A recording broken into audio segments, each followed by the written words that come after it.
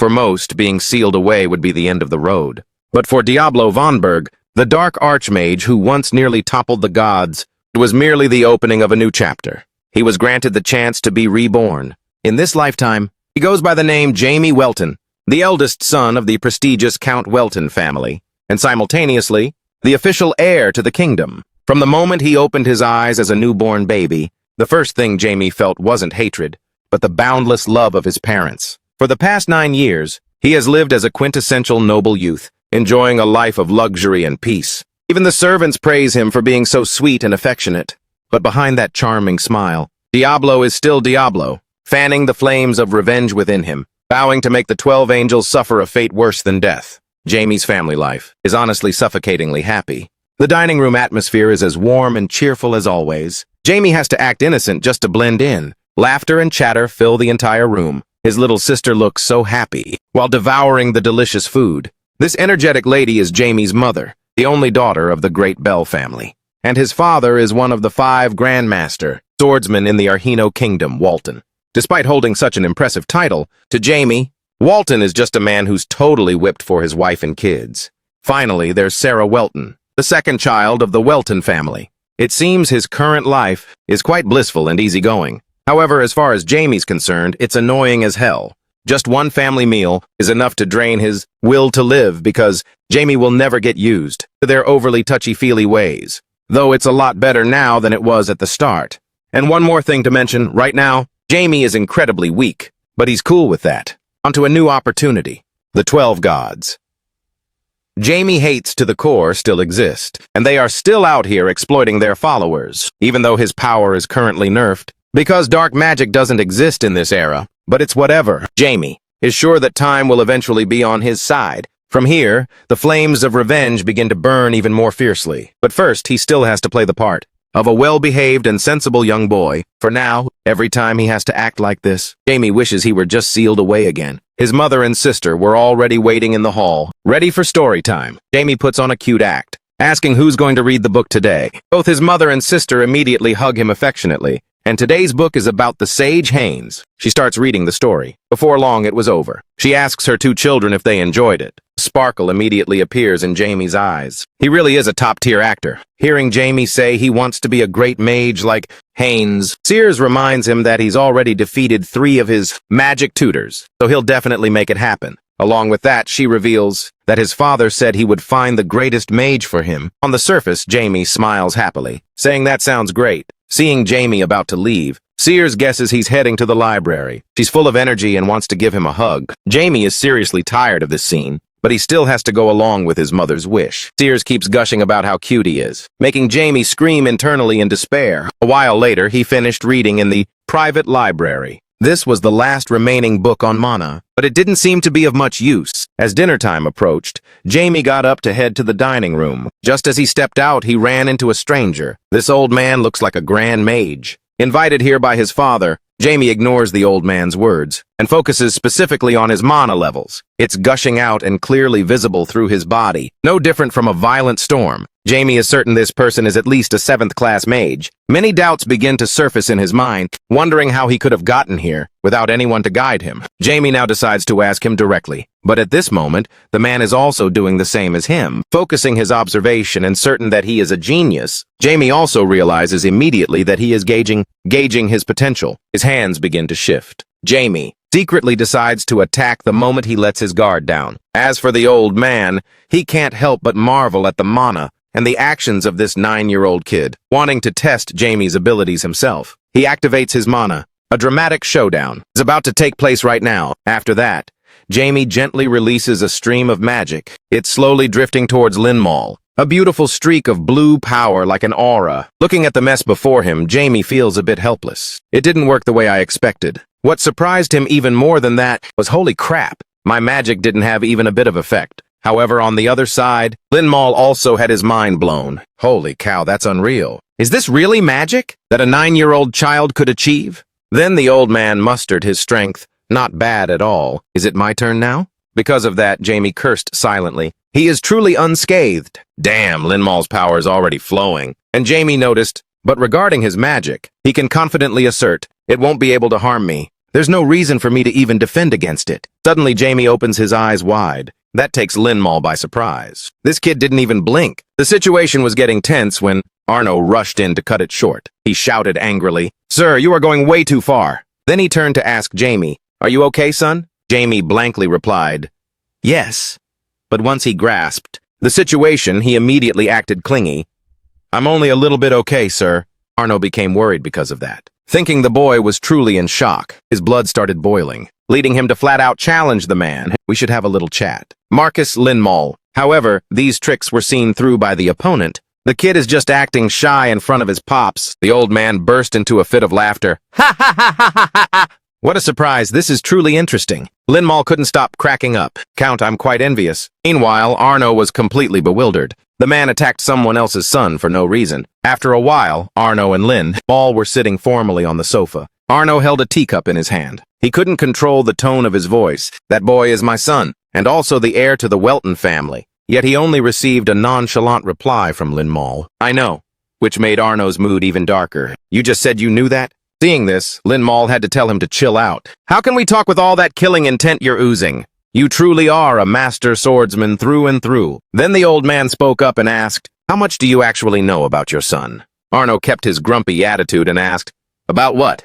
So, Lin Mal had to be clear, "About your son's talent." But Arno had another bone to pick. "Ha! That's why I entrusted him to you, yet you attacked the boy for no reason at all." Thinking to himself, "Crap, he definitely has beef with my son," Lin Mal stated. "It seems you really are clueless, aren't you? I'll act as if I never received your request in the first place." These words from the old man left Arno lost. What the heck do you mean by that? Regardless of the situation, Arno's impression of this person was extremely poor. Marquis Lin Mal is among the current mages. He is known as an 8th class archmage. The strongest 8th class archmage, the Marquis. He didn't acknowledge his son's abilities. That made Arno start to have doubts. Is Jamie maybe not as talented as I thought? Just by looking at his face, Lin Mal guessed his mood. "Everything you're thinking is completely wrong." Arno started losing his patience. "Marquis, please explain yourself more clearly. Who would have thought Lin Mal would reveal such a shocking reason? I don't accept your son, because I'm not good enough to teach him." Arno was instantly thrown into a state of confusion. If even an 8th class mage can't do it, then who possibly could? Then he explained, "Your son can read every single bit of my magic." Arno couldn't believe his ears. "What?" He started reasoning. "That's impossible. Even if the boy really is that talented." On top of that, Lin Mal even asserted, and that kid was absolutely certain, that my magic couldn't even touch him. The old man recalled Jamie's expression during the fight earlier. "I was stunned when the boy didn't even flinch in the face of my magic." Then Lin Mal shared further. "That's not all. Your son even self-trained to become a 3rd-class mage. No, if it weren't for his frail body, he would definitely be a 4th-class mage by now. And he could swear that he's not a genius. He's a monster. A monster born to be great without needing a teacher." From there, Lin Mal suggested a solution. "You just need to support him and he'll perfect himself. This might just be the birth of the legendary 9th-class mage." Arno fell silent for a long time after hearing that. His hand on the chair instinctively clenched tight. Arno still couldn't wrap his head around all this new info. My son could become the legendary 9th-class mage. Now, Lin Mal also nodded sincerely. "I apologize for attacking your son, because he knows full well that this will shake up this land, oh, the whole world." Lin Mal said this would be very interesting. Meanwhile, Arno was lost in thought. He looked up at the ceiling, with many questions in his mind. A sigh echoed through the grand castle. Jamie dejectedly leaned his back against the wall. This was a real bummer. He grumbled in exhaustion. My mom heard about what that old geezer did. Memories of his mother flashed through Jamie's mind. "Are you okay?" "Oh no, you must have been so scared, right? Mom's going to scold him. Mom promises to give him a piece of her mind." And Jamie wondered how long he'd been stuck there. He set an object down on the table. However, reflecting on it helped Jamie feel less stressed. This time I saw real magic, for he believed that if it existed in that era, that magic must have been pretty cracked. There was something Jamie was very mindful of, but above all, my father, Count Arno Welton. This man's aura was on a whole other level. I knew Dad was strong, but I didn't expect him to be this powerful. He really is worthy of being my father. Lin Mal suddenly appeared and asked, "What's so funny?" Just by seeing the old man, Jamie's life felt like it had hit a new low. Then Lin Mal had the nerve to ask, "What do you think about the fact that you didn't even notice someone was here?" Jamie's scream echoed throughout the castle. He was so shaken he collapsed right onto the floor. "What are you doing here?" Lin Mal let out a big laugh. Haha, you really are still a kid. Acting all surprised like that. Jamie was still bewildered. How did you even get into my room? Only then did he reveal I teleported in. He felt totally let down, huh? It seems my dad didn't do anything to him at all. His heart was full of frustration. I already knew he wasn't just some ordinary old guy. But just think about the fact that he can teleport so effortlessly. Lin Mal began his interrogation. You act all childish in front of your dad. Yeah, so why are you catching such an attitude with me? Hearing that, Jamie's attitude turned grumpy. Do you really think family and strangers are the same? Geez. Lin Mal also let out a chuckle. Ha ha ha ha, you're really something. The old man said some weird things again, but anyway, it was just bad luck. If only I were a little bit stronger. But Jamie couldn't stop feeling disgusted. What a total creep of an old man. That's why he kept staring at me since the moment we met. Suddenly, Lin Mal pulled out a book. Here. Jamie was a bit surprised. A magic book, which made him wonder, why are you giving this to me? Then Lin Mal started dissing him. Your magic is totally outdated. Your magic is just old-fashioned. Jamie cursed under his breath. What the hell? He avoided the old man's gaze. My magic is outdated? How embarrassing. But Lin Mal thought instead, are you moved by this gift? The old man leaned down and revealed the book. It contains magic that I created myself. You'll be the first person to ever see it. Jamie silently repeated, magic. Curiosity got the better of him, so he picked it up to read. This book holds the magic of a high-level mage. He did say my magic was outdated. Then Lin Mal spoke up again. This time the old man was serious. I have high hopes for you. Actually, Lin Mal was also looking forward to it. I wonder what you'll be like the next time we meet. After skimming through the book, Jamie was visibly excited. Maybe this is even better than I thought. Let's see just how great this book is. He summarized what he knew. Mana absorption is a technique of breathing through the mouth and absorbing mana into the heart. It's the most effective way known, but the fact that there's a limit is a major drawback for it. Jamie read intently. He said my technique was outdated, so I've been looking forward to seeing his technique a bit. He stared at the book without even blinking. It really is quite interesting. A while later, Jamie closed it, but it seemed hard to pull off. We have to feel every single mana particle. He already had a plan for himself, and interact with them so they can be absorbed through the skin. We have to do it exactly right. One thought left Jamie completely stunned. How many people can actually pull that off? The old technique is simply irreplaceable, and I've already met both conditions. He broke into a bright smile. But I am Diablo Volfir. Then he jumped out of bed. Now Jamie happily picked up the book. You've given me some pretty good stuff, old man. Now he reassured himself. I'll definitely master every single one. So Jamie snapped his fingers to summon. I need your help. His familiar appeared instantly. Bee perched on Jamie's shoulder and chirped repeatedly, Bee. Then he ordered, break down the mana particles. Black closed its giant eye. Then it opened it wide to the fullest. Jamie compared every detail. The first condition, break down the mana particles into smaller bits for easy absorption through the skin. He thought the downside to this was having to adjust the size and the right position. Looking at his pet, Jamie felt somewhat relieved. Glad I have Black. Then he called out, all right, let's get started. Black has a soul bond with me. It will break down the mana. That takes care of the first condition. The first condition has been settled. The second condition isn't an issue for my body. It means if there's a limit to the amount of mana the heart can absorb, I'll just store mana in other parts of my body, which means I have no limits at all. The next morning, at the mansion outside, the nanny and Arno stood before the door. She stood there awkwardly. Behind her, he watched in amazement. My lord. Inside the room, Jamie was sitting on the floor, circulating his energy. He looked at his son. The nanny was a bit worried about the young master. He stared at the energy flowing inside his body. His mana is moving all around him. Arno's face was filled with visible shock. I know that. The Marquis gave the kid a few pointers. But man, this is truly trippy. Then he thought back to the way the boy looked, like a gentle squirrel with its acorn. When did my son develop such a natural-born talent? Then he turned to the nanny and instructed her, just leave him be, but make sure to have a few servants stationed here. She replied, yes, my lord. Arno turned to leave while the nanny clasped her hands in worry. I hope the young master will be all right. He walked away with slow steps, his mind still deep in thought. So he's actually a mage and not a swordsman. I guess he inherited that from his mother's side. His body stiffened, still unable to process the reality. Even so, he's still absolutely top tier. Finally, he smiled and whispered with total confidence, a ninth circle mage, you can definitely do it, son. That day at the mansion, the sky was clear and blue. He closed his eyes as energy particles swirled around him. Then he suddenly opened his eyes. Jamie sprang up, pumping his fist and cheering. I did it.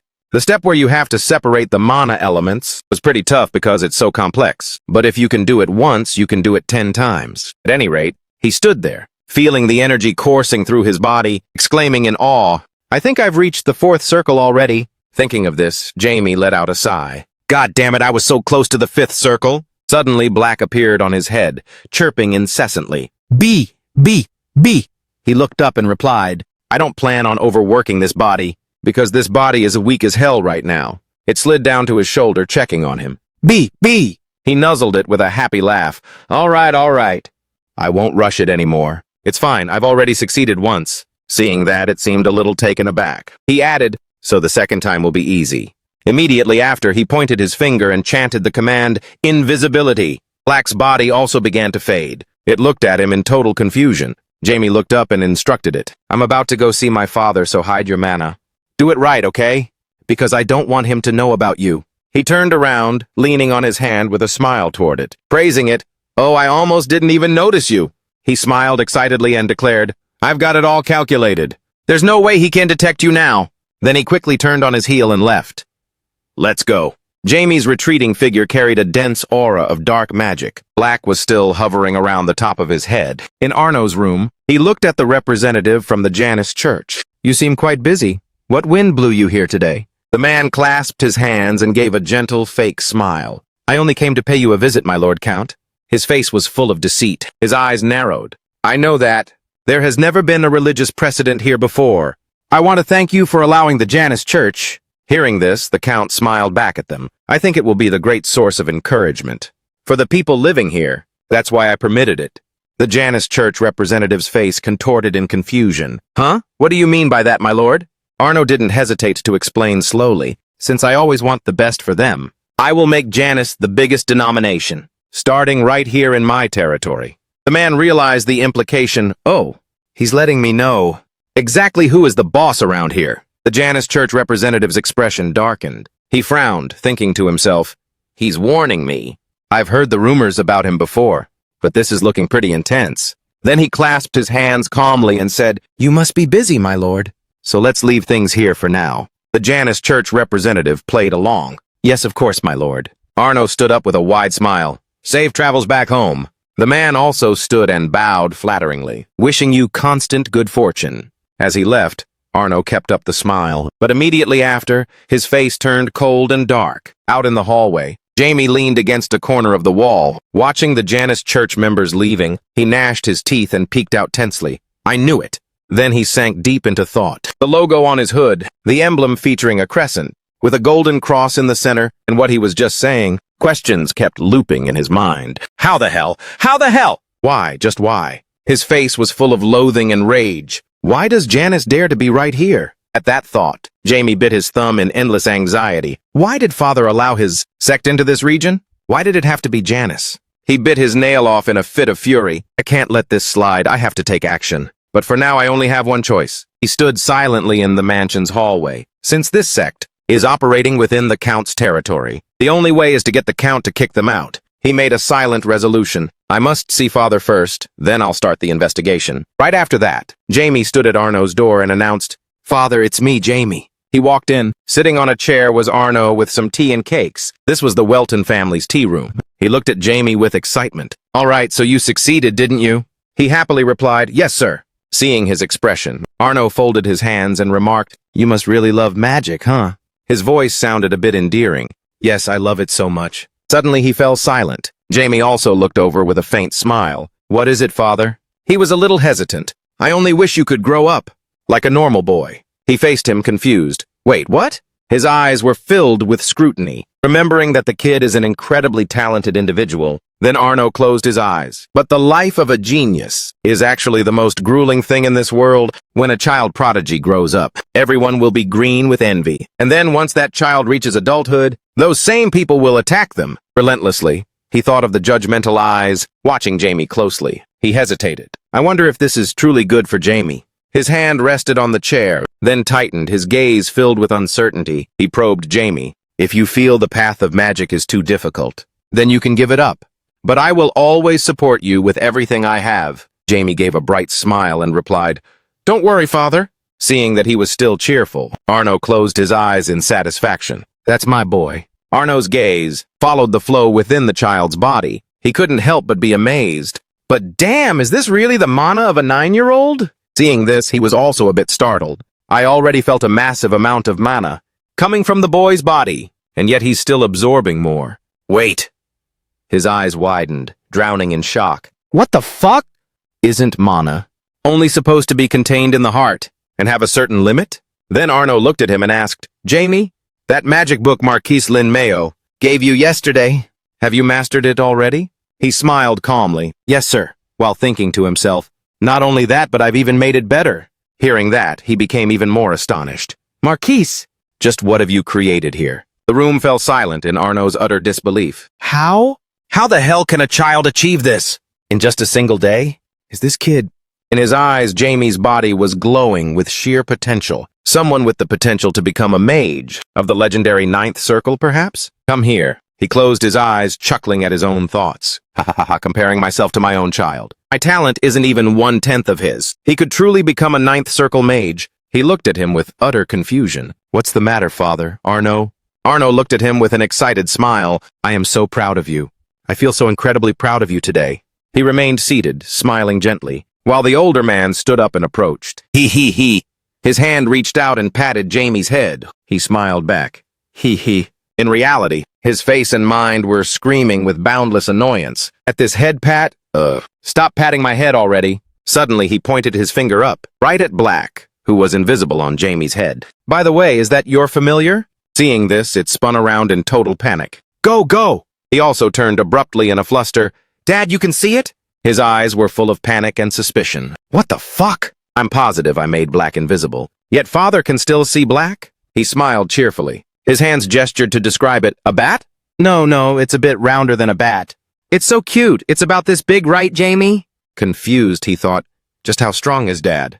Then he closed his eyes gloomily, thinking to himself, don't tell me that he figured out I used dark magic to summon it? Then he explained to him, I made it look like a bat. I didn't tell you because I was afraid you'd be too shocked. Hearing this, Arno suddenly rushed over and hugged him tight, making him almost cough up blood. He shouted in excitement, No way, you actually made it yourself? Of course I'm shocked. But I'm shocked by your ability. Oh, look at this. My son is a genius. I'm so proud of you, son. I'm proud to be your father. Afterward, he left the room feeling utterly drained. With a face looking like the life was sucked out of it, he grumbled, Why is this family such a pain in the ass? That night, at a dark building, crowded with people passing by, Jamie, hooded and cloaked, spoke softly. Black, perched on his head, grew wings and grabbed him, soaring through the air. His eyes were full of caution as he reaffirmed, I'll definitely find out why they're here. Let's go. Wings sprouted from his body, flying through the sky thanks to Black. Observing the city surroundings, in an alleyway, two men were talking to each other. The fat one asked, What did he say? The purple-haired guy replied, He said just stick to the plan. If you still want to live. Hearing that, he cursed, Shit! I have no damn clue how this is going to end. Philip closed his eyes and clasped his hands in prayer. I don't even know what we're doing anymore. He's from the Livon criminal organization. Philip. On the other side, Jans looked back anxiously and shouted, Don't you see he's sacrificing half of this organization just for his own gain? He's from the Livon criminal organization. Jans then stood up and angrily questioned, Haze is a place that allows organizations like ours to operate, as long as we don't cross the line. But human trafficking is different. It's going to mess this whole place up. On the other side, Philip still calmly bowed his head. If we're lucky, we might still escape. Beside him, Jans vehemently disagreed. That's just what you think. You really think we can get away with this? By then, he also anxiously prodded, Do you have any idea how much Count Welton loves children, especially his own? What if he finds out we're trafficking kids, right in his own territory? They thought of the cold-blooded strike Arno would have in store for them. By then, we'll be cooked for sure. Philip remained stubborn, but he is certain that we won't be detected. Jans's voice was slightly trembling and hesitant. He's certain, huh? That we can escape from a swordmaster? He explained, Hani's people said they would take care of it. He folded his arms. Hani will surely do whatever it takes to become a stakeholder in this. Meanwhile, Philip sat there skeptically. So what now? Want to run or keep playing? Jan's face hardened as he decided, I'm running. The law of the streets. When the responsibility of a case is handed over to a stakeholder, Then touching them is strictly forbidden. Philip calmly looked up and confirmed. Fine then. Now we have to find a way to disappear. He sat on the ground with his arms and legs crossed. Do you have a plan yet? Even though this area is vast, the organization will definitely hunt us down. He sat on a wooden crate and said, whatever, let's just try. At least we tried our best. I'd rather die trying than just sit here and wait for it. Jans asked doubtfully, is there really no other choice? He replied, I guess we won't know until we try. He shouted in pure frustration, unaware that someone was watching from around the corner. Who the hell suddenly decided to traffic humans here anyway? Philip observed. Someone must have reached out to the boss. He is quite well known after all. Though I haven't got a clue why. He looked at them with a cold gaze. The two of them finally sensed something and looked back. Jans stuttered out a shout as Jamie walked toward them. Who are you? He approached with a cold, mocking smile. His cloak half covered his face as he asked slowly, Funny, isn't it? Who am I? Jans's hand instinctively clenched tight. If you're not going to talk, he swung his fist, gritting his teeth as he lunged at him. And then just go to hell! Philip also drew his knife and rushed forward. Suddenly, Jamie vanished, causing them to stop dead in their tracks, bewildered. The two looked around warily and shouted, Huh? Where the hell did he go? Why does this look so much like Itachi's genjutsu? Suddenly, his voice echoed darkly from behind them, scaring the hell out of Jans and Philip. What are you guys talking about? Sounds pretty interesting. He descended, from above, landing right in front of the two of them. Dark magic radiated all around. He reached out his hand, trailing sparks of lightning with a smirk. I want to hear all about it. Soon after, both were beaten until they were kneeling before Jamie. He sat on a wooden crate. They were both shivering, so that's what happened. The eyes of those two were completely glazed over. After hearing the story, he looked at them dejectedly and thought, human trafficking, huh? Figures. Above all, that's the one thing my father despises the most. He looked down at them with total contempt. A brain is for thinking. Yeah, not just for decoration, you know? These guys are so brain-dead they must be sniffing detergent. He gritted his teeth, cursing inwardly with rage. What a massive headache. Those angels were already enough of a pain. And now these losers, too. How can they be so short-sighted? His eyebrows furrowed as he sank into thought. What the hell was their boss thinking? To actually accept an offer like that? Do they really not know exactly what kind of man my father is?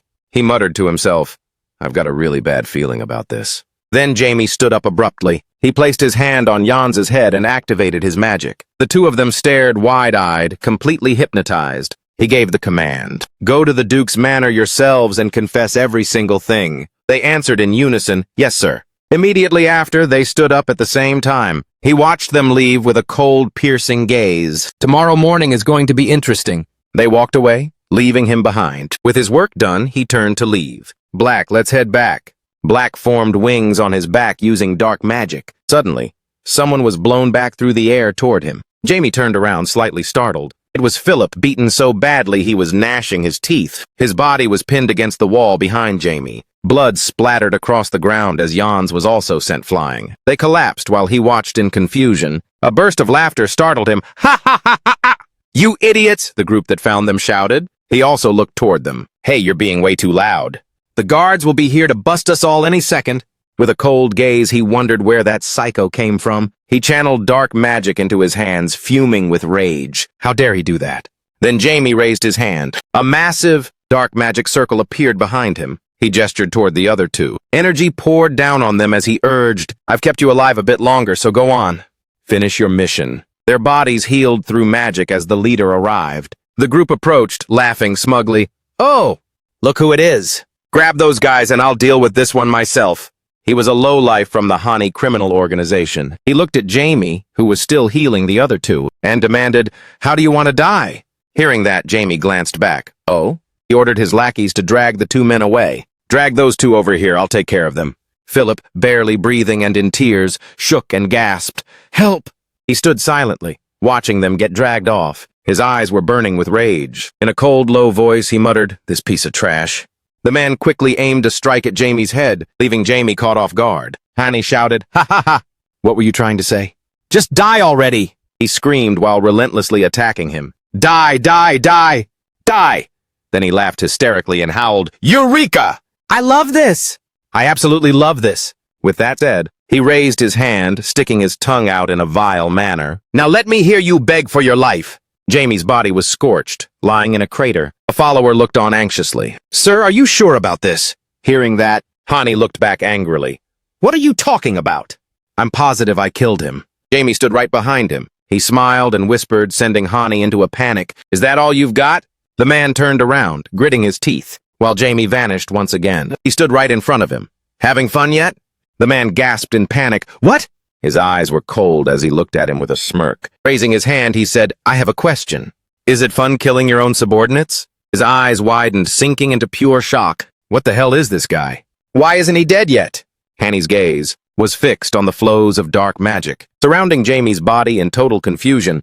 And what the hell is that dark aura? Jamie stepped toward him. The radiating energy grew more intense by the second. His voice was filled with gloom. "I don't get why you're acting, and like a girl on her period. So damn moody. And when you're just some third-rate mage." He turned his head in utter shock, then gritted his teeth and cursed, "You dog, I'll kill you!" Immediately after, he summoned a pillar of fire and blasted it straight at Jamie. He shouted his level 3 magic spell. Fire burst, thinking to himself, "It's nowhere near Megumin's level, but..."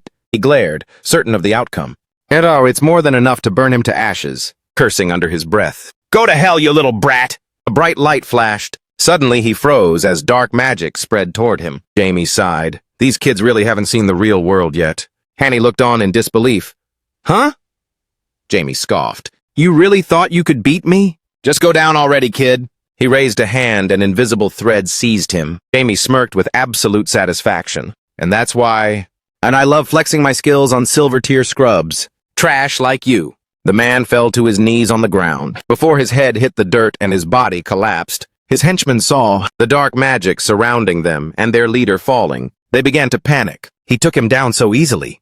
They were completely shell-shocked. "Monster, run for your lives!" He calmly reached his hands out toward the two of them. "Blame yourselves for running into the balancing system of... Rio?" Dark magic spread across one of their faces. He stared wide-eyed in absolute terror. He clenched his fist and shouted, "Next!" Immediately the other guy sprayed. Blood, screaming in agony. Jamie looked at him with a smirk. Then he walked toward Hani, who was lying on the ground. "All right," he said, grabbing him by the head. He smiled and leaned down. "My slave, make sure you answer every single question that I'm about to ask you, okay?" His eyes were glazed over and vacant. Drool leaked from the corner of his mouth. "Yes, master." In reality, he gripped Hani's head and lifted it up. He trembled as he replied, "Boss, the children." Jamie looked at him coldly. "Tisk, the story is exactly the same as the last one. What a total waste of time." He thought to himself, "I should probably tell father about this trafficking issue." Then Jamie let go of his head. The guy slumped back down onto the ground. "Now what should I do with this guy?" He pondered. "Even if Navi beats G2 because they're better aimers, a fanboy like this won't be able to handle the results anyway. Just drop dead." The man lay there unconscious as he fell deep into thought. Since he's a level 3 mage, I'd usually just turn him into an undead thrall. But even so, with a soul this corrupted, and he'd probably just rot away soon enough. And there's the issue of the appearance of that corpse, too. He thought of Hani, cursing internally at the thought of such a hideous undead minion. "Looks ugly as hell." At that he smiled and made a decision. "Oh well, I guess I'll just have to issue an ultimatum." Then he smirked wickedly and muttered, "Since he's a level 3 mage, he's bound to have plenty of mana." He reached his hand out toward Hani's face. Behind him, energy pulsed from a magic circle. His magic eyes flared wide. His palms glowed as he began the incantation. "Well then, bon appetit." In the pitch-black alley, the man's body began to smoke. He stood there, looking down at him. He praised it like Gordon Ramsay would. Jamie wiped the corners of his mouth and sighed. Even though it was full of impurities, at least it was edible. Whatever. He finally turned around. Philip and Jans were watching him from behind. "Now, what shall I do with you two?" He stepped forward. Their lifeless eyes stared back at him. "Even though I've already resurrected them, it won't last very long." A surge of dark magic energy appeared behind his back, condensing into a sphere. Black appeared with innocent eyes and let out a chirp. Demi's eyes were cold as she threw her hand out. A bolt of lightning flashed. His palm flared with light. "You all still have work to do, so how can I let you stay dead?" He looked at the puppet bodies bound in the shadows, explaining the binding process. "Necromancy. a type of magic used to bring back the dead, though it's called resurrection. It isn't exactly that in reality, because after being raised through necromancy, they are nothing more than empty husks. Since this raises the dead, it defies the natural order, samsara and the will of heaven. Energy radiated in front of Philip and Jans. They knelt there with hollow gazes. Jamie commanded, "Listen, though you are dead. At this moment you are not. From now on you shall be my loyal slaves."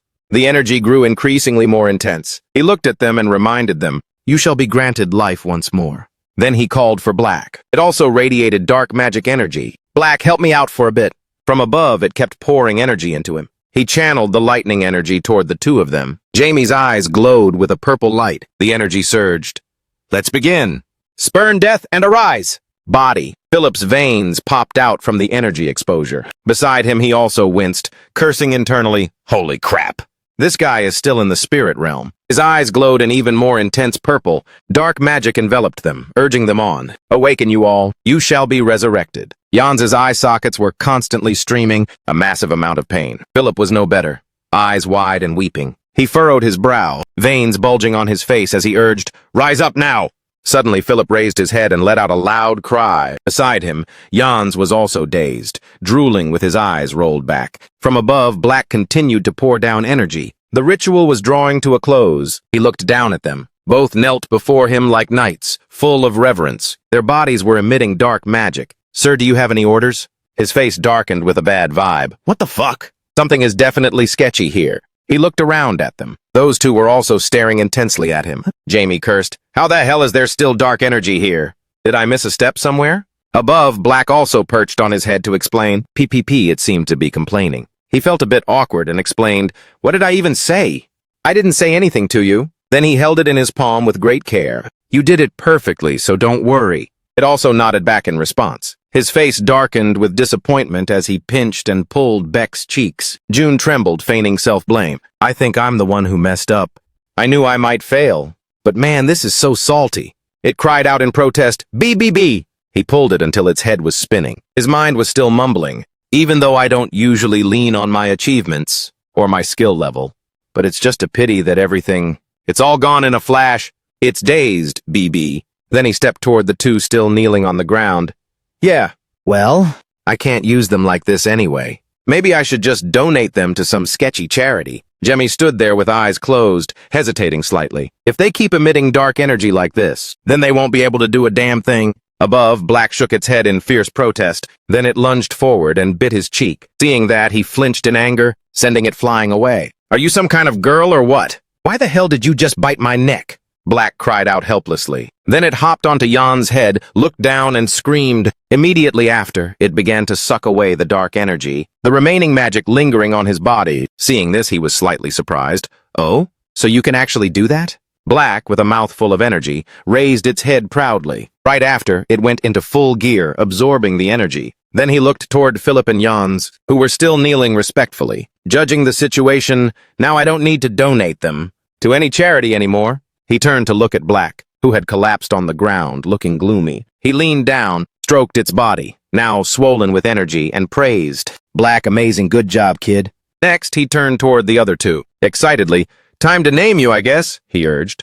"Awaken, the one named Jans." Hearing the voice, Jans opened his eyes and looked up. He called out to the other one, "Philip Razor." Jamie's calls echoed one by one. He smiled, dark magic radiating around his body. "Awaken, rise, wake up, you shorties!" The two of them were startled and looked at him. Jemmy reached out toward them as dark magic began to snake out. They sat there, silently watching him. Both Jans and Philip looked on in confusion. Then he glared at them and announced, "Congratulations! You just won the jackpot on Who Wants to Be a Millionaire. Over here." Philip watched in sheer terror. Sweat poured down his face relentlessly. Who is this person? He only looks about 9 or 10 years old. Yet the mana he's radiating is absolutely terrifying. Standing before them, his face looked like a demon's. Dark magic radiated outward, terrifying to behold. He is exactly like the descriptions I once read in the old legends. A god of slaughter who shouldn't even exist. His eyes went wide in pure shock. A man whose mere presence alone could make anyone's skin crawl like a scared cat. Indeed, Jamie glared coldly with a smirk. "What's the matter?" he growled. His voice and energy surged more powerfully, his gaze full of threat. "Do I really look like a teacher about to grill you on your homework?" Philip froze in sheer terror. Then he clenched his fists and shouted firmly, "I don't know if you're a god or a demon, but you definitely don't feel human to me." Seeing this, he was slightly impressed and thought to himself, interesting, that attitude of his, those aren't the eyes of a slave. Looking at their master, he pointed his finger somewhere, thinking maybe his spell wasn't quite up to snuff earlier. Then he lowered his hand. Whatever, screw it. Philip's head slammed into the ground following his finger. He stared wide-eyed in total shock. His body trembled as he let out a dry cough. Jamie's gaze was ice cold as he warned, "I'll let you off this time. If you give me attitude again." Then he looked at them with a bright smile, announcing, "You only have one task. Investigate Janus Cathedral and gather 10 pieces of intel from there." They bowed respectfully and spoke in unison. "Yes, sir," he added, "and one more thing." Jamie looked at them and demanded, "Bring me someone who knows about human trafficking. I need them to handle a few jobs." Both bowed again and answered together, "Yes, sir." When Philip looked up, he had already vanished. He lifted his head and breathed a sigh of relief. Phew, he's gone. Beside him, Jans did the same. Whew. They looked at each other in silence. Jans hesitantly suggested, "Shall we go?" Philip started walking and confirmed, "Yeah. Let's hurry up and carry out his orders." Elsewhere, Black stared at him, complaining non-stop. "Yeah." He walked along while explaining, while it continued to fly after him, offering advice. "They'll be fine. I've got them on a very short leash. So they will have no choice but to follow my orders." He glanced at Black beside him and added, "And that way I'll handle the human trafficking issue myself." But it bit his cheek and let out a squeal. Amy's face darkened as he looked at it with annoyance and muttered, "I can't let this thing continue. I'll destroy it sooner or later." From behind, footsteps rushed toward him urgently. He muttered to himself, without noticing the shadow lunging toward him, "Keep moving forward, today and tomorrow as well." Someone slammed right into him, causing Jamie to grit his teeth in surprise. The boy tumbled backward and cried out in pain. He also turned his head, confused. "What was that?" "Something crashed into me." His face full of rage, he looked at the person and yelled, "Are you blind?" After seeing it was just a kid who was also terrified. Covered in dirt and lying on the ground, his tone softened. "Just a kid, he." The boy stood up angrily, pointed at his face, and snapped, "You're just a kid too." At that moment, he finally remembered through the boy's anger and muttered, "Oh, right, I'm only 9 years old." He stood up and decided, "I'll let you slide this time. Watch where you're going from now on." Then he turned and left, ignoring the boy sitting on the ground. The boy behind him scowled and muttered with dissatisfaction while staring at him. What is he even saying? Acting like such a grown-up, when he doesn't even have a single gray hair on his head. Suddenly, Black bit his head, making him jump. He pulled back. "Huh?" The boy also looked on in confusion. He turned his head. "What's going on?" Pep glared at him with rage. "What?" His eyes widened in panic. "Huh? Don't tell me you... Did that just because he made fun of your color?" He stared wide-eyed with total shock internally. That guy. He dared to block his master's consciousness. Where did he even learn to do that? Black's voice rang out. "You better watch your mouth, kid. That is, if you don't want to end up dead." His eyes widened as he felt the sheer amount of mana radiating all around. On the other side, Pep also panicked and closed his eyes and bolted away. "Ah, I'm sorry." He saw this and grew frustrated. "Ha, you satisfied now?" It chirped happily. "Yee, yee!" He urged through the dark city. "Now get home fast." Back at the mansion, Black's face looked awkward, not daring to look straight. "Yee, yee!" Jamie sat cross-legged on the bed, questioning him angrily. "Do you even know what you did wrong?" It sat dejectedly on the floor by. Seeing that made him even more pissed off. "I won't let you off the hook. If you ever do that again." It flapped its wings awkwardly, trying to explain. He was baffled. Seriously, where did he pick up those things? Finally, he collapsed on the bed, burying his face in the blanket. "I'm spent. I used way more energy than I expected." Then he rolled over. "Things are about to get even busier. I'm going to live a carefree life from now on. That's my life, and in my journey, the god will appear. And all of that is the final god, the symbol within the crescent moon and the Janus cross." His hand instinctively clenched into a fist. Then Jamie rested his hand on his forehead, weary.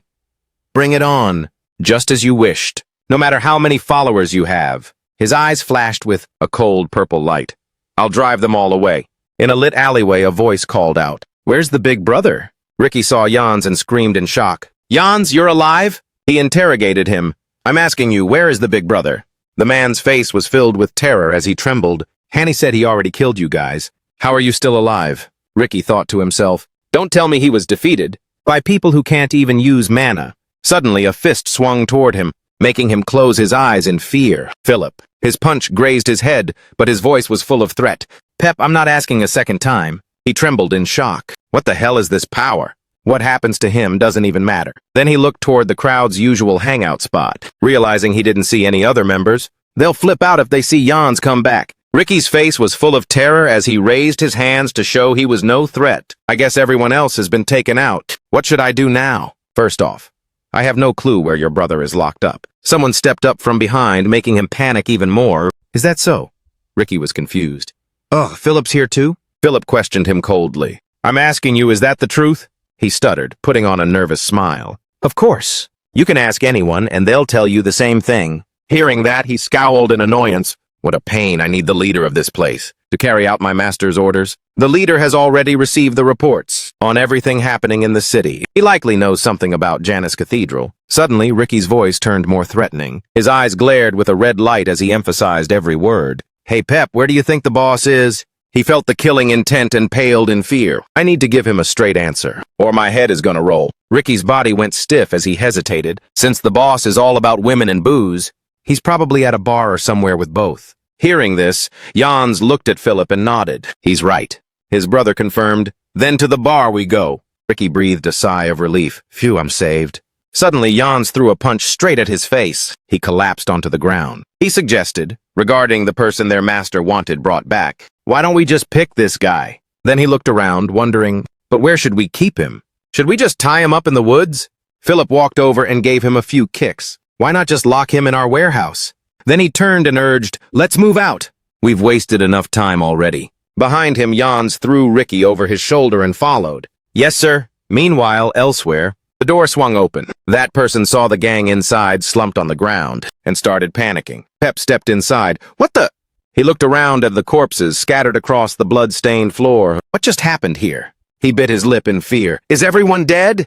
Then he frowned, lost in thought. I thought I'd get beaten up because I didn't meet my quota yesterday. But no one here is in any shape to lay a finger on me. Right after that, Pep turned around and bolted for the door. I'd better ditch this place before people get the wrong idea. The next morning, Jamie woke up on the large bed and sighed. Phew, I guess I was so exhausted I just crashed. He looked up, thinking, then hung his head and sighed again. There's no avoiding what's coming today. He walked down the hallway with Black on his shoulder. Then he stopped to explain to it. Black, we're going to cancel the summon because my father might sense your presence. It happily flew around as he opened the door. At the dining table were Aquino and Sarah. Father, Sarah, did you two sleep well? He smiled warmly, resting his chin on his hand as he looked at him. Morning. His sister was also excited. Jamie, big brother. Sarah slept really well last night. Seeing only the two of them, he wondered to himself without paying attention, to a tuft of hair moving behind the opposite chair. But where is Mother? She quickly lunged at him, shouting, Your mama is right here. Jamie was startled. Mother. Right after that, he looked up and smiled playfully. Where were you hiding, Mother? I didn't even notice you, she exclaimed. Really? He glanced away with a forced smile, having known all along, even though I knew exactly where she was. Then she looked at him and smiled, stroking little Jamie's head. Were you scared? He replied enthusiastically. Yes, but it was so fun because I caught you. Seeing him play along, she excitedly clapped her hands. My sweet boy, you're so kind. Jamie awkwardly changed the subject. Mother, we should probably eat now. He quickly leaned in and nuzzled his face. You're just too cute. Let Mommy give you a hug. His face was a picture of boredom. Sarah, next to him, also rubbed her cheek against his. Me too. Internally, he was screaming for someone to stop them. Shortly after, everyone sat down at the dining table. Cius looked at Sarah excitedly. Sarah, let's eat. She lunged at the little girl, nuzzling her. Mommy's adorable little baby. He watched them with a hint of FOMO. I want to squish her cheeks too. A baby's cheeks must be so soft. Thinking that, he accidentally slammed his face onto the table, which startled Sarah. He yelled in his head, Soft my ass. What on earth am I thinking right now? I've gotten way too used to this peaceful life. After finishing the meal, his father suddenly spoke up. That reminds me. It's happening tomorrow. Cius agreed. Right, it's already tomorrow. Beside them, Jamie and his sister looked over, totally clueless. Is something going down tomorrow? He blinked in surprise. Oh? Did you not tell the kids? Over here, Sarah turned her head away and shouted in frustration. I forgot. My son just had me so worried. Hearing that, he felt a bit awkward. He recalled his mana circulation ability in his head. She means the breathing incident that could have happened. Knowing Mother's personality, she must have been holding back a lot of pain. He bowed his head dejectedly. I'm sorry. She looked at him seriously. I knew my son was okay, so I'm fine. But if you keep pushing yourself like you did that day. Then she turned around gloomily, leaning against the wall and lamenting. I'll probably pass out in the hallway from pure anxiety. Behind her, he watched with a look of utter helplessness. I'll never do it again. He looked up, curious. So what's going on tomorrow? Hearing this, Sias hurried back to her seat, excited. Ho ho, tomorrow we're going to a ball! A grand ball hosted by Count Simon and Count Welton. He thought of his father and that redhead. Almost all the nobles living in the north of the Keladam Empire are required to attend. Right now, she was running toward them, full of hype. You two have never attended a ball before, but you've finally come of age to join events like that. I'm so hyped.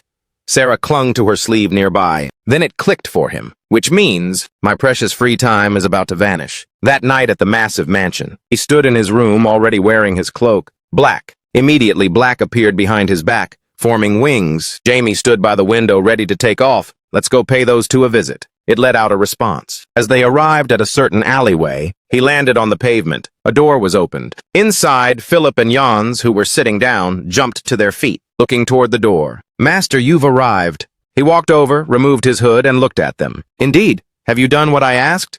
Philip's expression turned guilty as he hesitated to look at him. We're sorry. We haven't found any intel on the Zenith cult yet. That cult was only recently founded. Hearing that, he understood the situation. Right. Perhaps even for a member of Leven. It would be tough to get information in just a single day. He then followed up, what about the other matter? Philip replied, he's right here, sir. Over there, Ricky was tied up on the floor. His face was full of terror, and he couldn't stop crying out. He realized something. What is this? That hair color? No way. But his gaze became even more frantic. Did the Welton family find out? The three of them stood before him. Philip introduced him. He's a member of Levon. He knew we were going to be killed by Honey. He double-checked. So he's an insider? Beside him, Jans denied it. But he doesn't know jack squat. He instructed them, I will interrogate him myself. His eyes were filled with determination. Take off his gag. Over there, the tape was removed from Ricky's mouth. Immediately, his face went dark as he screamed in terror. Please, have mercy on me. I seriously don't know anything. But if you let me live, I'll dig up any info you need. His voice was dark, as if echoing from hell. Little Ricky's eyes widened, frozen in sheer terror. What's with this bone-chilling vibe? He stepped forward, dark magic swirling around him as he commanded, I don't plan on killing you. I just need you to be my errand boy. He also sensed the coldness in the air. I can feel an endless source of evil energy. Then he burst into tears, shrieking in fear. I'll do it, I'll do whatever you ask. If you want me to find the boss, I'll do that too, so please spare my life. He growled a reminder, you're being too loud. Standing before him, he said, you only need to do one thing. Ricky lowered his head, puzzled. Huh? Why all of a sudden? Can't I make a sound anymore? His hand reached toward Ricky's head.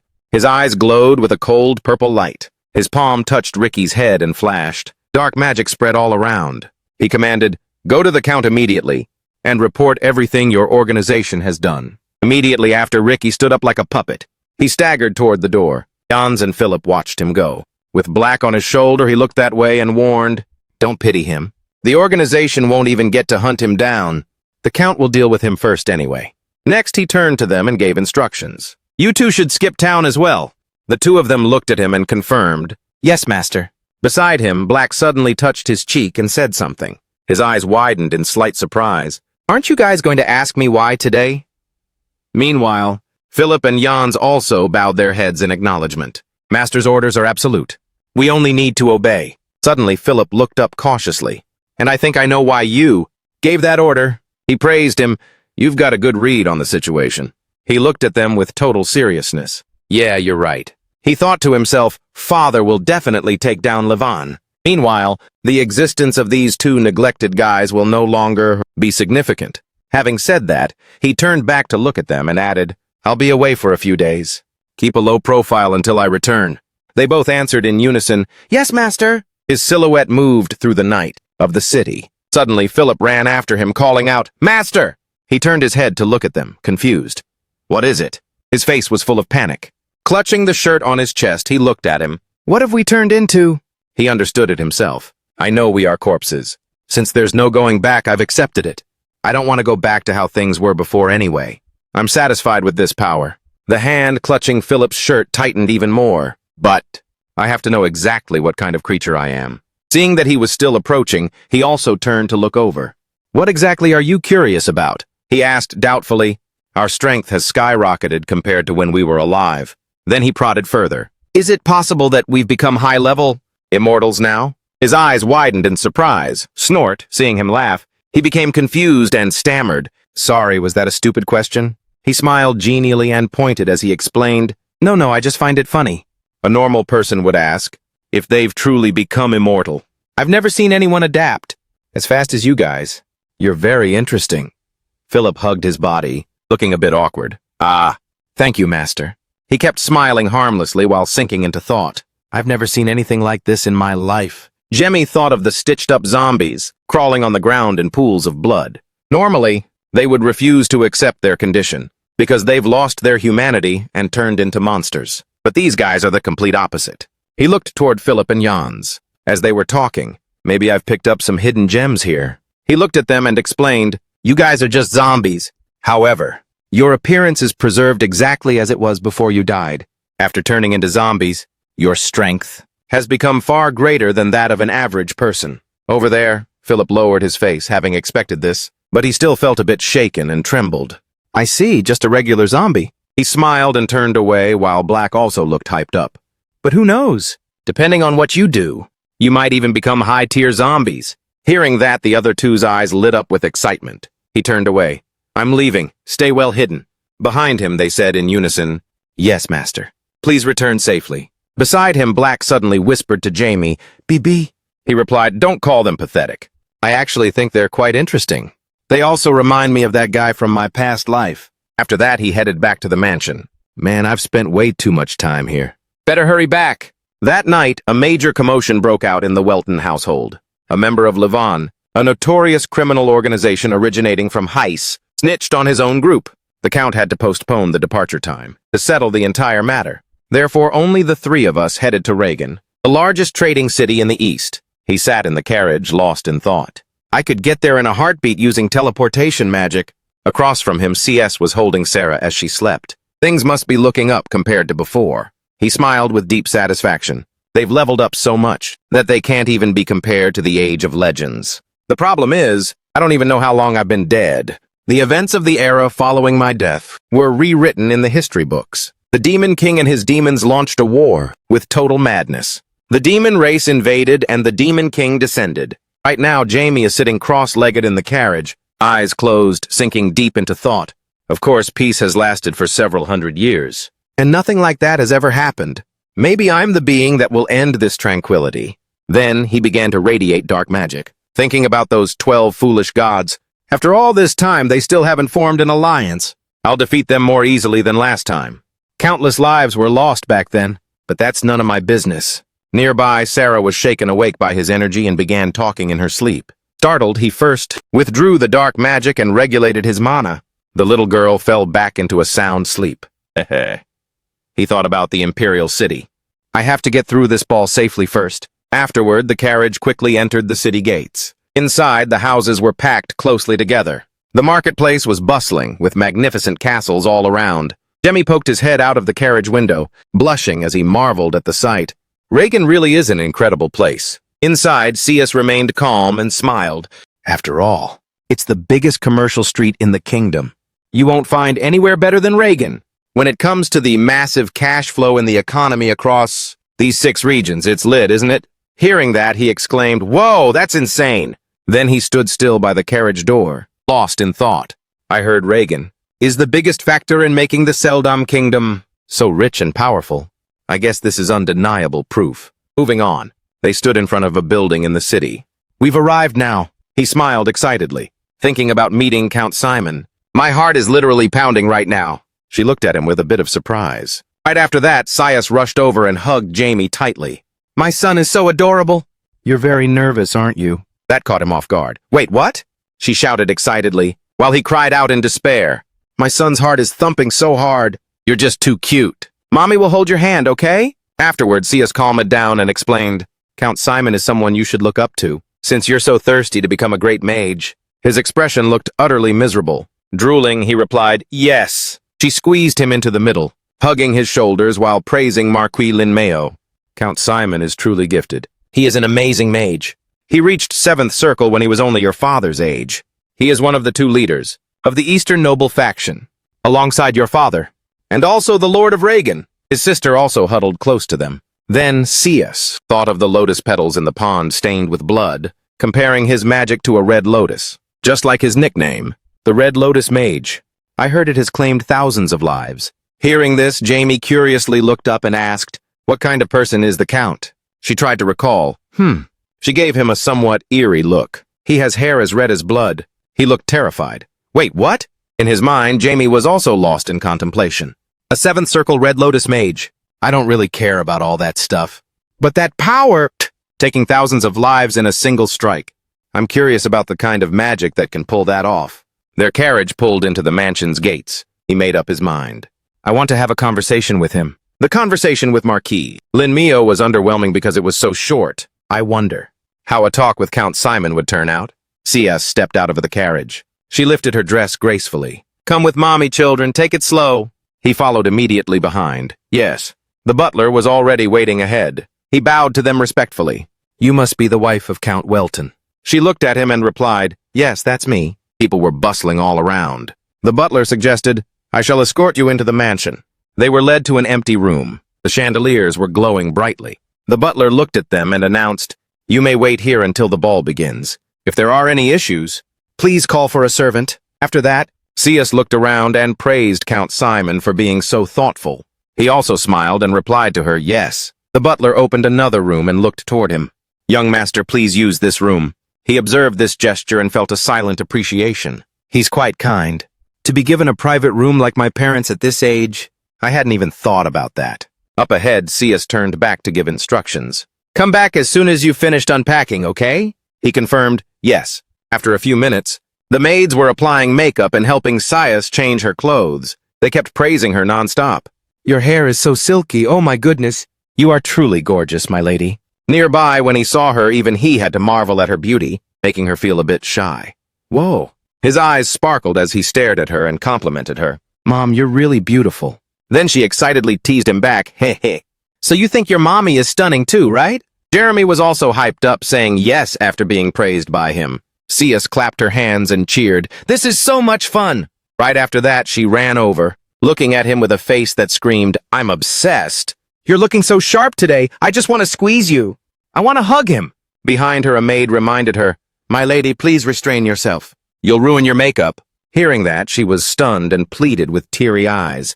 "Just once, I just want to hug him once." But the maid was firm. "No can do, you'll wrinkle the dress." He sighed in relief. Thank goodness. Next, Sarah stepped out wearing a pink dress. A servant announced, "The young lady is also ready." Seeing the little girl, Cius cheered, "My daughter is so cute!" Beside her, he also blushed and praised her. "Oh, Sarah, you look as pretty as a doll." The little girl put her hands to her face and asked her brother, "Really?"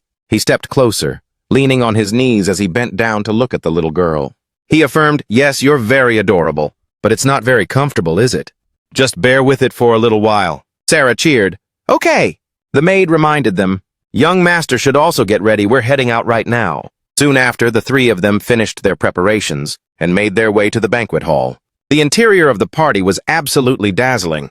Jemmy looked around, taking everything in. Are noble ballrooms usually this extra? Further ahead, Cius and Sarah also looked around. They were in the banquet hall of the Simon family mansion. He wondered, does Count Simon always flex like this? They sat down at a table. She confirmed, "Yep, you'll be surprised when you see him."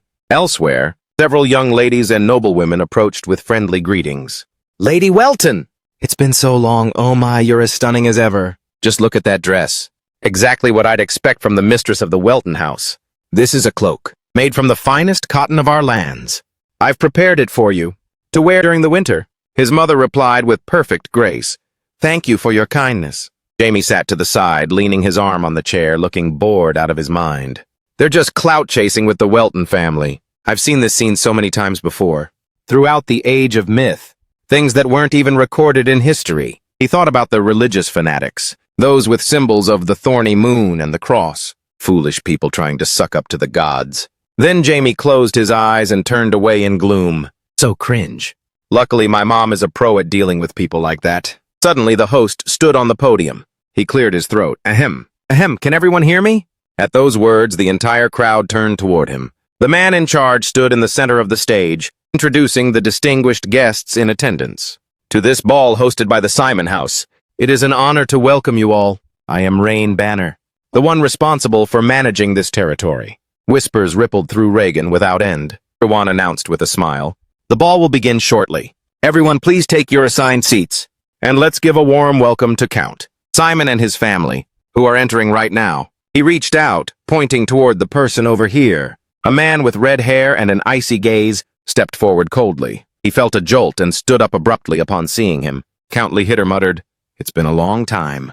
Below, Jamie swallowed hard and stared intently. The man spoke with a sleepy face. "Welcome to the ball. I hope you all have a comfortable stay here." Jamie screamed internally with pure hype.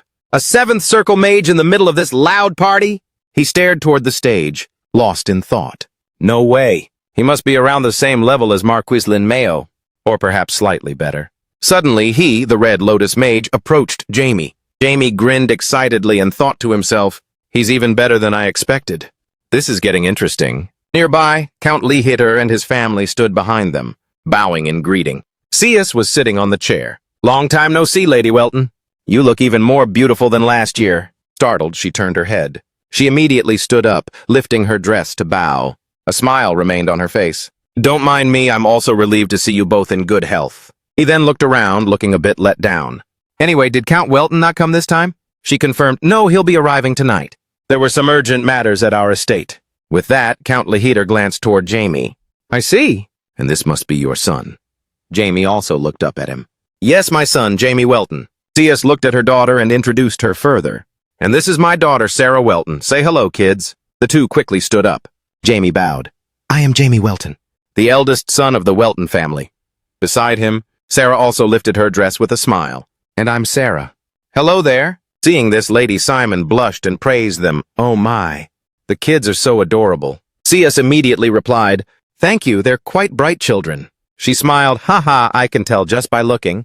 On this side, Count Lehitter glanced toward him. Count Lehitter's eyes held an undisguised sense of scrutiny. He simply raised his head and smiled back. "He's scanning every inch of my body. Feel free to stare." Jamie's hand clenched, radiating energy. Yes, seeing that, he also smiled. Then with excitement, "So your name is Jamie?"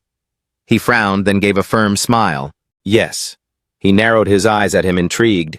"We'll meet again some other time." He stared back without flinching. "Understood, Count." Lehitter turned and left. Jamie's gaze was also full of cunning and excitement. Lost in thought, just as expected from Count Simon. He's even more than I imagined. Can't wait to have a real talk with him. In the banquet hall, Cius waved, "Enjoy yourselves!" Lady Simon also replied, "Make yourselves at home." Nearby, Alf turned back to look at him. He muttered under his breath, "James Welton." Across the room, Jamie asked his mother, "When will father get here?" She replied, "He'll probably be a bit late." Meanwhile, Count Lehitter's family sat down at their table. Then Alf questioned his father. "What do you think of Count Welton's son?" "Father?" he wondered. "Why are you so focused on a 10-year-old kid?" Hearing that, his eyebrows furrowed. He gave a calculating smile. "He might be a rookie right now, but he'll be the one leading the Welton house in the future. Isn't it a smart play to get close early, since we're from the same generation?" Count Lehitter's eyes were sharp with scrutiny. He remembered hearing rumors that lately, he's been playing boss with the other noble kids. Immediately after, he looked up. It seems he is trying to seek validation from, "I'm so useless." However, going along with it a little won't hurt. He concluded that he was just an innocent child. Hearing that, Alf's face lit up with excitement. "Anything else, father?" He told the servant, "Bring out the appetizers." They replied, "Yes, my Lord Count." Over here, the entire dining table fell silent. Lady Simon placed her hand on her son's hand. She gave him advice, but he acted like he couldn't care less. "You should be friendly with them. Our two families have been allies for a very long time." But he immediately put on a submissive smile. "Of course, mother, please don't worry." Seeing that, she smiled with satisfaction. "Ha, very good." Then she turned to the servant. "I'll have another appetizer." His face darkened, filled with rage. He grimaced inwardly.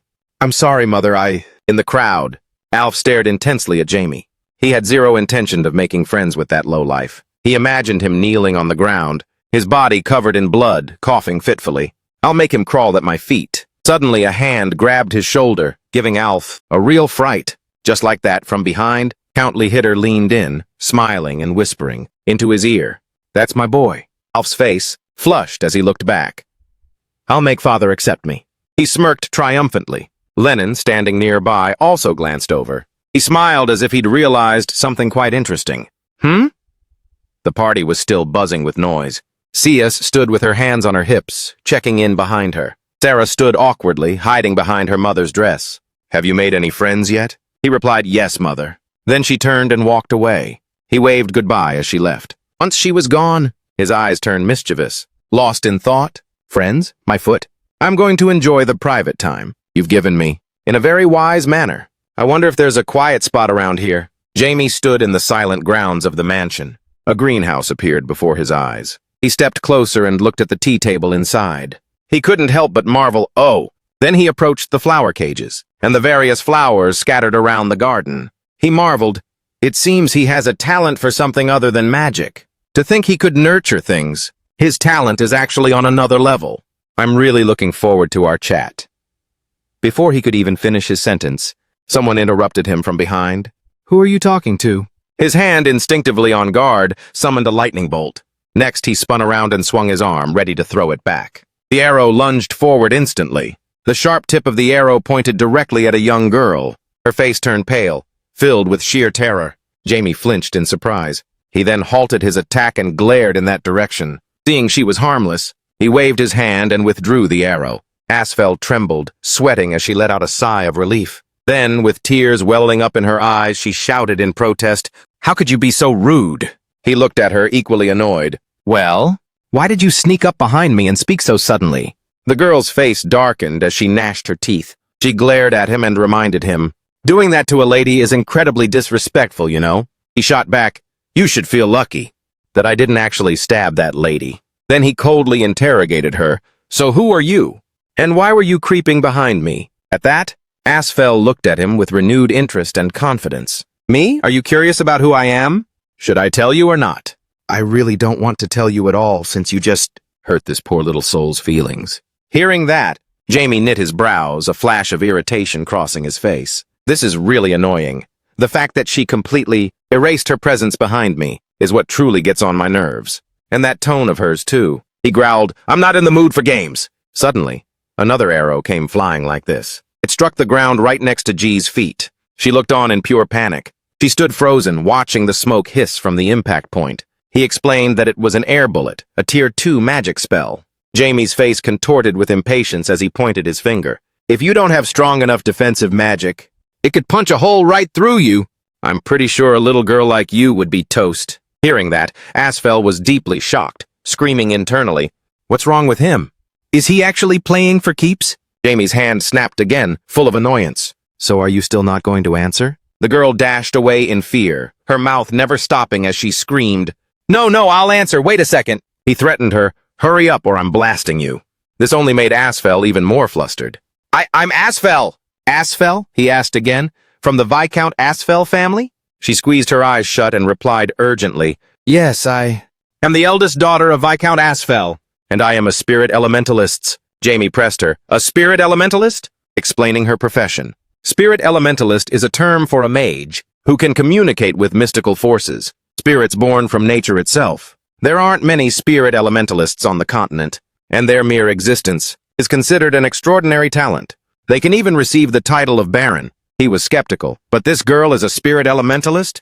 Thinking this, Jamie looked her over, evaluating her. She also stared back at him. With a wind spirit, I can approach from behind without making a single sound. Even a spirit elementalist could hide themselves from me, even when I'm at my peak. Seeing him staring at her, Asfel felt a little bewildered. He thought to himself, but honestly, it's surprising. She looks about my age. But for her to actually be a spirit elementalist, normally, one starts training to attune with nature, around age 10. But this girl must be a total prodigy, with an innate ability for harmony. If she starts formal training, she might even be able to communicate with the Spirit King. Seeing him fall silent, she urged him on with a pout. Hey, shouldn't you introduce yourself too? Who are you to use such dangerous magic like that? He smiled awkwardly. Who, me? He began calculating in his head, thinking about how she questioned him after revealing her own identity. It seems she has a strong personality and hates to lose. Asfel frowned at his question. Exactly. Who else would I be talking to but you? Jamie introduced himself with a confident smile. My name is Jamie Welton, the successor of the Welton Count family. Nice to meet you, Asfel. The thing about the Asfel Viscount family is, upon hearing this, her eyes widened and she went completely blank. They are the loyal subordinates of Count Welton. Elsewhere, the leader of the child trafficking ring knelt on the ground. Lying in a pool of blood, he coughed violently. Hack, hack! Across from him, Aheno looked down from above. I let your gang be because I thought you were just a nuisance. I didn't care for it. And yet, your gang has been quite busy, haven't they? He was in agony. Tears wouldn't stop flowing. Blood poured from his mouth as Aheno's voice resonated with deadly rage. But you dared to run. A human trafficking ring on my land? He pulled the man's chin up, making him cough even harder. Aheno looked down with eyes full of pure disgust. His hand gripped his sword tightly. That is something you should never have done. Unless you're insane or you have a death wish. He stared at the leader, his face dark. So, do you want to die? I'll grant you that wish. The man trembled in terror as he looked up. Please don't kill me! Next, he turned around and barked an order. Hang him tomorrow. The knights behind him watched his departing figure, the back of his figure.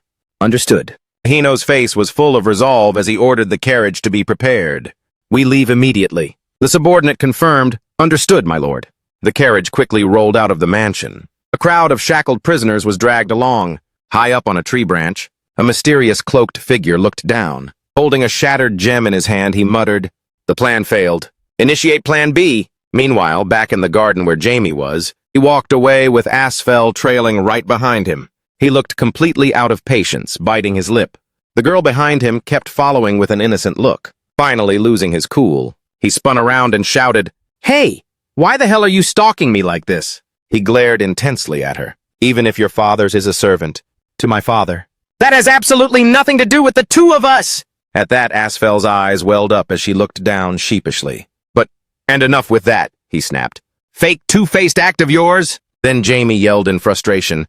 I'm heading back, so don't you dare follow me. Suddenly, she grabbed his wrist. He tried to shake her off, visibly annoyed. But the girl held on tight, pulling him back. He groaned. Are you for real right now? With a cold and angry gaze, he shouted, Why do you keep bothering me? Right then, Asfel clenched her fists, summoned all her courage, and yelled back, This is the first time I've met someone my age. So I want to be your friend. Hearing that, Jamie froze in his tracks. A mix of anger and sheer confusion washed over him. What the friend? The two of them stood there in silence. The air went quiet as he processed this. I never would have guessed that was the reason. Jamie's face went blank, staring at her in disbelief. Besides, why does she even want a friend? If she said she wanted to be my servant, I could at least understand that. He then closed his eyes and let out a weary sigh. Man, I guess making friends is a big deal. To a little kid. Across from him, Asfel watched him with teary eyes. Jamie screamed internally, But it's not my damn problem! Then he turned around and barked out irritably, Go find someone else. I don't need any friends. Behind him, she stubbornly chased after him. Wait up, Jamie! She clenched her fists and shouted in frustration. You're being way too much. He ignored her and kept walking away. Internally, he cursed, What the hell? She just doesn't get it. Friends and intimate relationships will only make a person lose their mind. Suddenly, Jamie stopped and looked toward a nearby building. If only I had killed those emotions right from the start. His face contorted with anger, lips pressed tight. In my past life, I never had to deal with this kind of crap. His expression darkened again, turning gloomy. That damn brat, she's making me remember all the bad things. From behind, a sudden shout made him jump. Jamie Welton! Alf and his gang of lackeys approached him. His eyes were full of cunning. Jamie turned to look at them, recognizing the blood-red hair. That must be the son of Count Simon. He knit his brows and questioned him. What did you just call me? Alf was stunned. Huh? The brown bowl-cut kid next to him frowned with pure contempt. Ha! You dare speak so disrespectfully in front of our boss? Who do you think you are? The kid with the middle-parted hair pointed at him and barked. Do you even know who he is? This is Alf! They all spoke in unison, while he put on a smug face, looking up with a satisfied smirk. The eldest son and successor of the Simon Count family. Jamie muttered, What a bunch of yappers. Then he narrowed his eyes, covered his mouth with a smirk and gave them an order. Shut it. Immediately after, The two of them quickly shut their mouths. In total shock, Alf looked at them and tried to speak, but no sound came out, leaving him bewildered, his face filled with panic. He pointed at Jamie and screamed, "Did you just cast a silence spell on them?" And over here, Jamie snapped his fingers, smiling harmlessly as he offered a compliment. "So you knew? Seems you're a bit smarter than these monkeys." Hearing that, Alf backed away in anger. Meanwhile, the other two were already slumped on the ground. "You arrogant bastard! Don't you know I'm older than you?" Jamie calmly continued his mockery. "Don't sweat the small stuff. Just get straight to the point. Before I do the same thing to you." He then snapped his fingers right next to him. Alf flinched and looked at him with total caution. He cleared his throat. Ahem. Then, smiling awkwardly, he tried to explain. "I didn't come here to start trouble. I just wanted to have a little chat." "But man, you're pretty cracked to be using a silent spell like that." Jamie's expression was ice cold as he reminded him, "I don't think I needs to hear any more of your BS flattery. And who do you think you're calling kid? Get the hell out." Facing Jamie's disdain, Alf was even more stunned. "What? Don't you know who I am?" Jamie added further. "Of course I do. You're Count Simon's son, right?" He forced a smile, breaking into a sweat. "So you do know. I was almost let down for a second. Well, since you're the son of Count Welton, why don't we have a little chat?" Off to the side, the two lackeys were still struggling and groaning. Alf explained to him, "We only acted that way because you were being a bit disrespectful, so don't get it twisted." Jamie thought to himself, LMAO, if I hadn't put them in their place, they'd be walking all over me by now. Then Alf regained his composure and looked at Jamie smugly. "Since you and I will be the pillars of the Eastern nobility in the future, don't you think it's better to get acquainted early on?" Jamie listened calmly and caught on. "So much beating around the bush. Basically, you just want me to be your lackey, huh? My past self would be so ashamed to have to listen to such pathetic talk." Immediately after, he flatly refused and explained, "Hard pass. I'm not interested in anything you're doing. I don't even give a damn about what you're up to." I assume that's all you wanted to say, right? You can leave now. Hearing that, Alf was so embarrassed he turned furious, his face flushing red as he screamed. "You dare reject me? You little brat, you've really pissed me off now. That half-assed magic of yours? I'm going to crush it without mercy!" Then he swung his hand to summon a magic staff. With a smug look, he gripped the magic staff in his hand. He gave Jamie a wicked grin. "And you'll have no other choice but to obey me." Jamie watched him, remaining perfectly calm. Then he let out a mocking laugh. "Is that so?" His sharp, cold gaze stared straight at Alf. He growled, "So you intended to use force right from the start." But on the other side, Alf, being too reckless to care, swung his staff with an arrogant smirk. "You betcha! I changed the plan a bit since you use magic, but let's just do things the usual way." Hearing that, Jamie's expression darkened with contempt. "Being such a two-faced snake at your age makes me want to barf." Thinking about their families, Jamie probed further. "You think the adults will just let you run wild like this?" Jamie looked at him and warned, "If anything happens, you're the one who'll have to face the music." Alf continued waving the staff at Jamie, then scowled. "None of your damn business. As long as I have this, no one will see us." In his hand was a large white gem. With those words, Alf slammed it down at his feet. Energy quickly radiated outward, enveloping them both. Jamie watched the barrier dome form around them. He marveled under his breath. A barrier creation artifact. On the other side, Alf also spoke up. "You really are a magic user to recognize this." With a haughty face, he shouted a challenge. "Either way, you'll be begging for mercy soon enough." Next, Alf glanced over at the other two. "Quit being quiet, you guys!" Suddenly, their voices returned. Standing within the barrier, the two Jamie had silenced stood in front, swearing indignantly. "That brat shut us up! Thought I was a goner! What, you think you're hot stuff?" "You really think you're untouchable, just because you're a Welton, don't you?" they emphasized. Jamie just treated it like child's play and looked around. "Hey, are you even listening?" "We're not gonna let you off the hook," he remarked. "This barrier is actually pretty solid." Then he turned to them and praised, "Now this is interesting." Alf's face twisted with rage. "Interesting? You clearly don't get the situation. But today, your Welton family." Suddenly, Jamie began an incantation, cutting them off with a surge of pain. The entire group stood there in a daze, hit by a wave of energy descending from above. Blood streamed from their noses in pure terror. He warned them, "Don't you dare drop that barrier. Because if you do, everyone's going to see you guys squirming in agony." Jamie brought a hand to his mouth, wearing a devious smirk. Waves of dark magic began to radiate throughout the area. Inside the barrier, the group he had struck collapsed to the ground, screaming in pain. They were trembling and sobbing all at once. Save me, big bro, my head feels like it's about to explode! On this side, Alf also fell to his knees, retching violently. He was struggling for his life. Blood poured from both his mouth and nose as he gagged. His body shook with pure indignation. He couldn't believe he'd been taken down so easily. I'll kill you. I'll never forgive you for this. But how is this happening? I'm too weak. This brat is a fourth-tier mage. His tears fell in sheer terror. Only now did the reality set in. I'm barely at the second tier, but how? How can this be possible? He thought of Akino's talent with the blade, filled with both doubt and shock. Wasn't he born into a family of knights? How can he be this proficient in magic? He's from the Webtoon family, who specialize only in swordsmanship.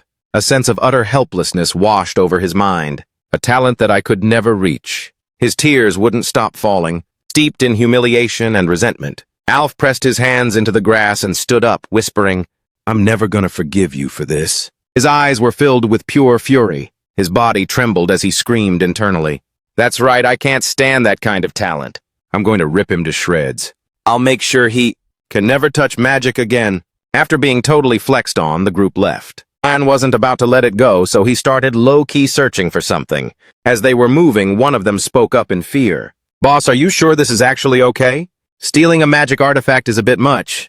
The moment that idea was brought up, Ann immediately shut it down. What's wrong with it? Shut up and follow me. Just as the whole squad was about to head out, a voice rang out, causing them to turn around in shock.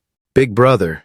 Turning their heads, the three of them saw a familiar face. Recognizing who it was, Ann was completely confused. Lennon? What are you doing here? When asked, Lennon gave a playful smirk. What do you mean? That's actually kind of hurtful. Without dragging it out any longer, he pulled out a shiny, glowing red badge. How could I just sit still? Knowing my big brother got hurt? Seeing what his brother was holding, and couldn't hide his absolute terror. Where did you get something so dangerous? Facing this question, Lennon just smiled without answering and pivoted to another topic. Does that even matter? Just go teach that Welton brat a lesson. Here, take it, Brother Ann. After a moment of silent thought, he quickly snatched the badge. He knew where it came from wasn't important. The only thing that mattered was completely ruining that kid. That evening, Akino arrived at Count Lichiter's manor. The moment he stepped out of the carriage, the Count immediately reached out to greet him. Long time no see, Count Welton. Since the other man was being so friendly, Akino replied with a bright smile. Oh my, I didn't expect the Count to come out and meet me personally. Is the sun going to rise in the west tomorrow? Akino then shook hands with Lichiter, showing a friendly attitude. How have you been? Tagger, let's head inside, shall we? Tag 1. Sitting in the office, the two of them began to catch up. Was the party a success? Same as usual. With the small talk over, Count Lichiter got straight to the point.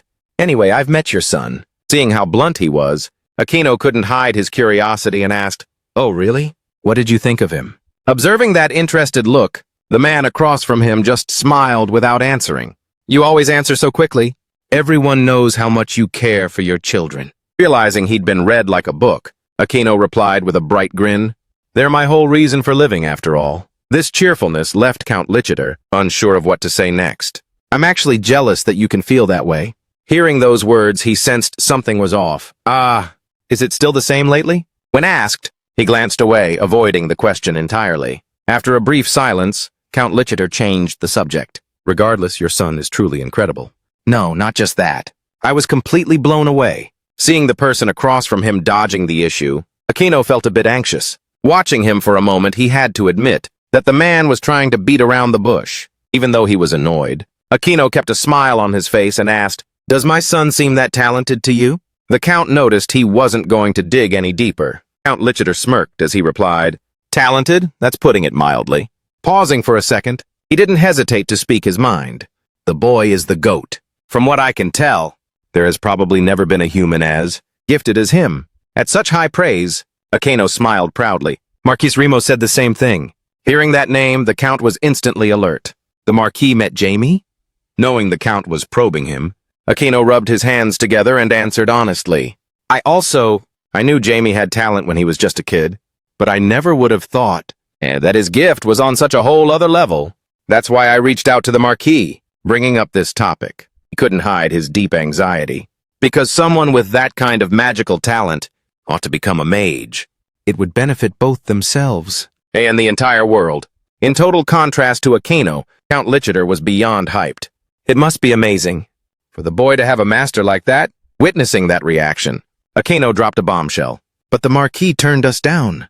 This answer actually made Count Lichiter quite satisfied. However, he put on a front of regret and offered some comfort. Well, that's understandable. That child is a peerless genius. He'll be able to reach enlightenment on his own and push his own limits, to eventually become a legend, like a ninth circle mage, for instance. After rambling for a bit, Count Lichiter didn't hold back in expressing his ambition. I'm so salty that his talent eclipses mine. But on the flip side, I want to see just how far the power of a supreme mage can actually reach. This display shocked Akeno so much he nearly jumped out of his seat. Seeing how worked up he was, the Count began to analyze calmly. We humans are far too fragile. We might have built a great civilization, but that's only from our own perspective. Compared to dragons or high elves, human magic is incredibly weak. After going on for a while, Count Lichiter pointed toward Akeno and made a blunt remark. At least thanks to swordsmen like you, humanity is currently able to live in freedom. Pausing for a moment, he asked a deeply thought-provoking question. But what if a ninth circle mage were born? Seeing his serious demeanor, Akeno swallowed hard. Count Lichiter then boldly declared, even dragons, the true masters of magic. You can't sleep on that boy either. The Count no longer put on that manic act. He shared his thoughts with total sincerity. I also long for it. Mankind will become the rulers of the world. Hearing these words, Akeno gave a brief remark. That is arrogance. Facing those comments, Count Lichiter didn't mind at all. Arrogance is fine too. You know it as well. The part of history that was forgotten and erased. That term was brought up. Akeno fell silent, sinking into deep thought. Forgotten history. A secret that only a few people across the continent know. Roughly 10,000 years ago, history vanished due to a certain incident. Recalling that information, he was endlessly troubled, because transcendent beings refused to share their secrets with humans. So Count Simon devised a plan to obtain the power to escape their control, to prevent the collapse of human civilization, and stop history from repeating itself. For unknown reasons, silent for a moment, Count Lichiter subtly suggested he go rest. It's getting pretty late. Akeno didn't want to linger any longer either. You should rest too, Count. I'll see you tomorrow. Leaving the office, he went to his son's room, wondering to himself, is my son really that talented and full of potential? Looking at the little boy sleeping soundly in bed, Akeno's mind was racing. As the parent of a child with such incredible gift, I'm so worried. Observing Jamie, he thought to himself, he's just my precious and cute son. After watching for a while, Akeno clenched his fist. A surge of resolve for Jamie filling his heart. Dad will do his absolute best, so you only need to be an ordinary person. A new day has dawned. Jamie sat in the banquet hall, bored out of his mind, looking up at the ceiling, speculating. I wonder what was bothering Dad so much last night. I can't just control his mind out of curiosity, and well, my current abilities wouldn't be enough to pull it off anyway. While he was still lost in thought, Ash appeared out of nowhere, calling out to Jamie. Seeing who it was, Jamie's annoyance was clear on his face. I thought we finished our business yesterday. I have nothing to do with you. Ignoring his dislike, Ash remained cheerful. But I do? As soon as she finished, the girl turned and shouted, Sis! Hearing that, Jamie's face darkened as he tried to find a way to escape. What, she's bringing backup? With that thought, he quickly stood up to dip. I'm out of here. I have no intention of getting friendly with you guys. Seeing Jamie about to bolt, Ash shouted to stop him. Where are you going? You should at least introduce yourself, since our families are so close. Just then, a gentle voice rang out. Ash, that's being rude. From a distance, the eldest daughter of Viscount Valor's family, Rebecca, walked over, looking at her sister with concern. You should use honorifics. How can you speak like that to the Count's son? Seeing who had just arrived, Jamie's eyes widened in shock. Meanwhile, Ash was acting spoiled with her sister, but Jamie told me I could speak comfortably. Once Jamie's gaze met Rebecca, he stood there frozen like a statue, paying no mind to Ash's teasing in the background. What's up with that? Did you fall for my sister? Well, my sister is indeed very beautiful. The more he looked, the more Jamie couldn't believe his eyes. Why are you here, Lynn? Remembering that name, he suddenly recalled the memories they shared, the woman he had loved his entire life. Yet she was sacrificed to the gods for the sake of her own benefit. That was the reason why. Diablo Volpir became a soulless monster. Returning to the present, Jamie suddenly felt like he was having an existential crisis, but he never expected that you would appear before me with a younger appearance. While everything was awkward and frozen, another person appeared and broke the silence. With a sinister face, he held a strange object in his hand. There you are. James Welton gripped the sphere tightly and silently declared, You're dead meat. Catching sight of the person who just appeared, Jamie's eyes were stunned. He was completely frozen. Lynn? The strange name he just muttered left Rebecca standing there feeling a bit awkward and confused. Yes? While the atmosphere between the two of them was getting weird, Aston, standing in the middle, had no clue what was going on. What the hell? Did he really just get hit by the love bug and fall head over heels for her? While the two were still gazing at each other with such intense passion, Alf appeared out of nowhere, wearing a sinister smirk. There you are. Thinking about the bright future ahead, his eyes gleamed with hatred. From now on, using every ounce of his ability, Alf summoned a massive, humongous flame. Following that, he declared, "You're going to have to call me master." Everything happened so fast that the two, Jamie and Rebecca, were stunned, unable to keep up. By the time she regained her composure, Rebecca was terrified by the scene unfolding before her and rushed forward. Ash hadn't even taken a few steps before a familiar voice rang out, carrying a command: "Don't get involved." Then, the flame that had just flared up was instantly extinguished. Under the utterly shocked gaze of Ash, no way. Recalling the details of the item he had used, he couldn't accept the reality of the situation. Phoenix Flight is a 6th-tier fire magic created by my father. It's not something some brat could just block. While Alf was still in a daze, Rebecca ran over and hugged her sister tightly in relief. Thinking about that information, Alf started having an existential crisis. How was this possible? At the same time, Jamie was looking at the person in front of him with an expressionless gaze. Unable to tolerate what he had just done, he reached out his hand, channeling all his power. Drop dead. Before he could do anything, a hand reached out, blocking Jamie's vision. "Jamie, that's enough." Feeling a familiar presence, he was stunned. Seeing Jamie calm down a bit, Father, Aheno spoke softly to reassure him. "It's me, everything is okay now." Hearing these comforting words, he didn't say another word. As his eyes slowly began to close, Aheno then looked at the two siblings still hugging in front of him, confirming once again that everyone was safe. Only then did Jamie finally feel at ease and close his eyes completely. Aheno then pulled his son into his arms to face Count Lahitter. He was then terrified as he looked at the son lying still in his embrace. "Jamie, at first I thought I was seeing things." Thinking of this, Aheno recalled the scene he saw upon entering the banquet hall. As he entered, the first thing that caught his eye was Alf, with half of his body enveloped in a surge of power, but there was no mistaking it. If I hadn't stopped the boy in time, then Alf would definitely be toast. It wasn't just Aheno who was shocked. Lahitter had the exact same reaction. How terrifying. He began to recount what happened and speculated. Perhaps it's because Alf's power is weak and not even half of mine, but if that weapon had been activated, everyone here would have been burned to ashes. However, analyzing it further, Lahitter couldn't hide a sinister smirk on his face. But to recognize it in just a second, the 9th rank is truly formidable. That child might actually fulfill my long-cherished dream. While lost in thought, a panicked voice rang out. "Dear?" Lady Simon appeared out of nowhere, pulling Alf into her arms, glaring straight at the Welton father and son, screaming that that brat tried to finish off her son. "How could you just stand there like an idiot?" Suddenly being scolded like that. Cease couldn't take it anymore and exposed the truth. "You should get your story straight." The one trying to attack others was actually Alf, fearing she would continue to talk back. She pointed at the broken emblem in the distance and recounted the whole incident. He was the one who started the beef and used that weapon to attack Jamie. Tia then walked right up to Lady Simon, asking a question that left her completely shook. "Isn't that right?" Lady Simon was speechless. Lady Simon pulled out the classic script, saying Alf is still just a kid. Faced with this excuse, Cia's face darkened and her voice turned cold. "Just a kid? Keep going?" Seeing her stammer, she barked irritably. "Didn't I tell you to continue what you were saying, my lady?" Simon saw things getting messy. Aquino stepped up to calm his wife down. "That's enough, honey, however." Cius refused to back down and flatly declared, "Let me make it crystal clear. Exactly what your precious son has done." Those words forced Lady Simon to endure the judgmental stares of everyone in the room. "Someone help me." Unable to accept how things were playing out, she looked to the Count for support. "Honey?"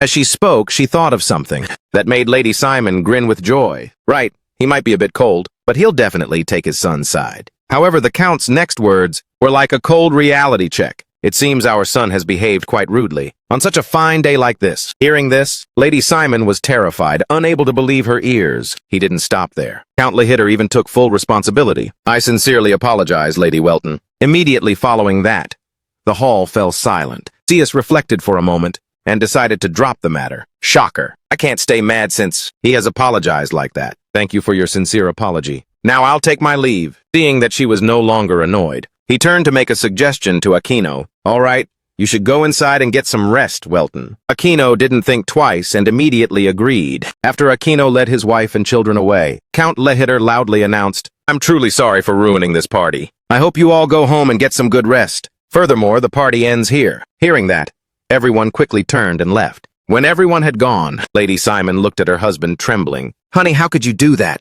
The more she thought about it, the more she felt it was unfair and screamed, "Alf is our son!" Lady Simon didn't care about anything anymore, and screamed with all her might. Our son had to suffer at that boy's hands. Before she could utter another word, Count Lehiter barked at her to shut up. Successfully silencing his wife, he demanded, "There are too many eyes here. First, go back with Alf." This command left Lady Simon stunned. After everyone had left, she shouted inside Lehiter's office, "How could you treat him like that? He's our son. Even if he was the one in the wrong first, you should have stood by him." Ignoring his wife's words, he asked Alf, who was kneeling on the floor, "Were you trying to get my attention?" When the boy remained silent, Count Lehiter grew very annoyed. Pausing for a second, he scolded him further. "Don't you realize that your actions have made me lose face in front of the nobles, the officials, and the entire kingdom?" Under that pressure, Alf trembled with fear. "I'm scared. I'm so scared." Shaking for a moment, he looked up at his father. "I just wanted father's attention." After trembling for a long while, Alf finally spoke. "That brat was so rude, so I didn't know." Seeing that he finally spoke, Count Lehiter, "I am asking who on earth gave you the phoenix whistle?" Caught off guard, Alf stammered and couldn't say a word. Seeing him still hesitating, he lowered his voice and asked again, "I don't want to repeat myself. I am asking you for the last time, who gave it to you?" Under intense interrogation, Alf had to suppress his fear and name the person. "Lennon. It was Lennon who gave it to me." A moment later, a familiar figure appeared at the doorway. "Did you call for me?" "Father." Lennon then stepped inside. Annoyed, he clicked his tongue, looking at Alf kneeling there in terror. "What a loser. I practically served it to him on a silver platter and he still fumbled. He's beyond stupid. I can't believe this guy is my brother." After observing for a while, a wicked plan formed in his head. Time to act innocent. "Well, did you send for me, father?" Without beating around the bush, Count Lehiter asked directly, "Did you give your brother the phoenix whistle?" Surprisingly, Lennon admitted it immediately without trying to hide it. "Yes, I did." Seeing him admit it honestly, he asked further, "Why did you give him such a dangerous item?" In response, Lennon feigned concern and replied, "There was a brat bullying him. As his younger brother, I couldn't just sit back and watch, so I didn't want him to suffer, you know?" However, Count Lehiter immediately exposed the hidden motive, leaving him stunned on the spot. "You just wanted to use your brother." With his true intentions completely exposed, he couldn't hide his fear. "Wait."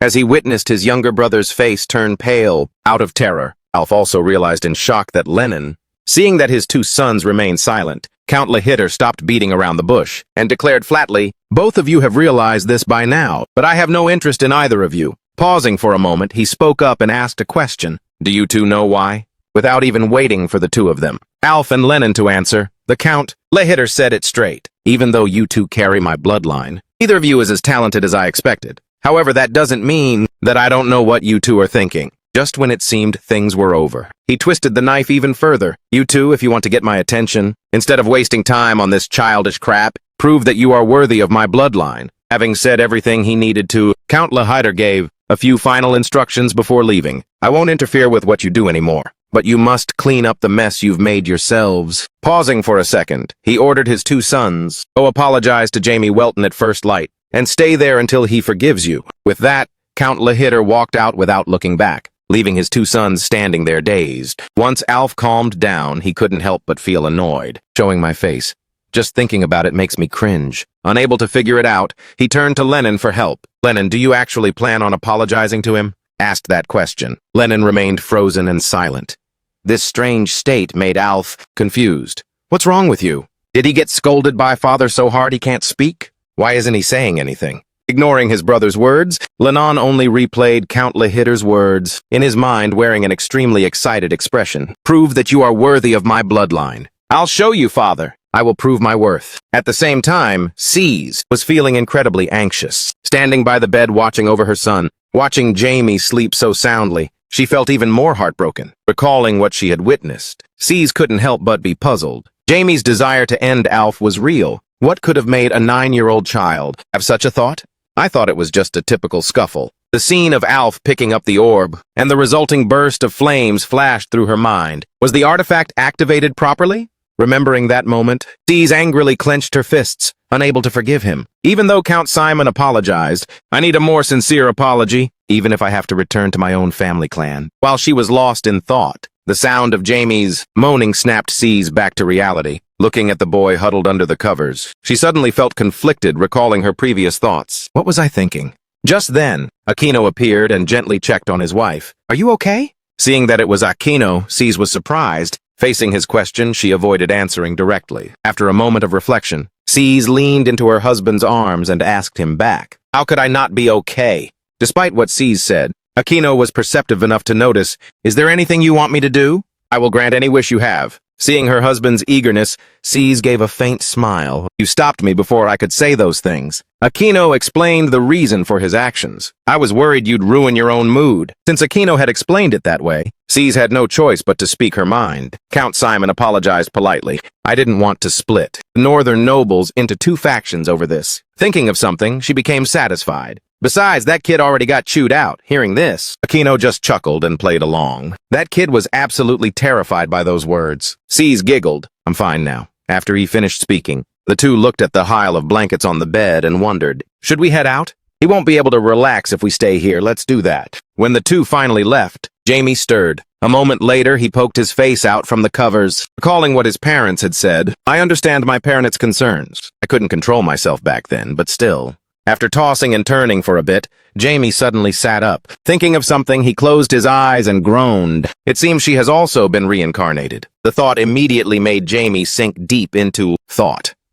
It's not that surprising, really. Since I was reborn after 100 years, her reincarnation was bound to happen. However, she didn't recognize me. She has no memories of her past life. Even though he was frustrated by this, he still had to convince himself that it was normal. I'm the exception after all. Even so, to think Dian was reborn in the same era as me, is this a cosmic joke or someone's grand plan? As soon as this thought struck him, countless questions began racing through Jamie's mind. If this is the plan of the 12 gods, while he was still lost in thought, Black appeared out of nowhere and smacked him right in the face. Hearing what Black had to say, Jamie accepted the reality. If they find out I've been reincarnated, they won't leave me alone? Gosh, what am I even thinking? After a moment of panic, he finally calmed down. His mood darkened along with his thoughts. When he remembered that girl from yesterday, the image of the girl he loved, lying in a pool of blood, appeared vividly in Jamie's mind. Thinking of that scene, he couldn't hide his grief. After brooding for a while, Jamie finally was able to compose himself and make a decision for himself. First, I should go see her again. And just like that, the gears of fate began to turn. In another corner, a mysterious man in a cloak was attaching something to his pigeon. The world of mages is changing once again. What that man tied to the pigeon's leg was a notice, the eldest son of the Welton family. Jamie Welton, 9 years old, estimated to be a fourth circle mage. A magic prodigy with such insane talent has emerged. Once everything was ready, he released the flock of pigeons, bringing an end to an incredibly chaotic day. The next day, Jamie spent some time taking a walk in the woods. Walking over to the edge of a stream, he just chilled, enjoying the cool breeze. At that moment, Black, who was perched on Jamie's shoulder, chirped a few times to show its delight. Seeing this reaction, he thoughtfully asked once more to confirm, "Can you actually feel the fresh air?" Being questioned like that, it let out an annoyed cry. At this point, he stopped teasing it. All right, okay, I'll stop messing with you, Black. Jamie fully soaked in the current scenery. It was so fresh and quiet. It's probably because everyone has left, since yesterday was the final day. Black on his shoulder totally agreed with that. After chilling for a good while, he decided to turn back and head out. I should go see her before going back. But after only a few steps, Jamie sensed a strange surge of mana, forcing him to come to a halt. Sensing something was off, he quickly turned around to find the source. What is that sound? Looking to one side, he saw nothing. Jamie glanced toward another direction, trying to guess where it was coming from. After looking all around and finding nothing, he clasped his hands together and channeled his power. If I can't see it, I'll just release my mana. No sooner said than done. A blue surge of power snaked out in every direction, and very quickly, Jamie located the source of the disturbance and immediately gave chase, searching for it, and then, after running full tilt for a good while, he came across a familiar figure who was playing around with a water spirit. Jamie's entire focus then shifted toward the water spirit. After playing for a bit, the water spirit suddenly noticed him and got spooked. This strange behavior left Rebecca feeling confused. She quickly turned her head to look and was immediately met with, it was Jamie's familiar silhouette. Realizing who it was, She quickly stood up and bowed in greeting. Young Duke Welton, are you all right? Seeing her suddenly act so formal, Jamie was a bit surprised. I'm fine. After the brief exchange of pleasantries, he couldn't hide his inner turmoil. But about your name?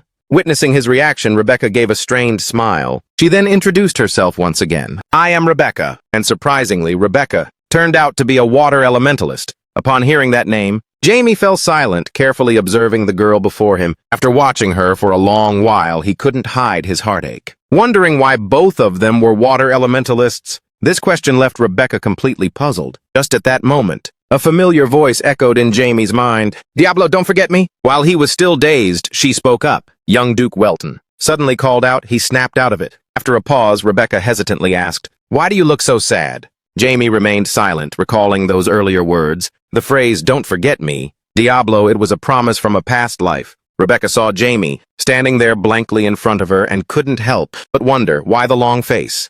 Questioned like that, he was still speechless, receiving no response. Rebecca bit her lip and speculated. He must still be shook from what happened yesterday. Thinking this, she gently stepped closer to him. One might think Rebecca was just going to offer a simple comfort, but instead she went ahead and hugged Jamie, patting his back in a soothing embrace. Everything's going to be okay. Suddenly being hugged, he fell into a state of bewilderment once more. This feeling was merely a remnant of the past. After being stunned for a moment, Jamie decided to enjoy this peaceful moment. Savoring it just a little longer would be nice. Once things settled down, the two were finally able to sit down and talk. Are you feeling better now? Yes, thank you. Receiving this answer from him, Rebecca gave a bright, satisfied smile. My father taught me that troubles pass quickly if you share the burden with someone else. Hearing this, Jamie couldn't hide his curiosity. From Count Bali? Seeing him look a bit puzzled, Rebecca smiled brightly and confirmed, Exactly. Then thinking of something, she couldn't contain her excitement. I was so bummed that we couldn't keep talking yesterday. So I'm glad that we have some alone time today. Faced with such enthusiasm, Jamie replied with a smile. Coincidentally, I was thinking the same thing. This made Rebecca's smile grow even wider. Really?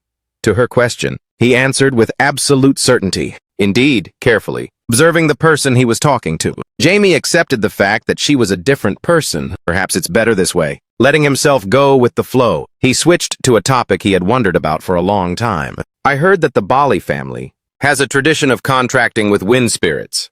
Is that not true?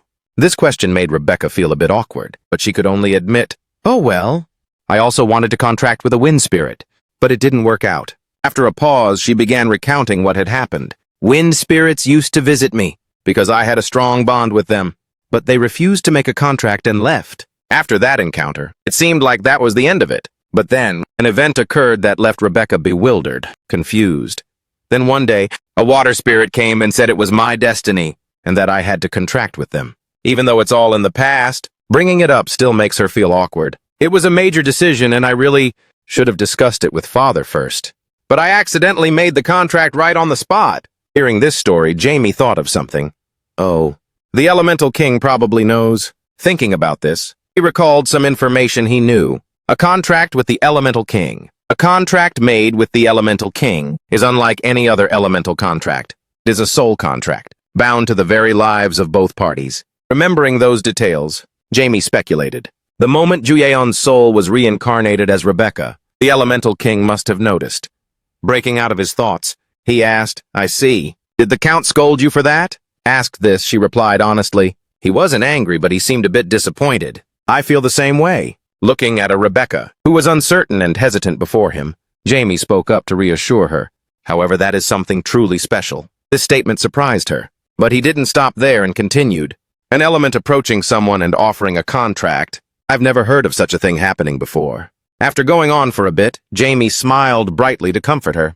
It's a pity it wasn't the element you wanted, but you were chosen by the water element itself. Have some faith in yourself. These words left Rebecca dazed and speechless. After a moment of being stunned, when she regained her composure, she smiled and expressed her gratitude. Thank you. Right after that, Jamie quickly stood up and waved to Rebecca. Thanks for today, I have to go now. Before she could even process it, he had already run off. Bye. Watching Jamie's figure fade into the distance, Rebecca felt a sense of longing. I wanted to talk more. As soon as that thought appeared, she couldn't help but lower her head in embarrassment. Why am I feeling like this? Finally, as Jamie was walking, he suddenly remembered something. Black didn't quite understand these words. I think I was being too polite. Kids don't usually talk like that, do they? But Rebecca seems more mature, so it's hard to talk to her like a child. Hearing it chirping nonstop, he yelled in annoyance, leaving Black completely confused. Why do you keep talking back to me? Leaving the garden, Jamie strolled with his hands in his pockets, just chilling around the mansion. While he was vibing, suddenly, a loud voice called out his name. Jamie Welton! Caught off guard, Jamie quickly turned around. As it turned out, behind him, two familiar redheads were standing there. Seeing them, Jamie looked visibly annoyed. What now? Facing this attitude, Alf felt a bit awkward. Well, the thing is, he hesitated. After a long pause, he mustered his courage and shouted, I'm sorry. This apologetic behavior made Jamie feel extremely weirded out. Why the sudden change? But after thinking it over for a moment, he quickly figured everything out. The Count forced you guys to come apologize, didn't he? Caught red-handed, Alf blushed and couldn't say a word. Done teasing Alf, Jamie's attention then shifted toward Lennon, who was standing nearby. I get it, but what is this guy doing here? Prompted by the question, he suppressed his shyness and introduced him. This is my older brother. Not caring about those irrelevant details, he asked bluntly, so why did you bring him along? Don't tell me you're too scared to apologize on your own. Faced with those teasing words, Lennon quickly spoke up, dropping a bombshell. Oh, I was the one who gave the treasure to my brother. This information successfully made Jamie's anger explode. Once he could process all that info, he asked in a low, furious tone to confirm, so you two brothers teamed up to mess with me? You? What's your name? Seeing this reaction, Black panicked and tried to calm him down. Ignoring the look as if he were about to be eaten alive, Lennon smiled and introduced himself. Lennon Simon. The moment that name was spoken, Jamie's eyes lit up. Very quickly, he could see streams of power surrounding him. Lennon is actually quite talented. His level is completely different from Alf's. He seems pretty devious too. Thinking about this, Jamie stepped closer to him for a better look. Even a son like this couldn't satisfy Count Simon. Seeing him suddenly approach his brother, Alf couldn't help but feel confused. He still acted like he didn't notice that intense gaze and put on a totally fake smile. Dropping a hint, well, fortunately nothing bad happened. You've heard the apology now. Can we go now? This statement pushed Jamie to the edge again. Does this punk think I'm some kind of idiot? At that moment, he suddenly recalled what had happened that night. He wasn't even there in the middle of that mess. Before passing out, Jamie had seen Lennon standing in the distance, looking down on him with contempt. This guy must have thought that everyone except his own father was beneath him. Seeing that smile made him livid. If I just let this slide, he'll definitely cause even bigger trouble later. No sooner said than done. Jamie immediately used a mocking tone toward the person in front of him, trying to trigger him. Looks like your path to the succession is going to be a rough one, don't you think? What the heck are you talking about?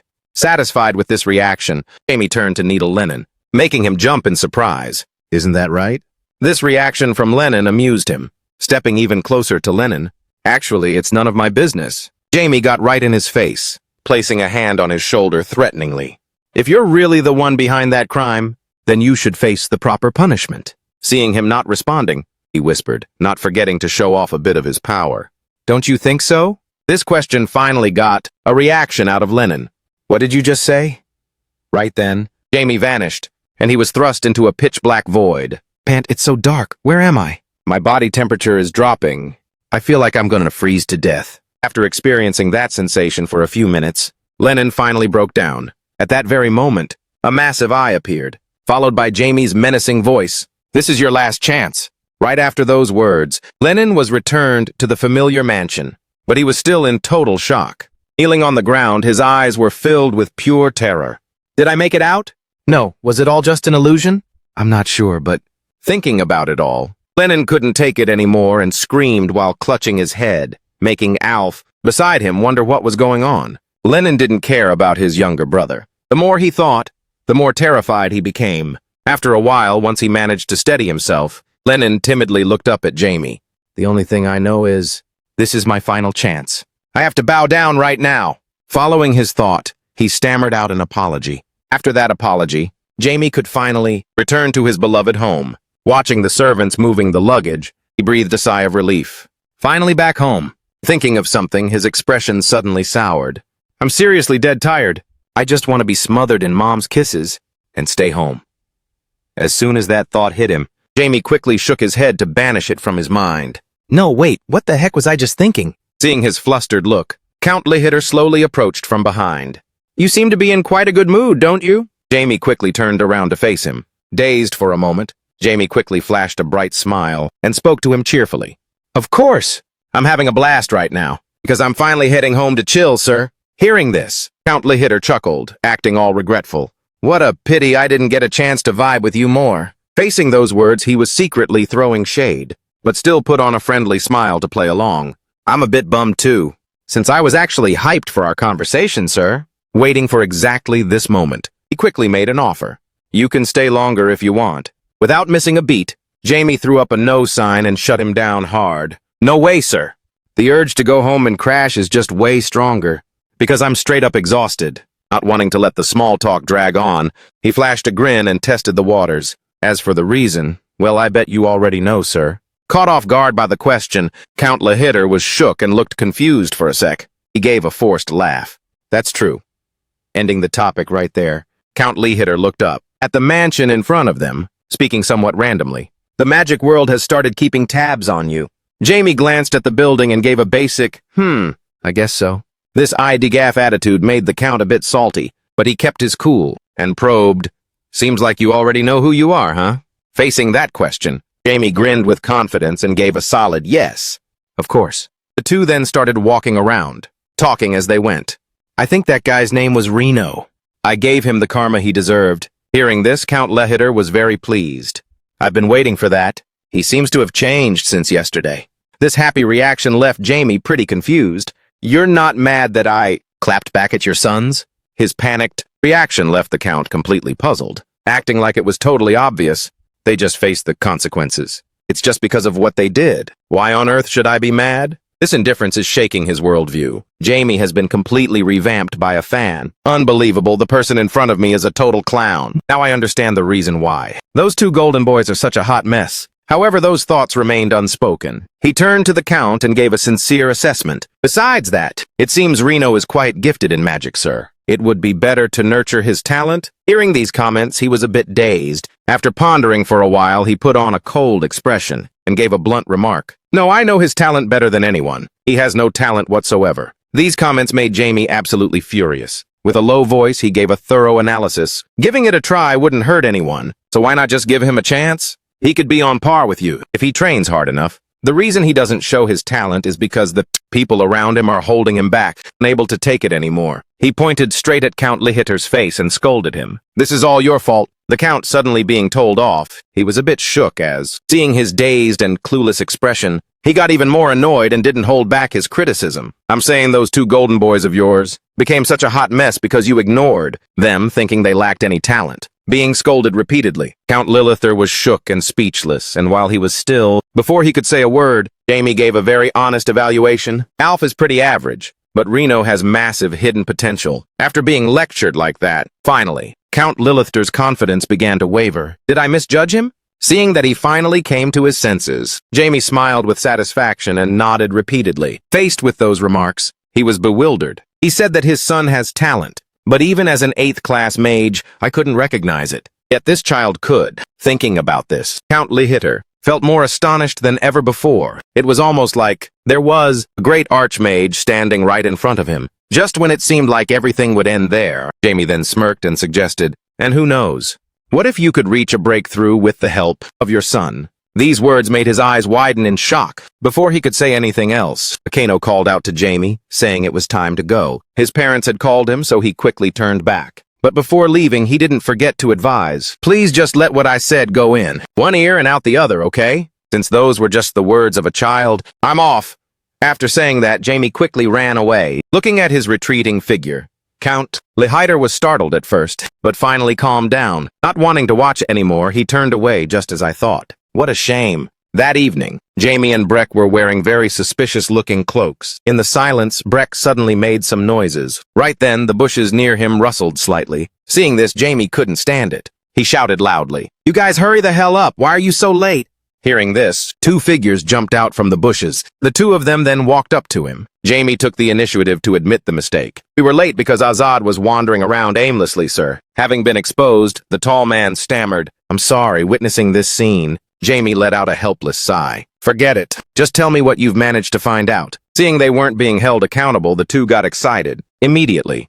Clearly, the Lord is a man of his word. Philip was the one to speak up, recounting everything he had discovered. The Church of Zenith has been performing good deeds here and there freely without taking a single dime. Pausing for a moment, he added a few more things. By providing food for the hungry and shelter for the homeless. They've naturally made a great impression, sir. Recently, they have even started running orphanages. Hearing this, Jamie frowned, his face darkening. After a brief silence, he spoke up to probe further. When did they start taking action? Philip, caught off guard by the question, thought for a moment before replying, probably right after the collapse of River. Regarding this matter, we have to go back 2 months. Count Welton completely wiped out the criminal group. River and the Zenith Church began their missionary work. Right after that, they visited and helped the poor, then preached the will of God to those people. Initially, the locals didn't care much about them. However, through relentless good deeds and compassion, that never stopped. The people within the territory gradually began to rely on the church. And just like that, the citizens became devout believers. As a result, Zenith Church's status has risen to an unbelievable level. Back to the present. Philip provided the most crucial information today. Zenith Church is worshipped as a benevolent church and is the most respected in his. Hearing this, Jamie couldn't hide his shock. What did you just say? Dazed for a moment while processing the news, he couldn't help but grit his teeth in anger. Zenith, those pieces of trash, would never ever do anything for the benefit of others. Unable to accept this reality, Jamie turned and asked his 2 trusted subordinates, "Do you guys believe that peace and war can coexist?" Being asked such a question, the 2 glanced at each other and stammered, "No, sir." Suddenly, Philip remembered something and provided a piece of vital information. "However, I believe they're involved in some shady dealings." At this moment, his face went completely dark. Exactly, and that is just like Zenith. A peace built upon piles of blood and corpses. With this thought, the image of a peaceful village burned to the ground flashed through Jamie's mind. War is the time when those who are revered commit crimes. Visualizing that scene, Jamie summed it up. So whatever the priests of Zenith are doing now is to counter that person. After rambling for a while, he gave the order. I'm sure they are using good deeds as a smoke screen for that matter. You need to find out exactly what that matter is. The 2 agreed immediately. Yes, we understand. Having successfully achieved one goal, Jamie was determined. I will find out every single detail about what you're planning to do. Zenith. The next day at the Zenith orphanage, there was a young boy chatting happily with a mysterious person wearing a cloak. Well done, Ricky. This much is nothing for a priest. The more they spoke, the boy named Ricky couldn't hide his excitement. Compared to begging and being beaten every day, this is truly paradise, sir. Those words deeply moved the cloaked person. Seeing Ricky moved, the other person smiled and said, "You've been through so much. From now on, you don't have to worry anymore." Ricky smiled back. "Yes, sir." After finishing his work, the boy returned to his room. While walking, Ricky thought to himself, "It's been a month and a half since I came to this orphanage. This place is a heaven for me. If I hadn't set foot in this orphanage, my sister and I would still be scavenging on the streets and kick the bucket." At any moment, hearing the door open, the girl asked, "Are you back?" Greeted by his sister, Ricky enthusiastically walked over. "I'm back." This is Ricky's younger sister, Anna, who is blind. Sensing her brother's approach, she turned her head. "Are you over here, brother?" Before arriving here, their past was also very brutal. The truth is, my parents abandoned us and ran away to protect my little sister. I've done all sorts of dirty work, but living on the streets is rough, and the people passing by were all so cold. It was truly a hopeless life, when no one would help us at all. In our most desperate moment, someone reached out their hand to us siblings. For the very first time, witnessing that scene, Ricky couldn't hold back his tears. In that moment, Ricky truly felt it was the hand of God. That day, my sister and I were given a new life. By God's grace, I want to spread this joy I've found and become a priest of God. To spread this miracle, snapping out of his thoughts, he took his sister for a walk and ran into some friends who were frantically running somewhere. "Ricky! Anna, have you guys heard yet?" "Heard what?" Seeing their excitement, a friend eagerly broke the news. "You know Sino, right? Apparently he's been favored by God. That's why to become a priest, he's going to the main cathedral next week." This unexpected news left Ricky in awe. What? Sino is about to become a priest. That same evening, Jamie, with Breck's help, was hovering in the air, observing the village. After watching for a while, he spoke to Breck behind him. He quickly chirped back in response. "We're almost there. Let's head down." Before he could even land, something caught Jamie's attention. It turned out that below, blonde man was lying unconscious. Unable to contain his curiosity, he quickly landed. Approaching the man, Jamie couldn't hide his amazement. What kind of energy is he carrying? As he observed the blonde man more closely, he clicked his tongue in annoyance. Ugh, that holy energy is freaking gross. Is he a priest? As soon as this thought occurred, Jamie's eyes caught sight of the sword hanging at his hip. Actually, he must be a high-ranking clergyman. What a massive pain. Realizing the man's identity, he couldn't help but be confused. But why is a holy knight slumped on the ground here? He stared at him for a while, then looked around. Jamie suspected there was some kind of trouble. After thinking it over, he walked up and nudged him with his foot. He started wondering to himself, should I just finish him off? The moment his foot touched him, Jamie's ankle was grabbed by the blonde man. Suddenly, having his leg grabbed, he panicked a bit. What the hell is this?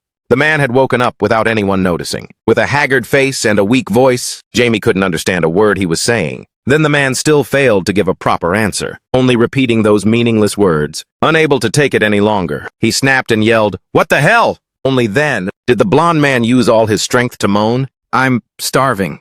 These words made Jamie grit his teeth in frustration. Seriously, I'm freaking speechless right now. Should I just let him starve to death? He scared the living daylights out of me. Leaving it at that, he turned and walked away, ignoring the man's hungry groans. "Oh hey, let's go!" Ending a chaotic night. The next morning at the Welton mansion, Jamie tried to suppress his anger at the scene before him. Why is he ignoring his hostility? The blonde man ate while greeting him with a smile. "So you're Jamie? Nice to meet you." Faced with such friendliness, Jamie couldn't stand it. Why? "Is this bastard sitting at the table with me?" However, the man acted as if he didn't see that face, and continued to chat and laugh. If it weren't for the Count's help here, I probably would have kicked the bucket on the street by now. Hearing this, Akeno gave a wry smile in response. "I didn't really do much. You should actually thank the soldier who brought you here." To these words, the blonde man stuck to his guns. "After all, aren't they your soldiers? So my thanks still goes to you." "Thank you very much." Since the guest was being so polite, Akeno could only smile and tease him. Anyway, a holy knight starving to death isn't exactly a common occurrence, is it?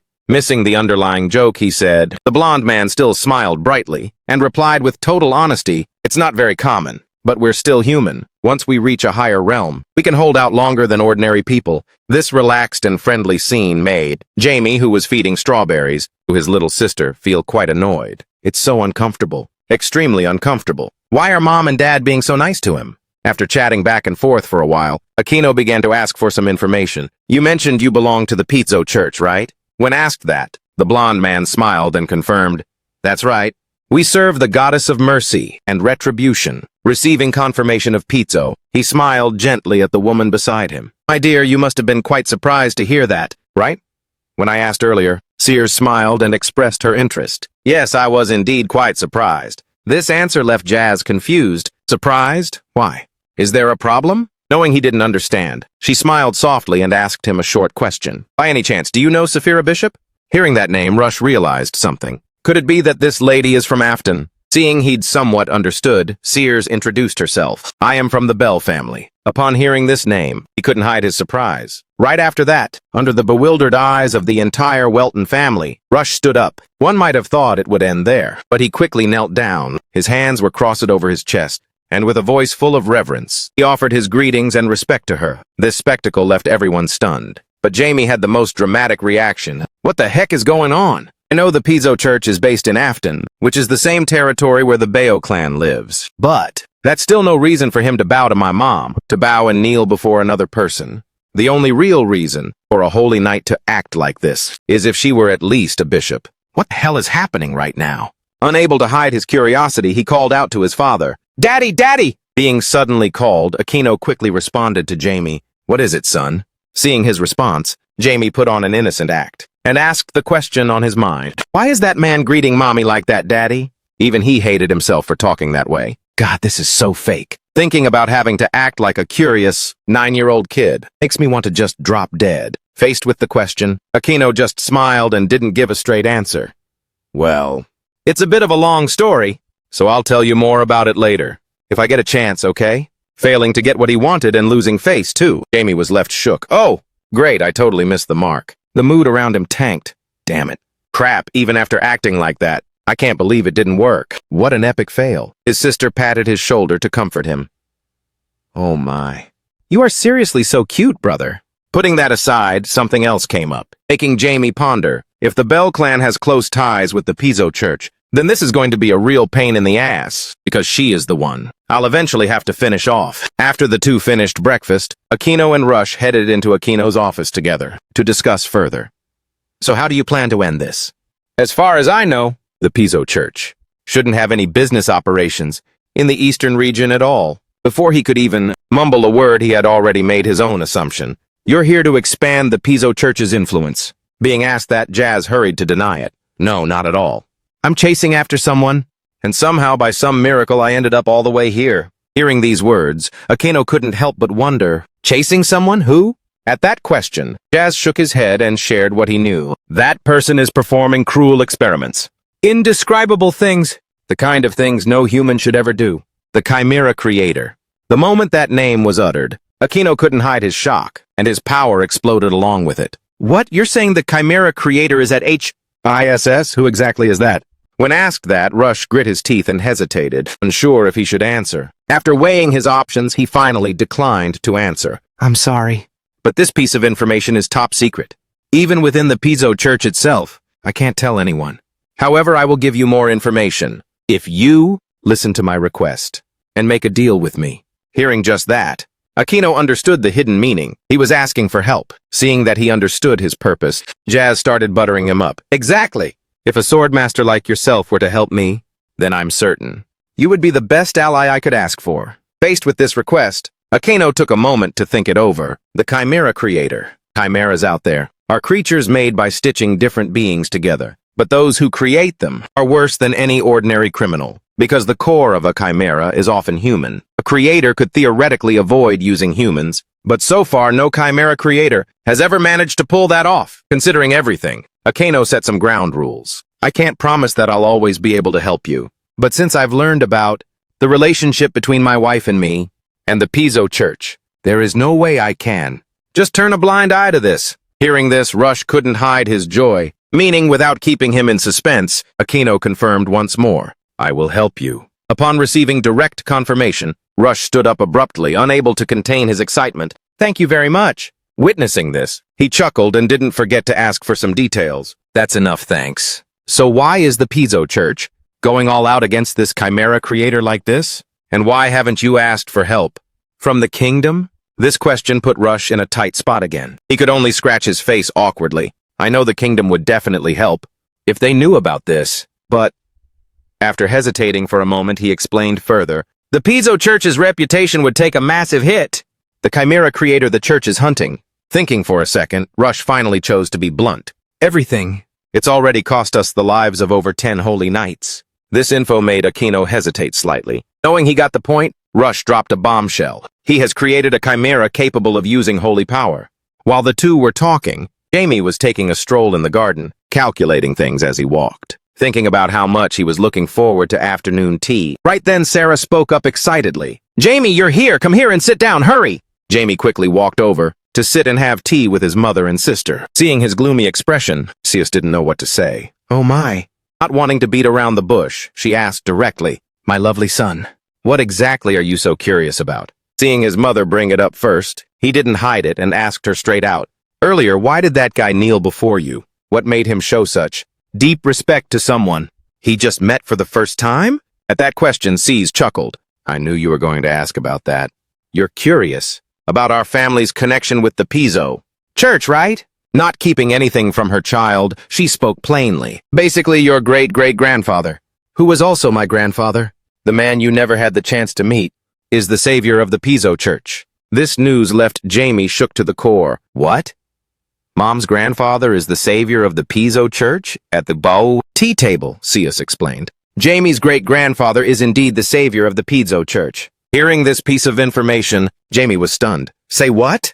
The Veo clan is the savior of the Piso Church? Jamie was completely flabbergasted by this revelation. After a few seconds, Kurz began to tell a story from quite a long time ago. An extremely precious artifact was stolen from the Piso Church, and that was when Mom and Grandfather stepped in to help them. The Post-Mao Garden Incident. This was an event where followers of the Demon King tried to summon his incarnation by using the sacred relics of the Piso Church, but they failed. Jamie asked inquisitively, is this incident related to Mom's family? CS explained. Mom's grandfather lost his life while stopping that incident. After that, the Piso Church appointed Marcus as an honorary archbishop, and pledged to treat the VO clan as equal to a bishop for the next 100 years. Jamie thought to himself, Mom looks a bit down. It seemed she was quite close to her grandfather. The Pizzo Church recognized them as equals to a bishop. A glint flashed in his eyes. The compensation is just insane, but I guess it makes sense. Since that thing was their only holy relic, right? Pizzo Church. I'll wipe you guys out one day. But in the meantime, I'm going to milk you for all you're worth. As Jamie thought this, a devious and wicked smirk spread across his face. Heh. While his mind was miles away, Sears suddenly called his name, making Jamie jump out of his skin. Instantly snapping back to reality, Jamie switched his mood in a heartbeat. He turned around with a bright, fake sweet smile and replied, Yes, Mother? Seeing her son's beaming face, Sears felt incredibly happy too. She asked if he wanted another sip of tea. Jamie answered obediently, Yes, please. The atmosphere at tea time was full of warmth and joy. Evening at a church where the lights glowed brilliantly. Someone was speaking. Our brother Sino, ours, the one chosen by the High Saint Father, is leaving us today. A cloaked figure wearing the cult's emblem continued, Let us all pray for the journey ahead of him and raise a toast to this big day. Everyone shouted in unison, 1, 2, 3, bottoms up. Cheers and celebrations rang out all around. Sino was overjoyed, his face flushed with excitement. Down below, Ricky looked at Sino, with eyes full of admiration, thinking that Sino was finally moving up to the main church. After the party, Sino was on the carriage, ready to head out. Anna and Ricky stood there, feeling bittersweet about saying goodbye to Sino. He called out to Ricky and Anna. I really didn't think I'd get to see you guys. My departure date was set so suddenly, but I'm so glad you're here to see me off, Ricky replied cheerfully. I heard it from the priests, so don't cry, okay? And don't miss me too much, because I'll be joining you there soon. Sino clenched his fists and smiled shyly. Who's crying anyway? I'll be waiting, so make sure you get there fast. The carriage finally began to roll away. Ricky watched the carriage as it grew smaller in the distance. Bye, Sino. Ricky clenched his fists, filled with resolve. One day, I'll become a priest myself. After traveling for a while, the carriage came to a halt. The parish priest sitting beside him spoke up. We've arrived. Sino snapped out of it and replied, Yes, we're here. He looked outside with a slightly confused expression. They were standing in front of a house that looked dark and gloomy. Sino thought, the main cathedral? I don't feel like we've traveled far enough for that. Sino felt quite anxious. He turned to ask the priest who had brought him there. Father, is this really the main cathedral? The priest didn't explain a thing. He just smirked and gave a cold command. Follow me. After saying that, he walked quickly ahead. Sino was terrified. He asked with a tremble, Father, I think we've come to the wrong place. The priest didn't even look back and kept on walking. It's the right place, just follow me. The priest reached out and pulled a book, and a door swung open. Sino stood there in shock. A basement? The priest patted his shoulder and said, Now get down there. Total confusion was written all over his face. His intuition told him that something bad was about to happen. But under the priest's pressure, Sino reluctantly stepped into the basement. He called out, Father! Father! I don't think this place is... As he passed through a doorway, he peered inside and said, Huh? Father? This place is a bit... Suddenly a hand covered in boils reached out, leaving Sino, scared out of his wits and pale as a ghost. Father! He ran after the priest, trembling. This place is so weird. There's something terrifying in that room over there. Ignoring Sino's terrified cries, the priest just kept walking as if nothing was wrong. He led Sino to a specific room. As soon as he entered, he took off his hat and bowed. I've brought the boy, Bishop. Sino heard the priest speak respectfully to the man smiling in front of him. He immediately cried out, Bishop! He knelt down in tears. Sir, wasn't I chosen by God? This place is so creepy. I think there are monsters here, sir. Lincoln casually replied, Oh ho. Sino, you are indeed the chosen one. Sino asked in a panic. Then why? Am I in this hellhole instead of the main cathedral? At this point, Lincoln revealed his sinister side. Well, it's because this place is where we've achieved the unthinkable. I really want to see what a pure child like you will turn into. Then he gave the order. Come in. Someone pushed the door open and entered. Magic swirled around him, forming dense clouds of black mist. The newcomer looked more like a monster than anything else. His face was covered in bloody lumps, with streaks of blood smeared across his features, and a savage grin. Oh, Lala, what a fascinating test subject. You're going to make a truly beautiful chimera. He reached out as if to touch Sino, making the boy burst into tears, his face frozen in terror. Early the next morning, in the hit territory of Count Welton, Beelbat Road was bathed in brilliant sunshine, a peaceful scene. Jamie introduced, "This is Beelbat Road. You could say it's the main street of this hit." Ras walked ahead, looking around with excitement. "Oh, I remember this place. I came here in the middle of the night when I was starving." "Ha ha," Jamie replied with a look of disgust. Jamie then recalled this morning. The reason he had to show this guy around was simple. During breakfast tea time, while he was elegantly enjoying his tea, Count Ahino made a suggestion to Raz. "You want a tour of the hit? In that case, I'll have Jamie go with you.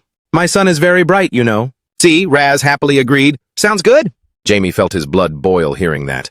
He glared at Rash, and the teacup in his hand began to crack. And that's how it all went down.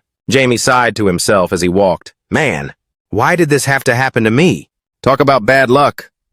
Rash walked behind, watching Jamie curiously. He thought about how this 9-year-old kid had such memory and incredible stamina. He was even better than a professional tour guide. It seemed the Count had a good reason for sending him out with this kid. "It is not without reason," Rash called out to Jamie. Jamie turned around with a puzzled look. Rash gave him a smile.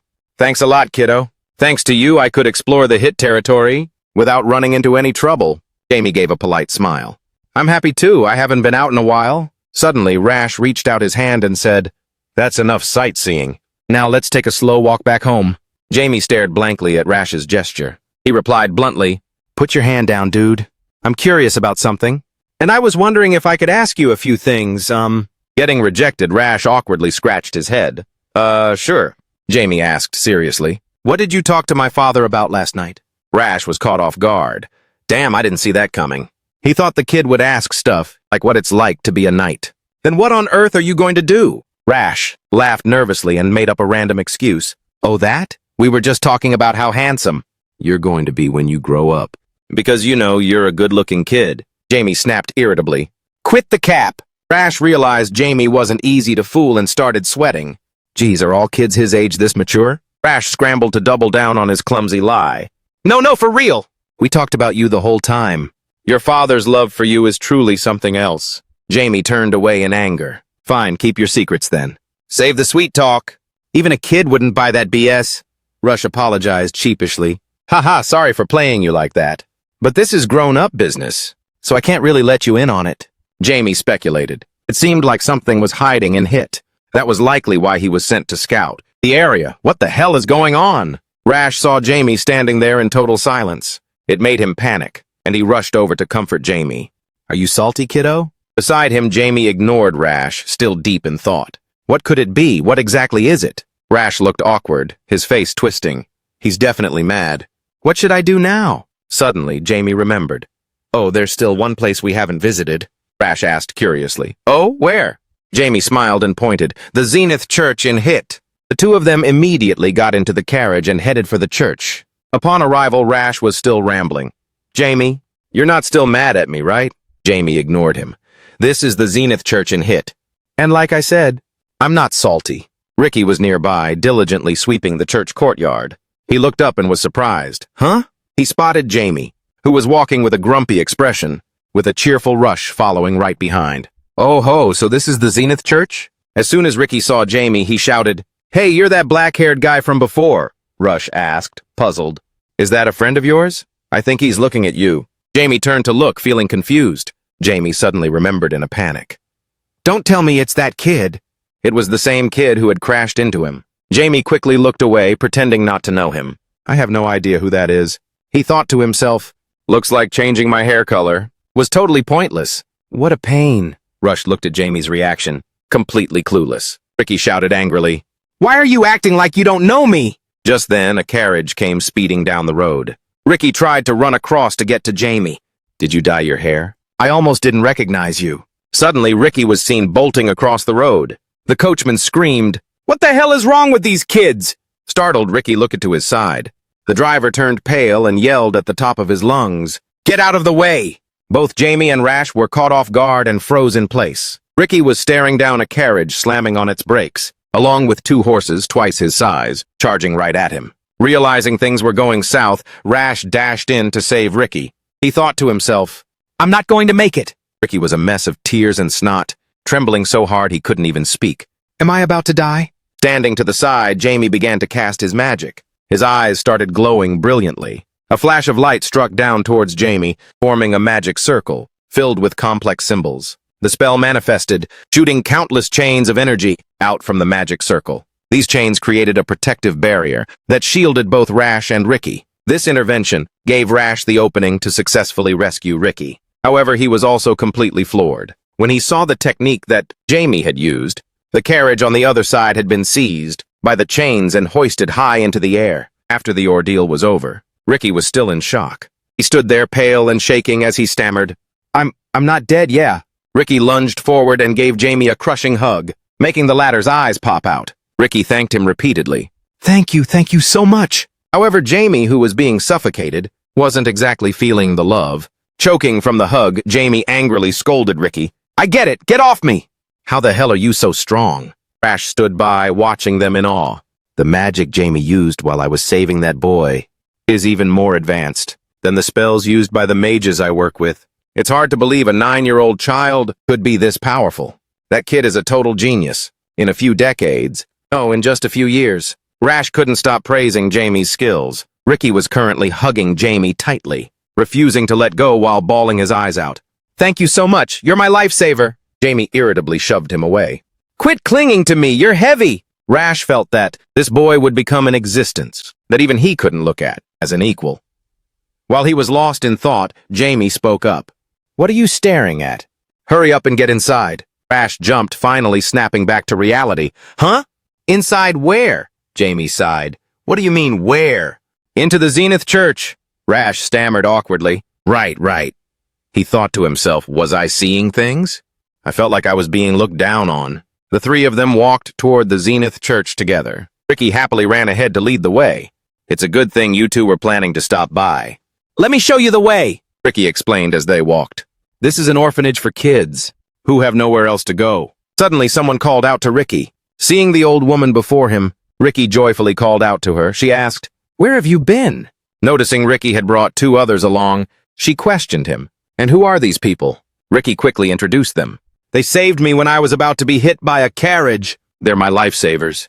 The lady Shuang got worried. Oh my goodness, are you okay? You're not hurt anywhere, are you? Then she turned to thank the 2 with a bow. Thank you both so much. It sounds like Ricky narrowly escaped a disaster. Rash laughed heartily. Don't mention it. As a priest serving Fioro, it was only the right thing to do. The moment she heard Rash mention Fioro, her face instantly darkened. Her attitude did a total 180, but Rash didn't seem to notice. He kept laughing and pointed at Jamie. Actually, it was mostly thanks to this kid's effort. Jamie was speechless, thinking, what a load of nonsense. The woman then asked, I see, and this child is... Jamie introduced himself seriously. I'm the son of the Lord here. I'm Jamie. Hearing this, she became flustered. Oh, I see. No wonder, I really should have recognized you the moment I saw that emerald hair. Hearing about the accident just caught me off guard. Forgive me, Jamie. Immediately noticed her reaction was off. He thought, what's with her reaction? If she was born in Hit, she would have known me the second she saw my hair color. Besides not recognizing me, she looked genuinely shocked. Is she hiding something? She turned to ask Rash, Are you here to take Ricky back? Rash waved his hands dismissively. No, I just came after hearing that the Zenith Church was being established in this region this year. Hearing that, she said, So you're here for a visit, please follow me. Ricky, why don't you show the young master around? Ricky asked, Huh, me? Jamie immediately saw through her intentions. She wants to separate me from Rash. She isn't planning to get rid of him, is she? I better stay on my guard. With that thought, Jamie smiled and followed Ricky.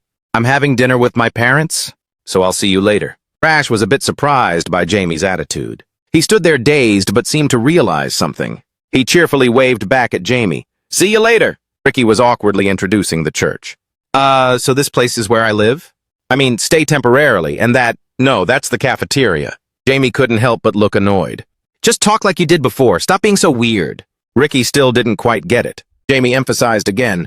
I don't care about that stuff. Just talk. However you want. Hearing that, Ricky excitedly ran up and grabbed his hand. Jamie asked, Whoa, seriously? Jamie shouted in anger. I'm for real, for real! Ricky immediately got hyped and ran ahead to lead the way. Come on, I'll show you the whole place. Jamie stood rooted to the spot, fed up. He thought to himself, why is he so extra? I just don't get it. By now, Ricky had led Jamie to the front of a room. He excitedly introduced it. We've seen the other spots. And this is the room I share with my little sister. You're curious, aren't you? Jamie just muttered, No, not at all.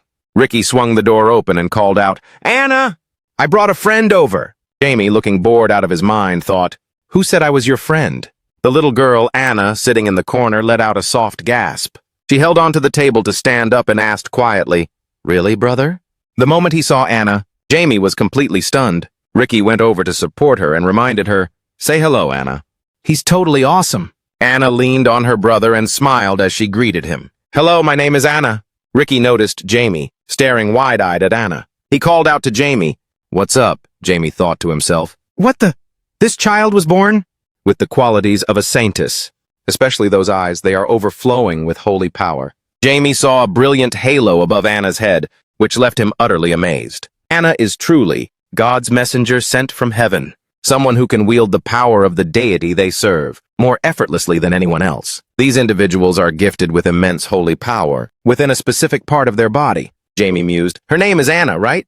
Right now, she's likely blind due to the overwhelming holy power. But once she grows up and awakens her strength, she'll be able to see the flow of the world through these divine eyes. Thinking of this, Jamie scowled. High chance? She'll be a real pain as an enemy in the future. Should I just take her out now? But Jamie quickly calculated, no. If I can detect it, then there's no way the priest doesn't know about her. Killing her now would be way too risky. In the middle of his deep thoughts, Ricky suddenly walked up. With wide eyes, he asked Jamie, Don't tell me. Jamie frowned. What? Ricky immediately teased with a wicked grin. You've totally fallen for my sister, haven't you? Jamie snapped back in anger. What the hell? Are you talking about? Ricky kept yapping. My sister is still so young, so... Before he could finish, he got smacked on the head with a book by Anna. She interrupted. Oh, right, I'm very curious about something. A murderous aura radiated from her, yet she kept a smile on her face. There's something I don't understand in this book. Help me out, okay? Ricky, knocked to the floor, could only rub his head and stammer. Okay. Anna pulled the book away. Ricky took the book and sat down beside Anna. Ricky asked, Are you talking about the part where he abandons his journey again? Right? Jamie thought from the corner. I wonder whose holy power she was born with. Zenith? Either way, I need to be careful with these two siblings. The two were still happily discussing the story about the direction of that tall, distant tower, so far away that no one could ever find it. Anna smiled. Just as I thought, it's a tower, not a cave. Jamie opened the door and stepped outside. He thought he should probably leave. Ricky was a bit surprised to see Jamie leaving. Ricky asked, Are you heading to the restroom? Jamie answered bluntly, No, I'm going home. Ricky quickly set the book aside. Then let me walk you out. Then he turned to Anna. I'll be right back. Anna smiled and nodded. On the way out, Ricky asked, You'll come again, right? Jamie thought, God, this guy is such a chatterbox. Jamie suddenly asked, Ricky, what kind of job do you want? Ricky replied, Huh? That's out of the blue. But then he grinned widely. Is this the kind of question friends ask each other? For some reason, my heart's fluttering. Jamie glared at him with a dark look. Think whatever you want. Ricky shared excitedly. At first, I thought just being with Anna was enough. But after coming here, I've changed my mind. I want to be chosen by Zenith and become a priest. He suddenly looked a bit downcast. Yesterday, I was so jelly when a friend from the orphanage was picked to go to the main cathedral. Hearing that made Jamie freeze in shock. A sudden realization hit him. What? Chosen to go to the main cathedral? Now that I think about it, River's human trafficking church, chosen. Don't tell me. After connecting the dots, Jamie suddenly understood. He shouted at Ricky. Where were you before you came here? Ricky was taken aback by Jamie's sudden intensity. But he still answered, Huh? On the street, Jamie yelled. No, before that! Breaking into a sweat, Ricky stammered. I was a lackey for River. Why are you suddenly asking that? Jamie finally got it. River, so it's been since then. Janet Raz happened to run into the sister outside the church. He broke the ice with a polite greeting.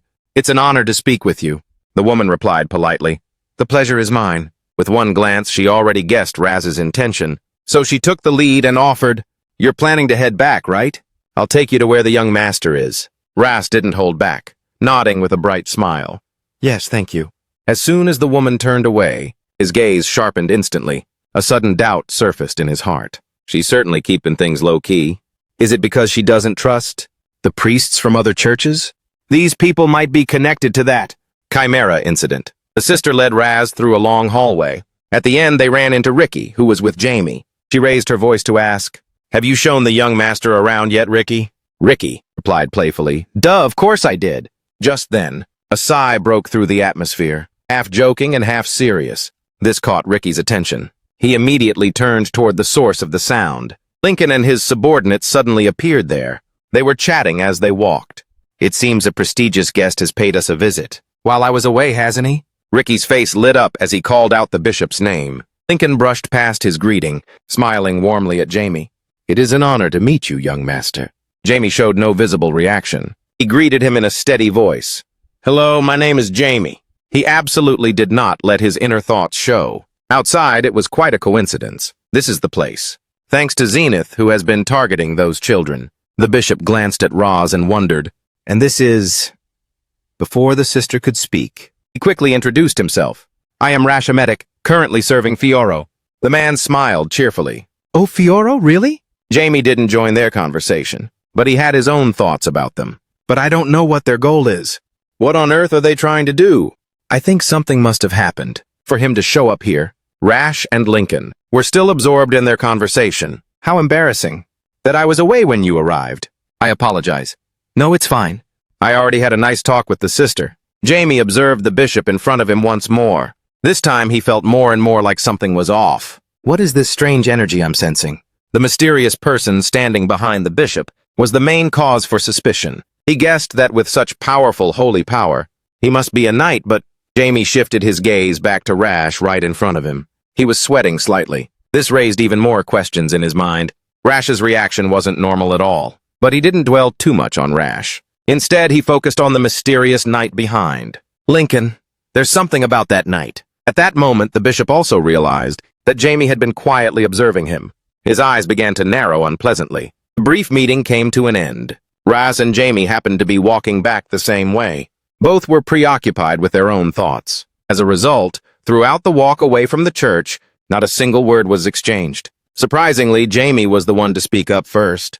A moment ago, I Heard Ricky say that a friend of his was chosen by God and had already gone to the main cathedral. He felt very jealous and wanted to become a priest as well. These seemingly casual remarks actually jolted Raz awake. He snapped his head up in shock, looking at the boy with a restless gaze for a few brief seconds. However, right after that, Raz turned back into a clueless puppy, using his pea-sized brain to turn it into a joke. I get it, Ricky is such a good boy. I'm sure that one day, that kid will become a priest too. Jamie absolutely did not find Raz's overly naive and innocent assumption amusing at all. He let out a long sigh, thinking that such a hint was apparently not enough. Now Jamie dropped another hint. "Okay, somehow. Did you hear what Father said?" Raz immediately whipped his head around to ask, "What are you talking about, kid?" Jamie cut straight to the chase. 2 months ago, Father wiped out an entire criminal gang called River. Clearly, it was because they were kidnapping and trafficking children. Hearing the name River, Raz froze in his tracks. Noticing that Raz's reaction had begun to change, Jamie escalated things further. "Now I'm thinking about the fact that Ricky said he was with River before coming to the orphanage." Raz finally spoke up, very slowly. "Ricky was part of that gang?" Jamie saw this and gave a satisfied smile. He finally connected the dots. "Let's give him a few more clues." Jamie casually added some more useful info. "Besides, Zenith Church actually claims to be a charity church." "Why me?" Rash immediately caught on to this detail. Inside, he was screaming, "Oh my God!" Suddenly, he remembered that he had completely forgotten about it. He finally realized the true nature of the problem. If they set up an orphanage, just to use children as raw materials. Very quickly, Rash spread the news back to the lord of the family's castle, Welton Arhino. Sitting on his high chair after hearing Rash's report, he couldn't help but feel suspicious. "River and Zenith Church, huh?" Rash confirmed. "It's clear that the child, Ricky at that orphanage, also used to work for that gang." Arhino also offered his own deduction.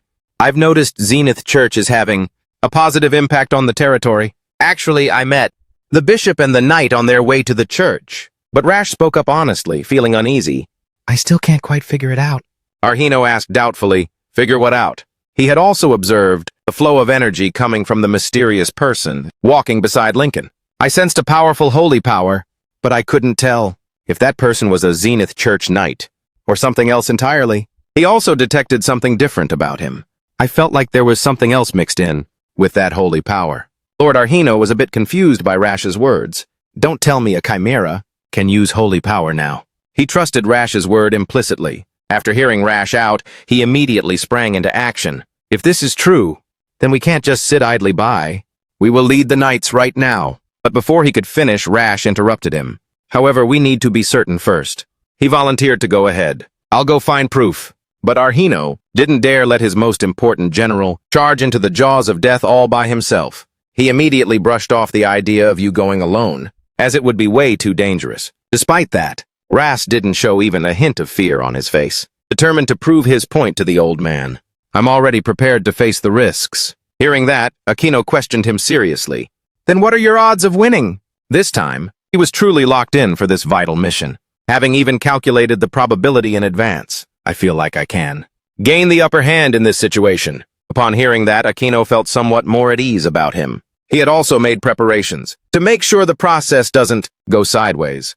So I'll send 3 more people with you. Instantly, 3 knights appeared behind Rash. After a few dozen seconds passed, Rash instinctively turned his head back and was startled by the sudden presence of the knights. Their faces were completely covered. I couldn't even sense their presence. Arhino added, They are the Shadow Knights. Protectors of the Welton family? They are top-tier elites, so they'll definitely be of help to you. Rash turned to look them over one by one, silently analyzing them in his mind. They might be using longswords, but their presence and the way they appeared is just like an assassin's. Rash asked back in surprise, Are they actually knights? Aquino replied warmly, Well, they are for now. After confirming the situation and his forces, Rash made a serious vow once again. Thank you, sir, I promise. I will find out their true intentions. Ricky nodded with satisfaction. It's all on you. At this moment, Jamie, through Breck, had learned the whole tea about what was going down in the Welton family castle. He scoffed dismissively. A chimera that can use holy power, exploiting children as fuel for their chimera experiments. That's just pure evil. Black had returned to the bedroom, standing within Jamie's reach. He never expected them to play this kind of card. An indescribable hatred surged within his heart. Using innocent children as fuel, it was a perfect idea in a twisted way. But is this really what God would do? Just as I thought, Janice is still a bunch of dirty dogs. Jeremy, feeling drained, leaned back on the soft mattress. In any case, the way they are so incomplete shows that they might be in a huge rush for some reason. After thinking it over long enough, he called Blackback Tuhak and handed it a secret letter. He sealed it carefully and gave instructions. It didn't make its master wait for long. It immediately soared out of the window into the howling wind. Demi pulled himself together and sat up straight, letting out a long, heavy sigh. I guess I should also get my head in the game. I need to reach a higher level of power for the battles to come. Right then, a surge of system electricity appeared, along with a notification and a booming voice. Skill memory.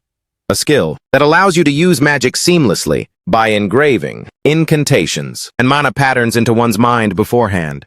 Meanwhile, on the outskirts of town, inside a large wooden house across from the church, Philip and Azad were both present. Azad seemed to have lost his patience and spoke up. How long do we have to stay here? Philip, busy observing from the window, only replied indifferently. Until they make their move. Azad carelessly found a chair to sit on, his mouth running as he muttered, Those low-life rats love to camp in the bushes. More than a shady knight does. Philip didn't bother with a long explanation, just gave a brief reminder. All we have to do is follow the orders we were given. After hearing that, Azad let out a heavy sigh, looking totally bummed out. Oh man, this is so boring, nothing's even happening. Right at that moment, the sound of quick, light footsteps drifted in from outside, as if someone was running across a wooden floor. The sound was crystal clear. It seemed that what they had been waiting for had finally shown up. Philip immediately picked up on the distinct noise coming from a distance. His expression shifted in an instant, becoming more tense than ever before. To his surprise, the one who appeared was the Chimera Holy Knight. He aggressively drew his sword, thirsting for blood, declaring, I'm going to take your life. Azad hadn't expected him to arrive so quickly either. He didn't even have time to react. He could only steal a quick glance, feeling his heart pounding in his chest, like it was about to jump right out. An ear-piercing scream echoed through the wooden house. With just one swing of the Chimera Holy Knight's sword, the air was suddenly thick with white smoke. The blade was aimed straight at Azad. He was like bait for the powerful knight before him. He clearly could have dodged it, but he stayed put, as if luring the knight to draw closer. But as soon as the Holy Knight's sword slashed down, Both Philip and Azad were stunned. His holy power was truly savage. Not stopping there, the holy knight kept advancing, clutching his massive sword, and coldly declared, "I'm going to take your life." His eyes behind that iron mask had turned bloodshot at some point, filled with murderous hatred. Then, as if he'd lost his mind, he threw his head back and shrieked in the middle of the house, "I'm going to take your life." He was like a soulless killing machine. Seeing that things were going south, Philip turned and barked an order at Azad. "Go now, hurry and inform our master." Azad didn't dare waste a single second. A few seconds of hesitation, and they'd both be toast. The holy knight turned around and bolted immediately. "I'll be back soon." Bad luck struck. The holy knight noticed Azad was trying to bail. He clearly had no intention of letting Azad off the hook. He charged like a madman, fast as the wind. A muffled, gravelly voice echoed from behind the iron armor. "I will take your life." At the same time, he swung his sword in a wide arc. Azad couldn't run fast enough. Right at the door, he made the mistake of looking back. His eyes were filled with pure terror. Holy power surged across the floor to ambush Azad. Philip reacted quickly, shouting for him to get down. Before the holy power could hit Azad, Philip lunged forward with incredible agility, shoving Azad out through the doorway. Carried by the momentum and the swinging door, he tumbled completely outside, snagging a chance to escape. Azad screamed out. He couldn't believe Philip had been so ride or die to save him. He yelled midair, "Bro!" However, Philip wasn't as lucky. The moment Azad escaped, Philip took the full force of the sword stroke, the holy knight's power. Before he could even finish his sentence, his torso was slashed open. Fresh blood sprayed like rain from both the wound and his mouth. A dark night shroud completely engulfed the large, wooden house, forming a barrier that sealed it off. A familiar figure slowly emerged, floating in through the window. A low voice rang out through the freezing air. "Did you just call my loyal servant?" To everyone's surprise, it was Jamie who appeared, clad in a mysterious black cloak. Jamie stepped fully into the room. Now only the Chimera Holy Knight and Jamie were left to fight. Philip was critically injured after the Chimera Holy Knight's attack. He was now slumped in the corner of the house. Jamie was feeling very confident in his abilities this time, even finding himself in the mood for some banter. "Now no one will? I can see everything happening. In here, too. This incantation is pretty sick, isn't it?" But deep down, he let out a quiet sigh of relief. "I managed to pull off using the memory feature. With the help of dark magic, eye-level magic is still a real struggle for me." The Chimera Holy Knight stood before Jamie, showing absolutely no reaction. His blood-red eyes stared intently at Jamie. But a second later, it was like his blood started boiling, and he lunged frantically at Jamie. Aiming to finish him, he cried, "I'll take your life." Jamie wasn't scared of anyone. He immediately stepped up to the fight.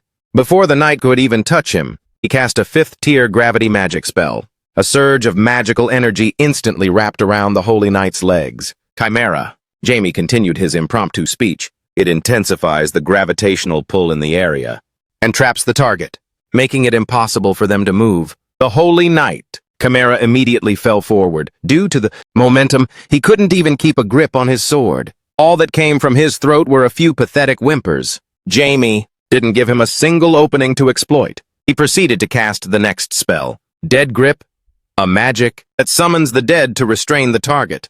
The Chimera Holy Knight hadn't given up yet. Even though his body was pinned to the wooden floor, his will still forced out a few broken, struggling words. "I will take your life." He stubbornly tried to reach up, but unfortunately against Jamie's magic, he basically stood no chance of making a move. Not stopping there, Jamie continued to cast the next spell, Sacrifice, a sacrificial magic to summon spirits and create a massive explosion. Very quickly, everything was swept up in the blast. The danger warning couldn't even trigger in time, and then a magical explosion began to swallow everything. Even the light was pulled in, converging into a single sphere. As the center of the explosion cleared, Jamie was still standing tall right there. Amidst the thick, hazy white smoke, he was completely unscathed, admiring his handiwork. After the blast, the Chimera Holy Knight was absolutely wrecked. His once solid iron armor was now soaked in fresh blood everywhere. His entire body was trembling, yet he still talked big like a creature that didn't fear death. Jamie looked down on him with contempt,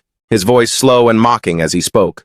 "So you think you're top tier, huh?" But before he could even finish his sentence, the Chimera Holy Knight had already recovered enough to firmly grab his sword for a final showdown. He charged forward, covered in blood, as if his injuries didn't bother him one bit. His voice didn't even sound like someone who had just been critically wounded. "I'll kill you all!" But Jamie wasn't about to back down from anyone. As the night approached, he was ready to scrap. He casually tossed out a sarcastic compliment. Maybe so, tough luck for you. You're fighting the wrong person, kid. Jamie immediately cast his puppet magic. In an instant, countless threads of light magic shot down, tightly binding the chimera holy night like tangled vines. This was a spell that latched onto the target's soul to take full control. He was immediately jerked down by the force of the threads, forced into an helpless position, kneeling on the floor. It looked just like he was, praying for mercy after being blindsided. He could only let out low groans from his throat, his whole body shivering uncontrollably. He was losing his grip on himself, unable to hold his sword or even sense the danger. Thread by thread, they wrapped densely around him, refusing to let go. Jamie continued to taunt him from the side. You seem pretty curious about the mess you're in, aren't you? He didn't hold back and told him straight up. The fragments of the corpses have entered your body, along with that explosion just now. One might have thought Jamie simply wanted to restrain the holy night chimera and keep him from making a move. But in reality, Jamie was even more cold-blooded. What belonged to you is mine now. You're completely helpless now. Meanwhile, he was still writhing and struggling, desperately trying to break free. His whole body was shaking. But his brain was racing for a way out, losing control of his body, and unable to use dark magic. It was pointless to keep fighting. The best way to deal with an unbeatable enemy is to bail. He activated the core in his chest to escape Jamie's tight net. This specific move was something Jamie hadn't anticipated, causing his expression to flicker with surprise. He didn't expect him to actually go for such a desperate play. Self-destruction? But he always had a way to handle him. Before he could completely vanish, Jamie flew toward him, shouting at the top of his lungs, "Not that easy!" The hand of darkness struck. Dark magic slowly seeped in to prevent his disappearance. The hand quickly seized him, passing right through the body of the Holy Night Chimera. He naturally couldn't block it, leaving him to just accept his fate. But as Jamie's hand entered his body, something bizarre happened that Jamie never saw coming. What? I can't stop it! From inside the body of Holy Night Chimera, a blinding light burst forth, overpowering the dark magic and the faint moonlight shining in from outside. Jamie grew increasingly panicked, his expression souring instantly. His face went pale as a sheet. For a split second, he was at a total loss for what to do next. He could only curse, "Damn it, I can't dodge this!" Less than 3 seconds later, the knight's chest swelled up significantly, like a balloon being pumped full of gas. He didn't even know what this phenomenon was, completely unable to control the situation. And then his body burst apart like a corpse that had built up cadaveric gases for a long time, incidentally blowing Jamie away as well. The explosion was so massive that his flesh was no longer intact as it once was. In the air affected by the blast's force, bits of meat and blood were all mixed together. It was a truly gruesome sight. It even shook the outer barrier Jamie had set up, creating massive shockwaves. But it wasn't enough to shatter the barrier. Thanks to dark magic, Jamie was completely unaffected by the explosion. Moreover, his body didn't take any damage. Jamie was still a bit shaken. Without dark magic, he'd be in deep trouble right now. To think it could break through the darkness by releasing its maximum holy energy. But you can't escape with just that. Taking a moment to recover and steady himself, he continued casting dark magic. Light absorption. The Holy Night Chimera was still alive. He intended to flee, stealthily following the path of light, to escape Jamie's relentless pursuit. But Jamie had already regained his composure and struck before he could get away. Not that easy! The magic aimed true and hit right in the middle of the Holy Night Chimera. He quickly tumbled down, unable to do anything. It was just unexpected that the attack fundamentally couldn't damage his inner body. He actually exposed his true form just to escape. Turns out under that majestic armor lay a revolting monster with razor-sharp fangs and a mass of giant tentacles. Jamie immediately locked his eyes on Chimera. So its original appearance is out, huh? He was determined not to let its true form get away. He swung his hand, launching chains to tie it down. He coldly ordered, "Get out here!" Its true form was still struggling and wailing incessantly. Jeremy combined it with his ultimate move. Explosive Death. Beneath the magic chains, fresh blood sprayed out like rain. Explosive Death is essentially a dark blast that can even shred the toughest armor, and he was no exception. He himself realized right then that he no longer had any power left to resist. His body had reached its limit and couldn't move, so he decided to pull his last resort. The core of his true form leapt out from between his sharp fangs. Jeremy saw that tiny, freakish creature and just froze in confusion. That was its original form. The core of this true form was way more agile than its outer shell, even faster than Jeremy expected. By the time he could react, it had already vaulted off the windowsill, using the floors as leverage, jumped from the third floor down to the ground. Once it had vanished from sight, Jamie finally snapped out of it, hanging his head in regret that it got away. Philip had recovered a little by now, and rushed over in a panic to check on things. "Master!" He noticed the bloody corpse in the middle of the room and hesitated. "Good job, but what about this guy?" Jamie replied nonchalantly. "I let him run." Philip felt a surge of irritation upon hearing that. Pale-faced, he asked back like an idiot, "Wait, what? Shouldn't we be all over him?" Is this really okay? Jamie spoke up to reassure him. "It's definitely unlucky that he escaped." But it's fine. Philip was both guilty and completely baffled. "The enemy got away and it's fine? I thought we were tracking him to catch him. Isn't that the whole point?" He plucked up the courage to step forward. He continued, "I'm sorry, but I really don't get what you mean. I want to know why it's okay." Jamie couldn't be bothered to explain. He just gave a dismissive answer. "Yeah, it's really not a big deal." The reason he was so confident is because he knew the nature of the attack he had unleashed. It's not easy to erase the traces of dark magic. Everything was basically according to Jamie's plan. The moment the hand of darkness pierced through him, his entire body was already saturated with dark magic. Which means I can find him anytime I want. Elsewhere, Lincoln was still focused on his writing with an elegant demeanor, completely unaware that his precious creation had been beaten back to its true form, back to its original state. The window in the corner of the room suddenly burst open, catching his attention. As soon as he turned to look, he saw the rare, bloody silhouette of Chimera. Not surprisingly, he was still shocked by the true appearance of his favorite creation, scaring him into cursing out loud. But that fear was only momentary. Furthermore, that feeling was quickly replaced by a sense of utter disbelief. He cradled Chimera in his hands like a hard-won achievement. His voice trembled as if he were about to cry. "No, wait, was it defeated?" The core of our research. The fact that a holy night chimera with holy energy was destroyed inside the wooden house, Jamie's group's temporary location. He and Philip still hadn't left. Philip was a bit surprised by Jamie's approach. "Master, in that case..." After all, he was still a coward. Once he knows, he will overthink everything. The fact that the holy night chimera's true form escaped was no exception. He still faced the situation with fear. Does the enemy know they've been cursed with dark magic? If so, then based on your current state, Master, they could also hunt us down and track your location as well. Jeremy comforted him softly. "I know what you're thinking, but it's okay. They won't be able to tell." Philip was still a bit confused, only giving a half-hearted yes. However, Jamie was very confident in his abilities. "Because my current power is very different from ordinary dark magic. But you'd still have your doubts, even so. I still don't get why current dark magic is so weak compared to holy energy." He admitted to Philip that from the very beginning, "My power exists for the sole purpose of slaying gods." Philip instinctively noticed the hand summoning an invisible flow of power. God-slaying is a type of darkness, created to take the lives of holy souls and completely wipe out their existence, without leaving a single trace. This is exactly the kind of dark magic Jamie is using. He has a complete handle on its traits, so there's no way they can pull a fast one on him. That's why, no matter what those idiots using holy energy try to do, they will never be able to track down any info on me. Over here, Lincoln was so pissed he was clenching his fists, even stabbing a pen straight into the desk to vent his rage. His voice trembled as he forced out each word. "Which bastard?"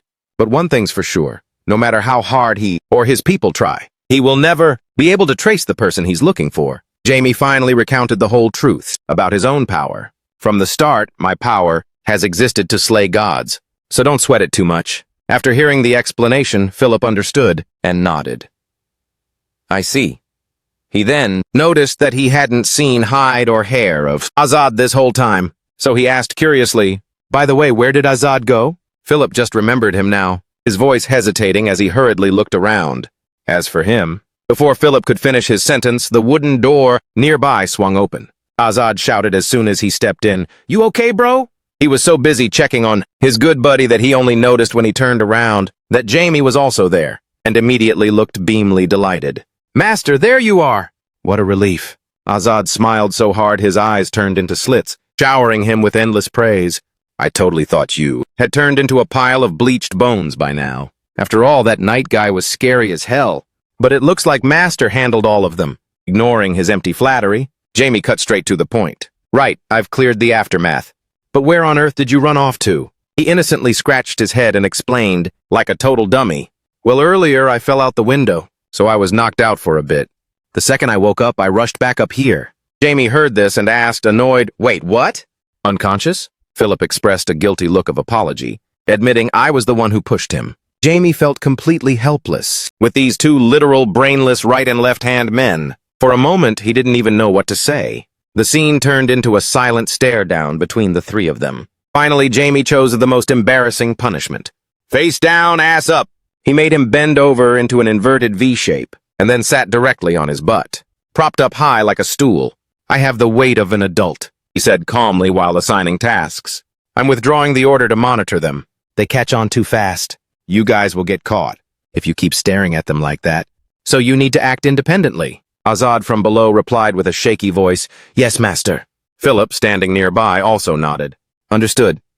Jamie then remembered something. He waved his hand forward. He recalled that Philip was injured from fighting that holy knight, Chimera. With healing magic in his hands, he helped him heal without a second thought. Philip himself was taken aback. "Master, this is—" Jamie immediately cut him off. "I have my ways, but you still need to take better care of yourself." After a bit of punishment, Jamie finally stood up and assigned a new mission to him. Azad must make sure to stay by Guy from now on and keep him safe. Once freed, Azad shouted with high spirits, "Understood, master." Jamie glided quickly to the window, preparing to leave. Before that, he didn't forget to remind the two of them, "I'm heading out, be careful." Jamie went outside and slid down through the window. Meanwhile, at Lincoln's place, he was racking his brain trying to track down the anonymous person who had wrecked his precious creation. No way, how is this even possible? He was so frantic that both his hands shook as he suppressed his rage. Even the way he spoke no longer matched his status as a bishop anymore. Which bastard? Thinking about how a chimera, knight with veteran-level skills, combined from 4 lives, ended up in such a state. He looked at the chimera's true form. Inside the transparent glass jar, now nothing but gruesome flesh and blood. His anger only intensified by the second. Vincent thought for a while, and came up with a few prominent names. Don't tell me the first person he thought was capable of taking on the Holy Knight Chimera that he had painstakingly created was Count Welton. But after thinking it over, he hesitated and let out a long sigh. But he never really thought much of Count Welton. Even if Count Welton actually fought the Chimera, it wouldn't have been wrecked to this extent. He still thought, no, if it were him, the main body would have still been able to return alive. He also thought of another key point. Not only that, the connections between me and the knight were severed instantly. Cutting off magic cannot be done without a barrier. Then he thought of another possibility. If there's a mage of that caliber in this territory, then it must be the young master. He had suspected him for a moment, but very quickly brushed him off. No, it's not him. Even if he's a genius, he's only at the 4th circle. One would need to be at least 5th circle to face the Chimera Knight head-on. In that case, who could it be? Lincoln began speculating again on the next step of the plan. As I thought, we need to speed up the experiments. Before his train of thought could continue, it was abruptly cut off by a sharp blade that suddenly appeared at his throat, accompanied by a low, chilling voice. Your second plan has failed again. If he so much as twitched, the dagger would immediately finish him off. Lincoln remained dead silent, already knowing the identity of the one, holding the knife to his throat. The mysterious figure continued to threaten him. It seems I don't even need to hear your answer. As soon as she finished speaking, his whole body began to tremble uncontrollably. His voice also became jittery due to fear. No, it's not. The woman continued to mock him. Is that so? Then what is this? Only then did he remember the chimera he had left on the table. Trembling, he cautiously replied, It's still incomplete. She was not pleased. So everything is fine. Even though that thing ended up like that? Just because it's unfinished, huh? The sharp blade pressed an inch closer to his neck, accidentally drawing a few drops of fresh blood. He quickly felt that stinging sensation and immediately spoke up to explain. That's not what I meant. Something troublesome got in the way. It will be complete. Just 1 or 2 more experiments. She was, of course, very dissatisfied with his excuses and continued to threaten him to the end. You talk real smooth, yet you can't even identify what that troublesome thing is? Do you want to become a part of your own experiment? As soon as the mysterious woman finished speaking, Lincoln was speechless, unable to utter another word. Having threatened him enough, she gave him one final warning and then vanished into a cloud of black smoke. I'll be watching you step by step. Once the woman had left, Lincoln finally let out a massive sigh of relief. He gasped for oxygen, making up for the time. That woman was still here, when he hadn't even dared to breathe heavily. By the time he regained his composure, he realized why the matter had been exposed, and his rage reached a breaking point once again. The 7 knights, they are monitoring me. The 7 swords of Zenith Church. The 7 knights. The 7 warriors, protecting the Archbishop in the Zenith main cathedral. They were all veteran-level combatants. Lincoln wished he could take them all out in a single stroke. But other than slamming the table, he could do nothing else. He could only swallow his anger and scream, "How dare they play me like this?" Under the guise of a respected bishop, Lincoln remained a person with terrifyingly distorted morals. Toward his superiors, he had no shred of respect, cursing, "That disgusting old man. Once I complete this experiment, I will climb to that position." Night fell, shrouding the entire territory. The Welton family castle was no exception. Demi had actually brought the corpse of the Holy Knight, Chimera, all the way back to the mansion. He knew he was being quite reckless. However, this physical shell could provide him with many clues. In that moment, he couldn't help but marvel. But it's a holy chimera. They've made something truly interesting. Now Jamie began to conduct an autopsy on the body, trying to see what kind of life force they had placed inside. After a long time of tinkering, his face was smeared with its red blood, and he finally made his first discoveries. They are linked together quite firmly.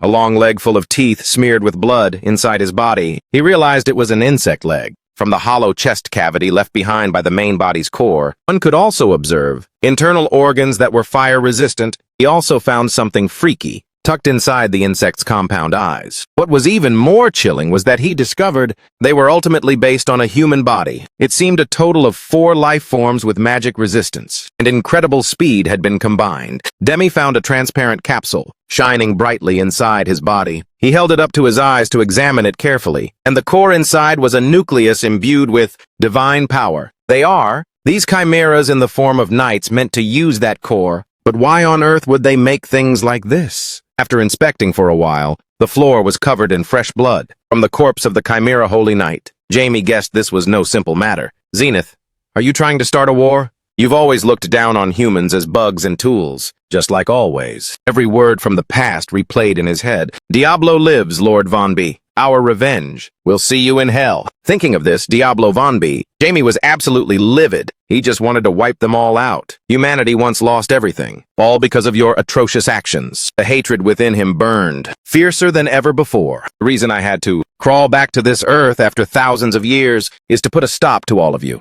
Jamie was so pissed he cursed, "To hell with the 12 gods! You won't be forgiven a second time." Over here, Lincoln was also busy calling his lackeys at the laboratory, but the moment the call connected, he got chewed out. "It's only been a day? What the hell happened?"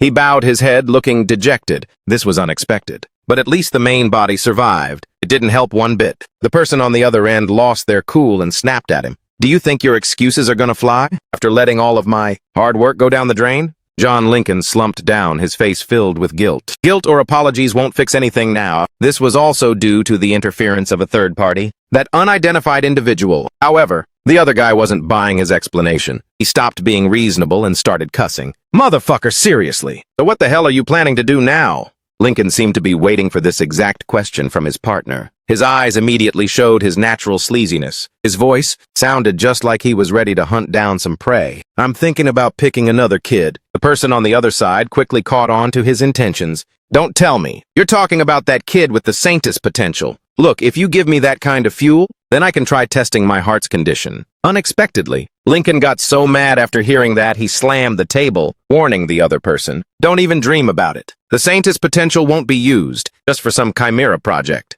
As soon as he finished, he reverted to his gentle state, the original demeanor of a bishop. Anyway, the next material has already been decided. He seemed to have calculated this backup plan very carefully. He is a loyal servant of Zenith. Lincoln had aimed for Ricky as his backup plan from the start. Therefore, all information about him he held right in the palm of his hand, including his true identity. Ricky is also the only blood relative of the Saintess. At this moment, Ricky was also outside the orphanage on guard duty. He had always fulfilled his responsibilities perfectly, unaware that he was working for an organization more brutal than ever before. The kind-hearted boy Ricky, yet he remains completely loyal to those cruel people. A wolf in sheep's clothing is about to fall into Lincoln's hands. The next morning, as expected, Lincoln made his move early. He summoned everyone to gather to make an important announcement. The sister also came looking for him. "Here you are, Ricky," the boy cheerfully replied. How can I help you, sister? She softly informed him. Everyone has been requested to gather at the prayer hall. Hearing that, Ricky nodded obediently. The prayer hall? Yes, I'll be there right away. Early in the morning, under Lincoln's call, people were coming and going in crowds. The atmosphere was much more bustling than usual. Ben was sitting with Ricky's younger sister. Anna saw Ricky from afar and waved at him. "Hey, Ricky, we're over here!" Seeing the scene, Ricky got triggered and couldn't help but shout, "Why are you with my sister, Ben?" Ben replied innocently, "I brought her along because they said everyone had to come." Ricky playfully ignored the judging eyes of those around them and squeezed right in between, splitting the two of them up, giving a subtle warning. "Still, that doesn't mean you have to be glued to my sister like that, right? I was late because I was looking for Anna. Ricky finally noticed the scene inside the church and started wondering, why did they gather everyone today? Maybe another person is being chosen? Anna smiled happily upon hearing that.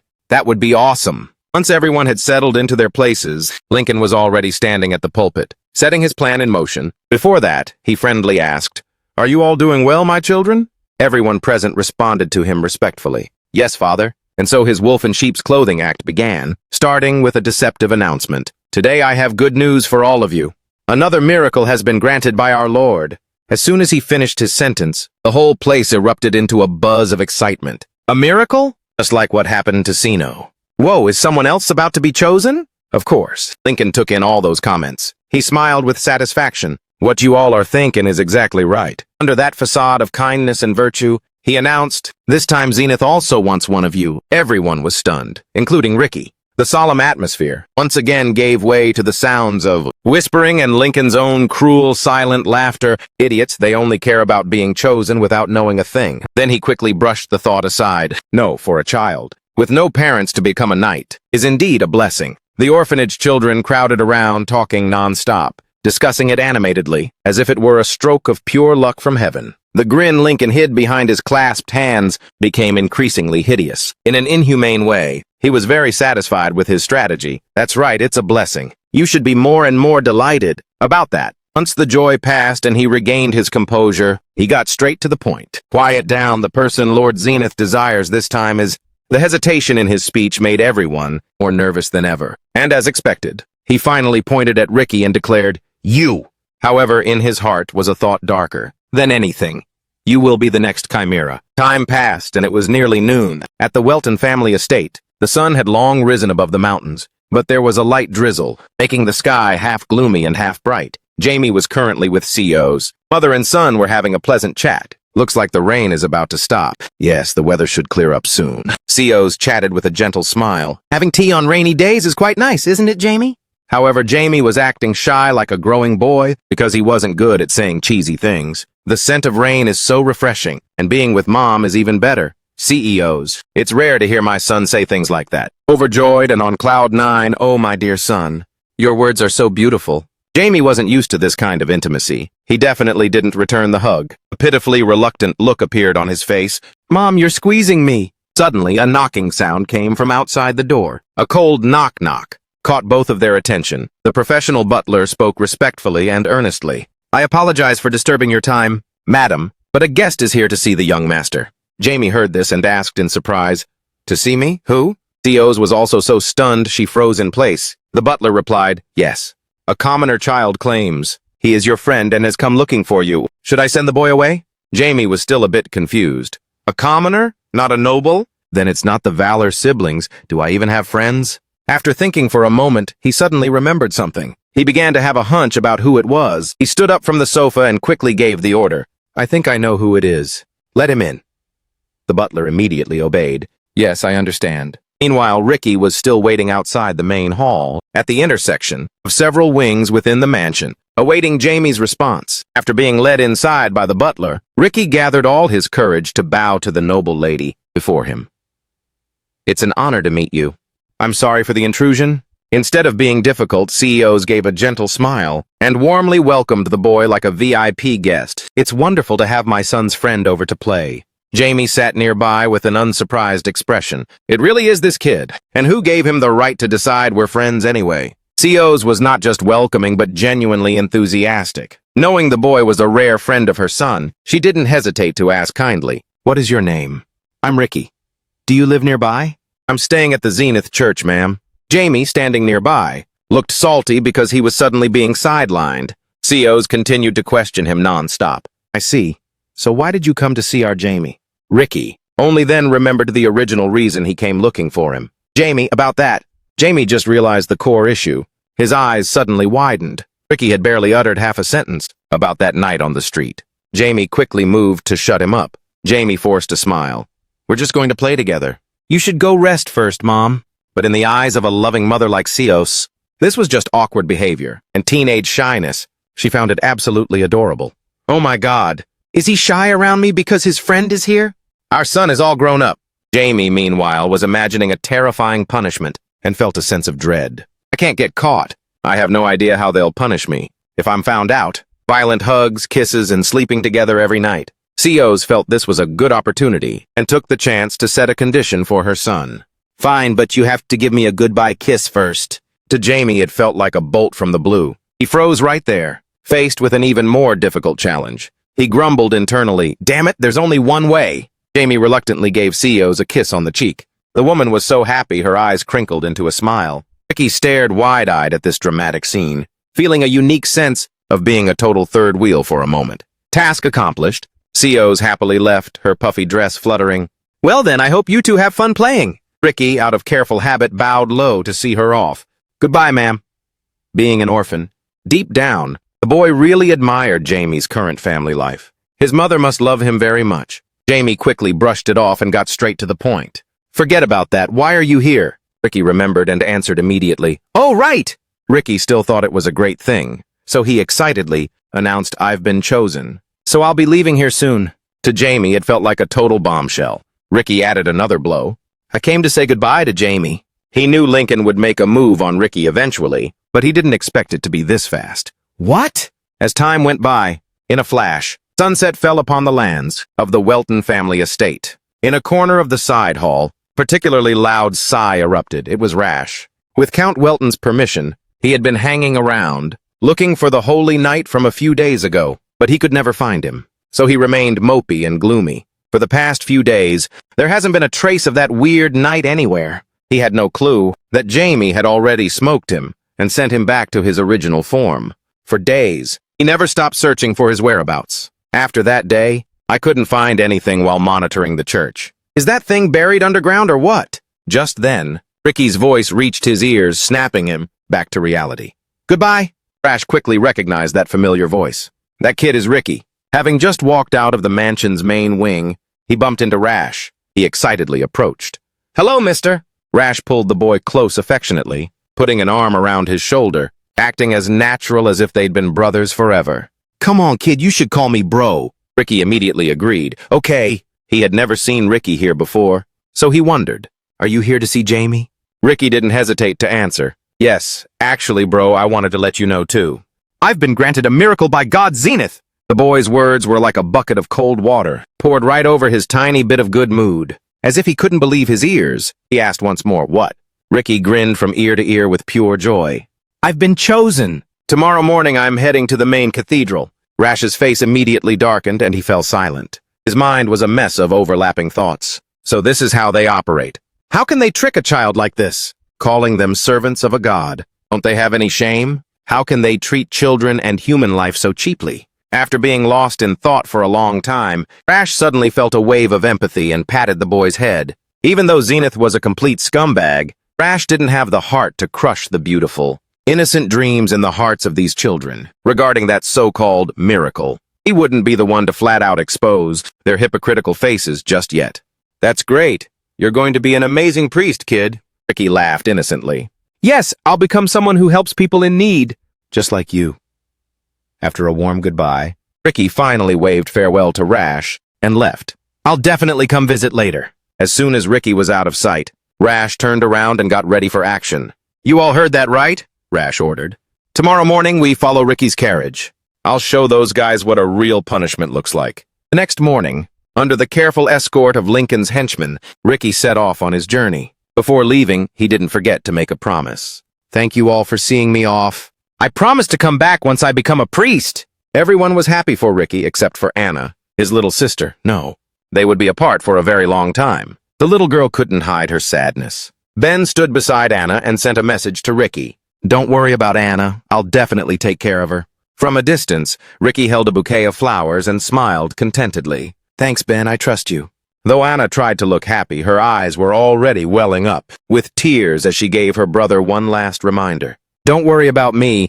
Just make sure to come back when you're a priest, okay? Ricky couldn't help but chuckle at his sister's cuteness. He really didn't want to leave her behind. While the carriage had yet to start moving, Ricky rushed over to give her one last hug and gave her some advice. You must listen to the sisters and the father, and eat your meals properly even when I'm not here. Before he knew it, Ricky was also tearing up, with a shaky voice. I'll write to you often and try to come back soon. I promise I'll become a priest. Anna couldn't hold back anymore and burst into tears. Promise me I'll be waiting.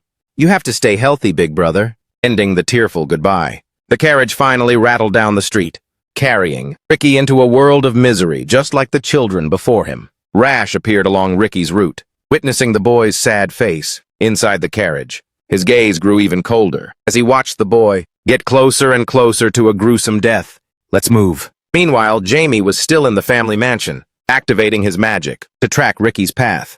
With the help of magic, he knew exactly what was happening outside. They've left. Jamie extended his magical hand and gave a hesitant smirk. Now the magic circle he had prepared for a long time was finally being activated, ready to face the enemy. We should see how that hiding bug is doing. Jamie just realized something important. As expected, his dark mana traces were inside the Zenith Church. At the same time, he deduced the requirements to create their target. To create a holy chimera, 3 things are needed. First, a sacrifice as raw material, a chimera creator to conduct the experiment, and a high-ranking priest to infuse it with holy power. But one more thing left Jamie puzzled. There is only one high-ranking priest around here. He immediately thought of one person, the Bishop of Zenith. Jamie nimbly leaped from one branch to another. If it's Rash and the Knights, he looked down at the carriage below, and a bold idea began to form in his mind. Perhaps they could just raid the entire lab. Upon returning, Jamie reached a valuable conclusion. I only need to deal with the bishop. He was extremely confident in the plan he had laid out, and so it was checkmate at the bishop's castle. When evening came, he put on his cloak and prepared to head out. It seemed the time had come. The bishop had been waiting for this chance to rule for a very long time. He appeared to be looking forward to it immensely, an orphan becoming a holy knight. But God's blessings often come with hardships. He entered the confinement room. Ricky was standing in front of a large mirror. Now then, Ricky. He was about to touch Ricky's shoulder to cast his spell. Will you be able to survive this experiment? His dark hand was about to reach its target. You have to play along with me. But before he could finish, he was blocked by a sudden force. What? The bishop was blindsided, caught completely off guard. He lost his balance and fell flat on the floor. The bishop flew into a rage and shouted, How dare you? Who the hell are you? Demi stood tall before him, mocking his lack of class. A man of the church with such a foul mouth. Stunned, he gasped, A warlock? But when he saw the boy's face clearly, he realized who it was. I see. So that's how it is. You're the one who killed my holy knight? The bishop's temper flared as he prepared to teach Jamie a lesson. How dare you interfere with my plans? He summoned his power, demanding an immediate attack. I shall strike you down with divine judgment. A magic circle instantly manifested. Both were drawn into a fierce, violent battle. Holy territory! A priest's power increases significantly within a holy territory under divine protection. Demi? He also recognized the danger of his opponent's power. If it's a bishop-level holy territory, he would certainly have the strength to crush boulders with his bare hands. The bishop arrogantly declared, I'll end this quickly. He lunged toward Jamie like a raging storm. Fuming with rage, he was determined to take Jamie's life. I'll tear you apart! A direct blast of energy caught Jamie slightly off guard. The bishop taunted him. How's that feel? Next, combo of strikes rained down on Jamie's body. That's right. I'll turn you into raw material too. In an instant, Jamie transformed into a completely different person. He spoke to the man with pure contempt. You call this power? The bishop, stunned, widened his eyes and gnashed his teeth. What? He threw his fists, trying desperately to break Jamie's momentum under the pressure, but he couldn't do a damn thing. He was immediately flustered. "What the hell?" the bishop asked Jamie in total shock. "How can you use dark magic inside a holy territory?" He just gave a cold smile in response, while remaining focused on his spellcasting. "Holy territory, huh?" Jamie flexed his skills using his own magical threads to tighten around the man's wrists. "Look closely." Suddenly, the surrounding space froze solid. The bishop was stunned. Is the holy territory being absorbed by darkness? He tried to delude himself, denying what was happening right before his eyes. "Impossible!" He screamed in despair. "There's no way!" Jamie just smirked and replied, "Yes, there is." The bishop struggled to break free from the trap, but he was pushed back by Jamie's power and sent tumbling backward. In an instant, Jamie rushed forward and delivered a follow-up blast, making him cough up blood. The bishop had no strength left to resist. He could only slump down in a corner. Jamie stood before him and spoke with a threatening tone. "I have many things I'm curious about, so I hope you'll give me some answers." The bishop remained stubborn and talked back. "You really think I'm just going to tell you?" Jamie's face was full of murderous intent. He emphasized firmly, "Don't get it twisted." He pointed his hand, surging with spiritual energy toward him, and reminded him clearly, "I don't need your permission." Jamie placed his hand on the bishop's head, aiming to extract the information directly from his mind. "I'm going to crack your brain open." The bishop was overtaken by the spiritual energy. It caused him such agony that his eyes turned blood red. Deep within the dark laboratory, the leader seemed to be waiting for something. He lost his cool and hurled a glass at his subordinate. "That damn Lincoln!" He appeared extremely frustrated and unsettled. "Where the hell are you? The experiment is being delayed." The subordinate scrambled to leave in a panic. "I'll go check right away." But the hot-headed leader dealt with him instantly. Cold-bloodedly, he complained about how slow everyone was. "All of you are the same." "Too damn slow." Suddenly, he sensed something unusual above. "I sensed someone up there." Right then and there, he realized a danger was lurking. Crap, looks like Lincoln was followed. The Dark Knights had found their way to the library. They scrutinized every book on the shelves for clues. A Dark Knight spoke to Rash. "I can feel a draft coming from here." He quickly pieced together what that meant, meaning something was hidden behind the bookshelf. Rash scanned the shelves. His eyes stopped at one particular book. It was different from the others. This book was unusually clean. He reached out and fiddled with it. Immediately, a secret door revealed itself to everyone. "It's open!" Rash carefully warned them as he sensed a bad omen. The air felt ominous, like something was off. "Everyone get ready!" A surge of dark power was unleashed from behind the door. Rash used his sword to block the energy blast. He grimaced, struggling to keep it under control. "What kind of power is this?" After a period of resistance, finally, he was also blown away by that dark power. Rash was pushed back quite a distance. A Dark Knight called out to him anxiously. "Sir Rash!" Rash remained perfectly calm. He reassured everyone. "I'm fine. It looks like we've come to the right place." From behind the secret door, a massive and aggressive monster appeared. They all cried out in unison, "It's a chimera!" After using his powerful spiritual energy to read Lincoln's thoughts, Jamie was able to figure out the whole story. Building a powerful army at any cost was all to fulfill a prophecy. He stammered in response, "That's right." He used his aura to intimidate him. "Spill everything you just said." Lincoln hesitated in pure terror. "Got it."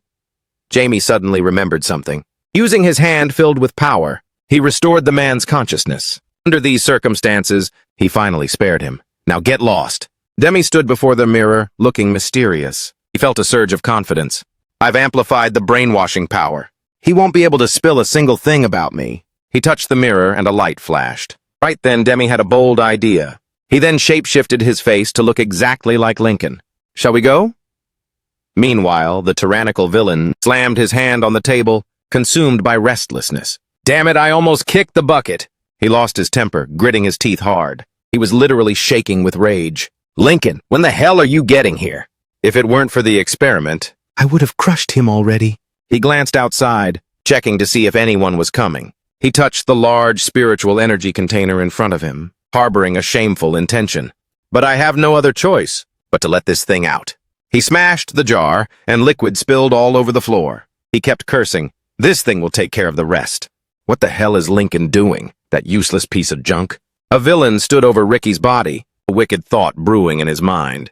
If only this crucial specimen had divine power infused into its body. Looking at the unconscious Ricky, his craving for a physical vessel grew even stronger.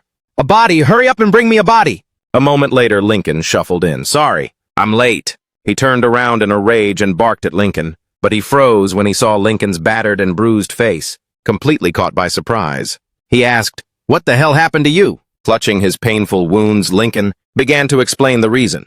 "I was ambushed by a suspicious character. I'm late because I was busy killing him." The cunning man was also shocked to hear this. A suspicious character? Lincoln gave him more details about the person. "I think he's the one who killed the Holy Knight. He was way too strong to be taken alive." Hearing that, he became even more restless. He speculated, "Damn it! Is he part of the same crew that raided us? If we stall any longer, the experiment will be compromised." He urgently asked, "The body? Where's the body?" Lincoln looked worried and reminded him, "You said there's an intruder." "Are you really planning to keep going like this?" he screamed, asserting with total certainty, "It's going to be over soon anyway." "It's fine, I've already sent the specimen. So just hand over the body." Lincoln felt a wave of unease and thought to himself, "Specimen? Just what did he send?" After receiving the mysterious bottle of water, he looked absolutely thrilled. "Finally. I can finally see the results!" He took that dark water and poured it directly onto Ricky's body. "I wonder, just what kind of incredible chimera will be born? How powerful can it truly become?" The villain asked again with a sickeningly evil grin. "What do you think, Lincoln?" Lincoln was a bit flustered, but he had to give a vague answer to brush it off. "Why is he asking me? This is such a drag. Well, it'll definitely be stronger than the previous failure." He was quite surprised by such a simple answer. "Why are you stating the obvious?" That demon held up a syringe filled with a mysterious solution, preparing to inject it into the body. "Now we just need to proceed with one final perfecting step." And then finally, he stabbed into the tumorous growths that looked like eyes on the head. He gripped it tightly, his heart racing with anticipation. "Hurry up and bond already!" "Yes, this is it!" He frantically questioned Lincoln once again. "Lincoln, you're happy too, aren't you?" Lincoln just gave a half-hearted reply. "Yeah, for sure. This guy has totally lost his mind." The creepy bastard suddenly got suspicious. He flew into a rage and asked a strange question. Who the hell are you?" Lincoln was stunned by his question, but he forced a smile to confirm his identity. "What are you talking about all of a sudden?" "It's me, Lincoln. What's the deal?" "Holy crap, do these psychos have some kind of connection?" He exploded in anger and insisted, "Who are you trying to play?" "Lincoln!" He was frozen by the villain's over-the-top reaction. "You aren't Lincoln!" The monster's head was also taken off by the Dark Knights for daring to stand in their way. After taking it down, they felt a bit more at ease, having reached their target without any more obstacles. So this piece of trash was the last of them. Rash led the way as they all headed down. "Let's go down." Suddenly, a mysterious entity zoomed past them at lightning speed. A monster appeared right behind Rash. It snatched a knight and pinned him down. Another knight urgently shouted for everyone to get out. "Run!" They pushed themselves to the limit to escape the danger zone created by that monster. This monster is massive and much more powerful than the previous ones. These things are really on a whole different level from the rest. Rust faced some difficulties while casting. "It's too cramped here for magic. I can't get a proper strike in." Before the monster could land a direct hit, he managed to scramble away. "I need more space." Rash turned back to glance once more. He regained his composure just in time and launched his attack. "Sword of Judgment." Rash bravely charged at the monster and engaged it. After being struck repeatedly, the monster faltered and began to smoke, but immediately after, it surged with power again. Its eyes glowed with an eerie purple light. This situation made Jazz waver for a moment. The monster confronted him face to face. Its eyes flared with peak aggression. Only now did he realize how serious the situation was. "Holy shit, I was reckless. It's too late to dodge. I'm dead." In that life-or-death split second, a knight lunged forward and slashed the monster's arm to save him. The monster let out a maddened roar of pain. They shielded Rash. "Are you okay? We have to retreat now." "We have to retreat now." Once they were out of danger, Rash suggested they bring the injured knight along. "Understood." But they were cold and heartless about it. "We're leaving him behind." "What did you just say?" A cold-hearted knight reminded him. "The orders we received were to assist Raz, Amatic, in completing the mission." Their words moved Raz deeply, bringing him to tears. "We aren't concerned with anything else." A knight charged forward to battle the monster. He leaped high and aggressively advanced. "I'll clear the way." Another knight took advantage of the monster being occupied to lead him forward. "While it's distracted, we're moving up." Rush still couldn't bring himself to leave. "He'll die if he fights that monster alone." Then, the knight explained to him with a purely rational mindset, "We know. However, we are the Dark Knights. We act only to achieve the most optimal result." Rashert recalled the words he'd heard before, regarding these dark knights, absolute obedience to their master's command. This is the sole reason for a dark knight's existence. Their lives are merely tools, controlled by that person's orders. He felt conflicted again, by the way they disregarded their own lives, completing the mission by sacrificing their own lives. That's insane. I'll never be okay with that. The knight was pinned to the ground by the monster, struggling with everything he had to resist. He hurriedly urged them, "Go, get out of here." The ceiling shook under the monster's immense strength. A moment later, bricks shifted and caved in. The scene before him left Roz speechless, frozen in his tracks, right in front of his eyes. The ceiling had collapsed into a pile of rubble. The monster was still alive, thrusting out a hand tipped with sharp claws. Both of them were stunned by its relentless vitality. The monster grabbed the remaining knight, and that last knight also desperately urged him to flee. "Lord Raz, we have to move out right now." But Raz's attitude was incredibly firm. "I can't leave him behind." The monster tightened its grip on the poor knight. Rush yelled at it, demanding, "Let him go now!" He decisively drew his sword, his eyes blazing with rage and determination, resolved to avenge those who had fallen. But the Dark Knight reassured him, "Lord Raz, I'll be fine." Raz ignored those words and continued to chant his incantation. "I serve the goddess of mercy and judgment." A Bizzo aura surrounded his body, emitting a blinding light. "Holy Maso!" Raz's gaze turned ice-cold. "Begone!" He thrust the sword straight down. Carrying powerful surges of spiritual energy, the monster was struck and shrieked in agony and torment. Rush aggressively advanced toward the beast and let out a massive shout. "Obliterate!" The attacked monster thrashed in pain. Rush had thought long and hard this time, before finally making his decision. "In the end, I have to use that power. My holy executioner, the legendary blade he had kept hidden for so long. He finally decided to unleash it in this battle. The holy executioners of the Church of Fioro. They were the 7 knights who were bestowed with holy power from the goddess of mercy and punishment, Fioro. That power had short duration and severe side effects, yet it possessed immense divine energy. The other Dark Knights stepped forward to support their comrade. "Poor guy, you're still alive." He himself couldn't believe he was still breathing. "I'm actually alive?" This power brings retribution to the wicked and infinite mercy to the righteous. Rush turned to them and confessed honestly, "This is the power Fioro granted me, the goddess of mercy and punishment." The knight who was just injured had now recovered and was even dancing with joy. That being said, once the holy executioner's power fades, all the pain they suffered will be transferred to me. But Rush, with his noble heart, decided to keep this a secret from them. "No need to tell them.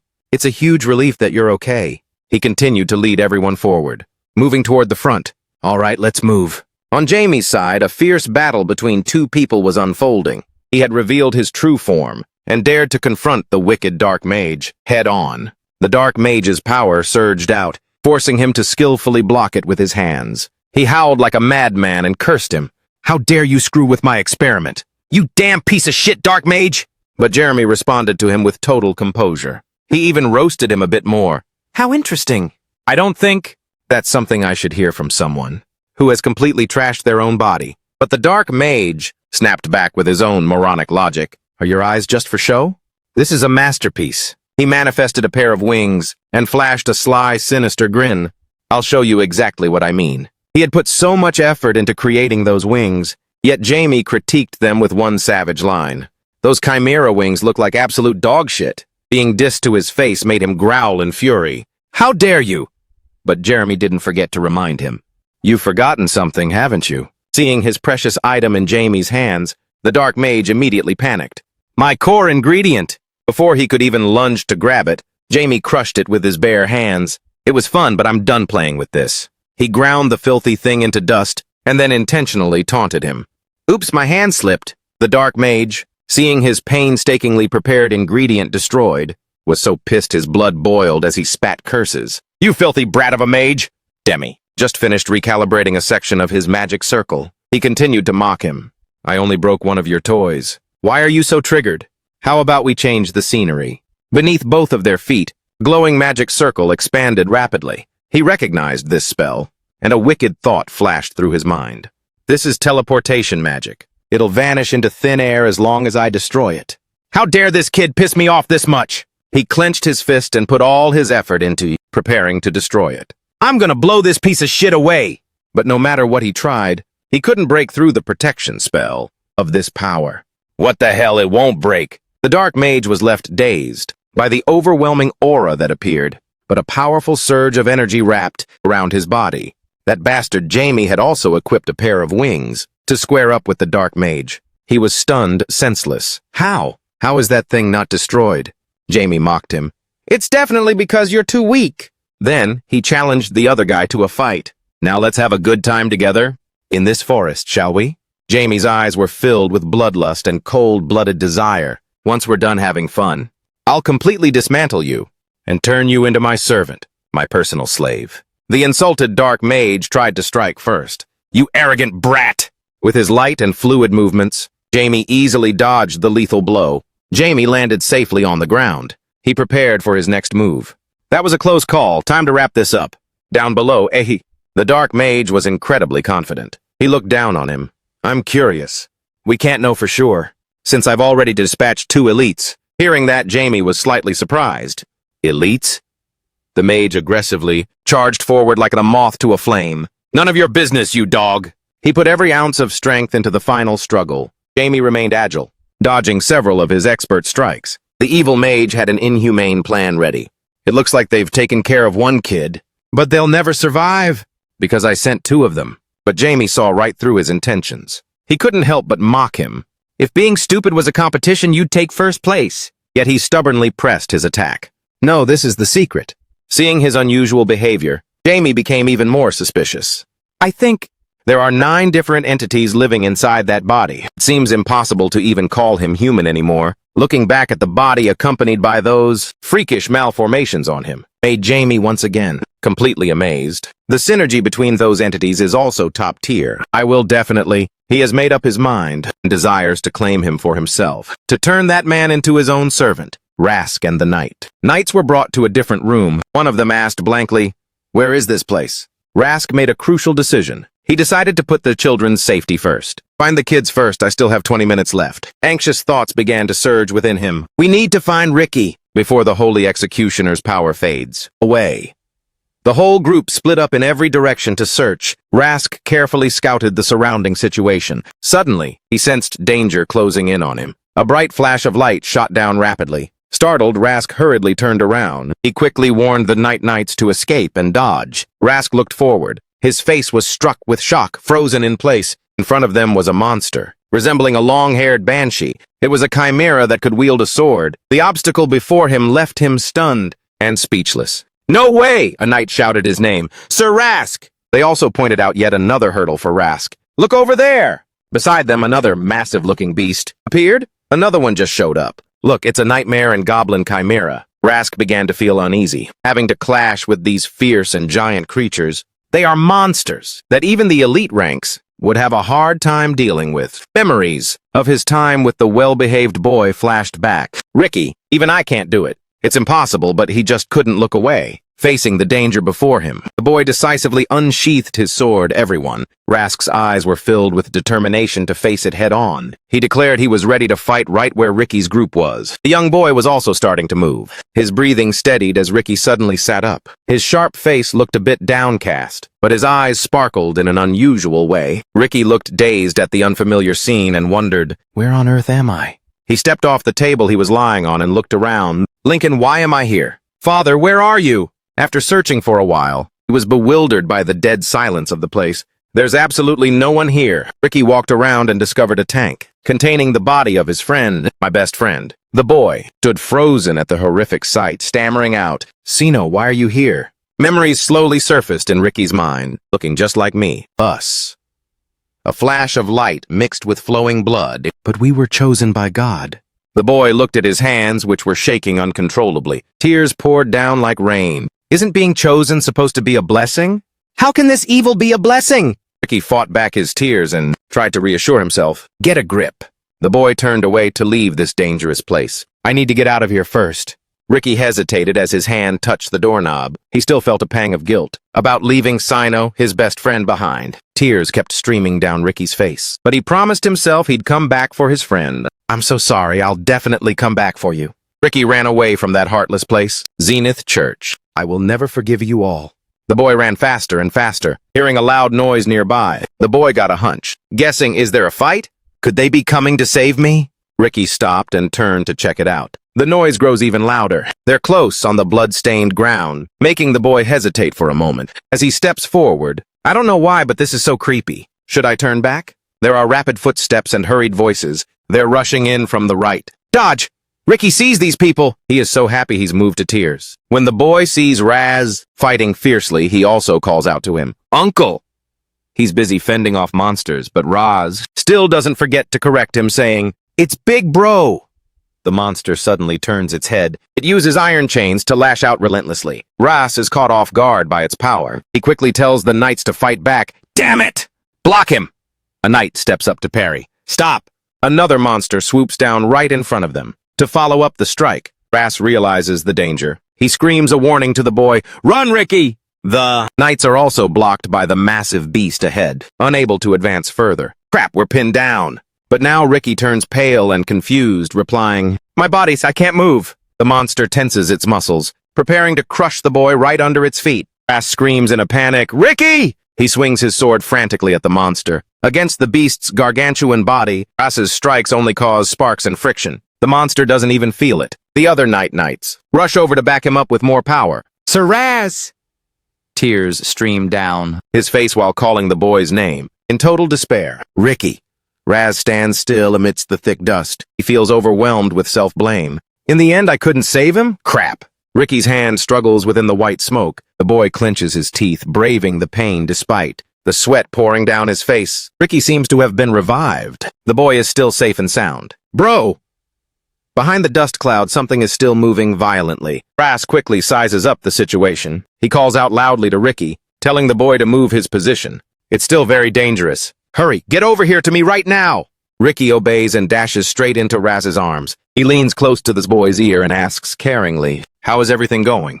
Raz looks around intently, carefully calculating their window for action. I can hold them off for another 10 minutes. No, maybe even less. He grips his sword tightly, a concern weighing on his mind. I can't go all out while trying to protect Ricky. Raz looks at Ricky affectionately and instructs him. Ricky, kid, you should head upstairs first. The boy is surprised, but Ricky is obedient and mature. He clearly understands the situation and his own responsibility. If I stay, I'll only be in the way. Yes, I understand. Taking advantage of the low visibility, Ricky runs off quickly. Before leaving, the boy doesn't forget to tell him, You have to come back safely, okay? Raz clenches his fist to show he understands. With a gaze and an aura full of resolve, he prepares to deal with the monsters. Raz curses at it in anger. If it's just you, the centaur monster gallops toward him. Raz frowns, determined to take them down. Then I'm going to destroy you! Ricky escapes quickly to the upper floor. Recalling his narrow escape just now, the boy can't help but reflect. What just happened back there? Ricky, as he runs, an indescribable thought surges within him. After that light defeated the monster? I can feel my stomach churning. Above all, it's that weird feeling that I sensed from that monster. Just like Levan, that bone-chilling, creepy malice. After Ricky has been running for a while, he discovers a new glimmer of hope. It's a door. Without hesitation, Ricky heads straight inside. Because he's been running for his life, he has to stop. He gasps for air to catch his breath. The boy gazes up at the star-studded sky as a wave of disappointment surges within him. Was it all just a lie? Salvation and faith. Thinking of his loved ones, Ricky couldn't help but sob until the tears overflowed. Anna must be all alone at the orphanage. If anyone dares to touch my little sister, I will. The familiar, happy image of his sister flashes before his eyes once again. Ricky feels a sudden hollow emptiness, unable to utter a single word. The boy is deeply scarred once more by all the negativity aimed right at him. What is this? What is this horrible feeling? Deep inside Ricky's soul, something keeps urging him on. I don't know why, but I feel like I have to go. The boy stands there silently, in a daze, but he has to pick up the pace and leave for his own safety. Ricky moves forward instinctively, but unexpectedly, that dark mage has chased him all the way here. You're quite good at running. He howls as Jamie uses a stimulant to take him down. I'll finish you off with this. His tentacles reach out toward the boy, cursing him. Die! The Chimera researcher attacks incessantly. I'll end this. A massive explosion erupts in the middle of the forest. Despite the tension, Jamie manages a smirk. That's some serious power. Even a graze would be life-threatening. He concentrates his energy into the palm of his hand, but the magic I've prepped is just enough to counter it. With this, I'll win. The Chimera researcher is absolutely livid. He curses, "You little rat." Losing his patience, he lunges. "Playtime is over!" Jamie's eyes widen in shock. The Chimera researcher points his vein-bulging hand at him. "Time for you to die!" Fresh tentacles erupt from his hand, ensnaring Jamie until he is completely swallowed up, forming a gruesome red orb. Suddenly, the researcher, Chimera, realized something was wrong. He screamed, "You! Where are you?" "Where are you hiding?" Right then, Jamie's figure appeared behind him, not far away. Jamie exhaled while chanting a spell. He commanded, "Dark space." The Chimera researcher looked around warily. "A barrier? He's trying to trap me." The Chimera researcher mocked him. "You think a simple barrier?" He frantically controlled his tentacles to seize Jamie. "Can actually hold me back?" Jamie panicked as he realized danger was imminent. "Damn it!" The Chimera researcher continued casting Tentacle Storm. A massive surge of tentacles erupted from the magic circle, but not a single one could pierce through Jamie's barrier. He anxiously assessed the situation. Truly interesting. He's combining Chimera abilities with magic. Jamie's gaze sharpened. But that's all there is to it. The Chimera researcher was about to ramble. "You held out longer than I expected." "How about—" Jamie's voice suddenly cut him off. "What is it this time?" The Chimera researcher whipped around to where Jamie had just appeared. "How?" He hastily backed away. The Chimera researcher's pupils suddenly constricted. "What?" He scrambled to run when he saw Jamie, appearing right behind him again. "What the hell is going on?" "I'm certain you were down there." Jamie smiled wickedly. "Don't you know? That was me, Fourth Circle Black Magic Doppelganger. A spell that creates a clone of oneself, capable of using the exact same abilities. When both lock eyes, one of the two will vanish." A look of amusement flashed across Jamie's face as he reached his hand forward. "The reason you failed is because you can't even size up your enemy properly," he muttered, "You piece of trash." Immediately after, the Chimera researcher looked down. His hands were covered in spreading, rotting patches. "What's wrong?" Jamie taunted, making the Chimera researcher tremble with pure rage. What kind of magic is this?" "Your body is slowly decomposing." He couldn't believe it. "This little trick will mean nothing once I kill the Chimera researcher." Before he could finish, Jamie added, "That's why I prepared one more thing." A black orb appeared, hovering over Jamie's hand. Dark orb. The Chimera researcher stared at the orb, tense. "What are you planning?"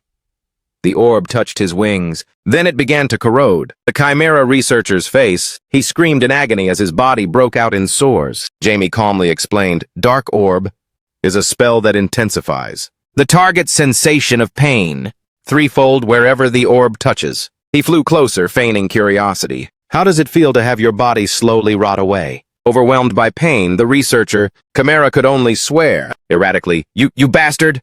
Jamie smiled as he continued the incantation. "Seems like it's still not enough." He cast gravity. The researcher's body, Chimera, suddenly lost balance and plummeted. A massive explosion erupted. The moment his body slammed into the ground, the Chimera researcher's body convulsed. He had lost consciousness. Jamie turned his head and praised, "Good job, Brecky. You can rest now." At that same moment, the wings vanished. The Chimera researcher's wings were reduced to two small tufts of feathers. Slime dripped from his head. "My vessel," Jamie said coldly. "Normally, this level of pain alone would send anyone into shock. So I wonder, how much did you ruin your body to still—" He placed his hand on the creature's head. A magic circle appeared as he whispered, "My slave."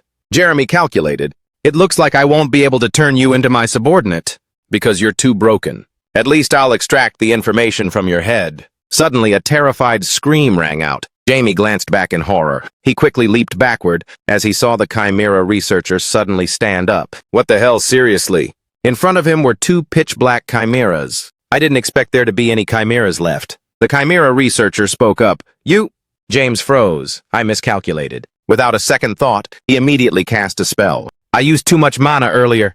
I will never let that bastard get away with this." A dark arrow pierced through the Chimera researcher's chest. He coughed up blood in confusion. Looking down at his bleeding chest, Jamie flashed a childlike smile. "Dying instantly will be less painful, but it seems you're still alive." However, deep down, he felt a bit disappointed. "I can't believe he endured that attack. How should I kill this scumbag?" Right now, Ricky felt his whole body trembling involuntarily. "The closer I get, the more nauseous I feel. But for some reason, I feel like I have to go." Immediately after, a large explosion erupted right behind him. Ricky gave a strained laugh and turned around. Maybe I should just head back. The moment he spoke, another explosion flared up, making Ricky flinch violently. Jamie skidded across the ground. He grit his teeth to suppress a groan. I don't have enough mana to create a shield. I won't be able to block the next hit. Ricky then realized the person in front of him was moaning. Why is he here? The Chimera researcher declared, "Now die." A magic sphere began to condense in the Chimera's mouth. Ricky panicked and wanted to rush over to stop it. "No, James!" Even James didn't expect it. He mumbled, unable to believe his eyes. "Ricky?"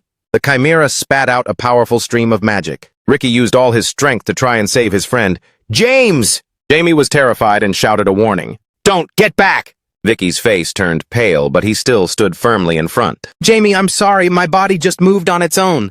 The force of the collision triggered a horrific explosion. Jamie's body spasmed non-stop in agonizing pain. As he moved, his entire body was drenched in blood. He tried to crawl toward Ricky, calling out his friend's name. "Ricky!" Jamie pleaded in desperation. "Please!"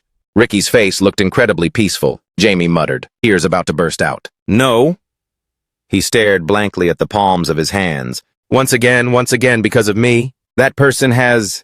Voices kept calling out his name from his past life. "Diablo, Diablo, you must keep on living." Jamie's mind reverted to when he was Diablo.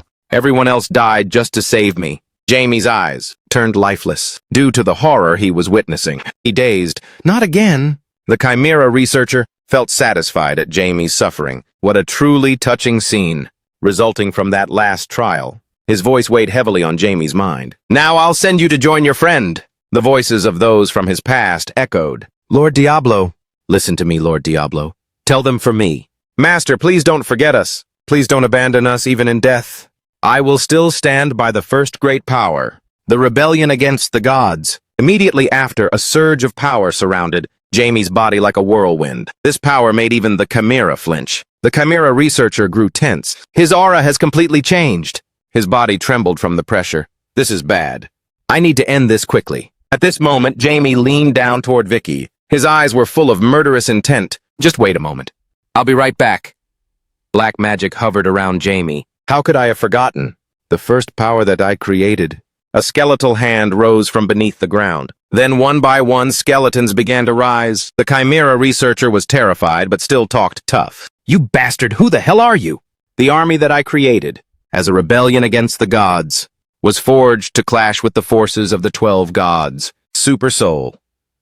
The researcher, Chimera, let out a crazed laugh, trying to hide his panic. "You think you can beat me with these low-level undead?" Jamie cut him off. "Can't you see?"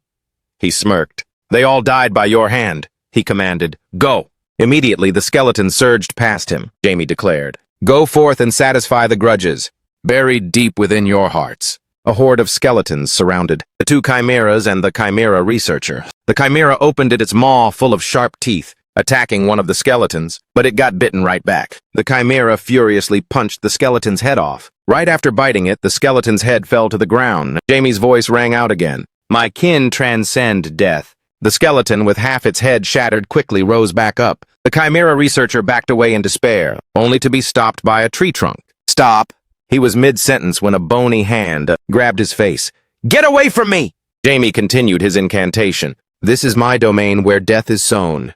Death," he thought to himself, "is also a living hell for me." A vengeful skeleton slammed the Chimera researcher onto the ground. The Chimera researcher screamed in pure agony. He reached out his hand, desperate to escape the hell he was enduring. Finally, the skeleton stopped, leaving only the blood-soaked body of the researcher, Chimera lying motionless. Jamie relaxed. He's finally dead. He was surprised to discover something. From the Chimera researcher's mouth, a green gem fell out. Jeremy was intrigued by the glow of the gem. This gem in his hand was the seed of life, a rare object stuffed with life force. Even considering the regeneration of his body, his vitality is simply unbelievable. So he was hiding something like this? Jeremy smirked. This was way beyond my expectations. If I have this, then I can transcend the limits of my flesh and reclaim my youth. He was surprised to see black smoke enveloping the skeletons. Demi suddenly remembered something. When he saw the joyful faces of the skeletons, "Oh, right," he awkwardly commanded, "You may leave now. I'll call for you again sometime." Immediately, the black mist around him dissipated, making the skeletons vanish. Jamie suddenly coughed up blood. He cursed under his breath. "Damn it! I pushed myself way too far. Rebellion.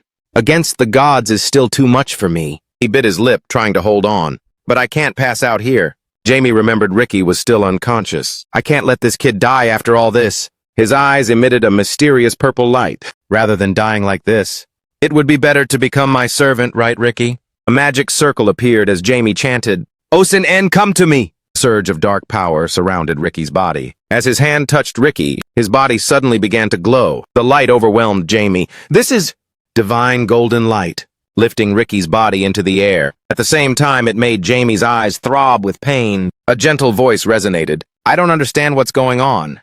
The blue-haired goddess held Ricky's body. Her voice still rang out. Even though she never spoke a word, Little one, who are you to try and take what belongs to me? Jamie was shocked to realize the person before him was Pizzo. Just then, Goddess Pizzo's eyes opened and looked at him. You know me? Whispered voices echoed through the dark night in town. Lincoln's face went blank as he reported to the Count. Yes, he muttered. One last time before his throat was slashed. I must tell the Count. Someone scoffed. You're useless. The white-haired woman spoke nonchalantly. We have released Hay. Begin the judgment of the heretics. On the other side, Rush was finally finished. He slumped down on the ground, sighing in relief. I barely beat it in time. Dark circles shadowed his eyes, yet he managed to squeeze out a smile. It hurts so much I might actually die, but thank goodness no one lost their life. His train of thought was interrupted by a call. Lord Rash, the red-haired youth said anxiously. Are you all right? A beam of light appeared, startling Rash. It quickly transformed into a violent vortex beneath his feet. He? Rush couldn't believe it as he stared at his own hands. This is... He recognized the source of this power. Goddess Pizzo. The scene shifted to where Goddess Pizzo was questioning him. Jamie, do you know me? Jamie was in a state of extreme tension. Holy shit, how did she manage to descend? Violating the laws of causality, even through a mere phantom, would have grave consequences. Thus, Goddess Pizzo's impatient voice sounded like he wanted to crack Jamie's head open. Can you not hear my voice? She snapped irritably. Answer me this instant! He scrambled to defend himself. I only know that Ricky's holiness belongs to you. Goddess Pizzo questioned him. And yet you say, you were trying to turn him into an undead? Even knowing that? Jamie answered honestly, I didn't want him to die. Goddess Pizzo's aura became terrifying. Are you claiming the undead are not dead? That is a disgraceful act against the deceased. He gritted his teeth in fury upon hearing her words. How dare you fail to grasp the preciousness of life? Huh? Jamie finally snapped with frustration. You motherfucker! You lot are the ones who look down on life, after sacrificing the entirety of humanity! How dare you? Goddess Pizzo's eyes widened in horror as she listened to him. What kind of accusation is this? She was nearly losing it. No, it wasn't me. Seeing this made Jamie confused. What's up with this reaction? Goddess Pizzo decided to brush it off. Either way, this child will become my apostle. If you turn him into an undead, I will not let you off the hook. Jamie repeated in surprise. Apostle? An apostle. Someone closer to the gods than anyone else. Their very existence secured the status of the Pope, Huang, and they possessed enough power to hold the title of the strongest holy knight, a perfect cleric. Jamie fell into deep thought. I knew that kid had some holiness in him, but to become an apostle? Ah, well, I guess that's why Pizzo could descend to the mortal realm. He broke into a sly grin. This is even more interesting than I thought. Jamie flipped the script. I'm sincerely sorry. What can I do to make up for this? His act confused Goddess Pizzo. Sorry? With a totally innocent face, he revealed. The darkness has already swallowed him. Half of Ricky is already undead. Goddess Pizzo's face darkened instantly. She screamed in a rage. Do you have any idea what you've done? Jeremy scolded himself for that earlier provocation. Damn it, that was a boneheaded move. Goddess Pizzo's frown deepened. Do you have a death wish? Jamie tried to hold his ground. Things would get pretty messy if that were the case. Because if I die, Ricky goes down with me. His mocking words made Goddess Pizzo livid. Do you really think your threats will work on me? Jamie's face was full of confident defiance. There can only be one apostle. If you lose them, it'll take you a hell of a long time to find a replacement. More importantly, for a god to descend to the mortal realm, to descend here without any restrictions. They need to have an apostle, don't they? Demi spoke honestly, like I just said. I don't want to kill him. Ricky is my friend. Goddess Pizzo replied, You truly are a wicked one. You've certainly cooked up plenty of schemes to keep yourself alive, Demi asked curiously. But why did you turn him into your apostle? His gaze drifted off into the distance. In the current world, there shouldn't be a need for an apostle, because this world is unfolding exactly according to the plan of the 12 gods. A peaceful world. A system that the 12 gods worked together to create. Isn't that right? Goddess Piso bit her lip nervously. How much do you know? He used a mocking tone. The most sacred among the 12 gods, the one who loves all things, overflowing with so much compassion, that they'd even want the power to reform evil. He grew intrigued. Perhaps you've been exiled, Goddess Piso gasped. You? Jamie smirked, seeing his prediction was spot on. The contradiction was clear as day. She couldn't utter a single lie, without violating her own dignity, so she was forced to stay silent. He suddenly mentioned his name from his past life. Diablo Volpir. Goddess Piso shuddered. How on earth do you know that name? Jamie lied through his teeth. I am that person's successor. Goddess Piso was bewildered. Impossible.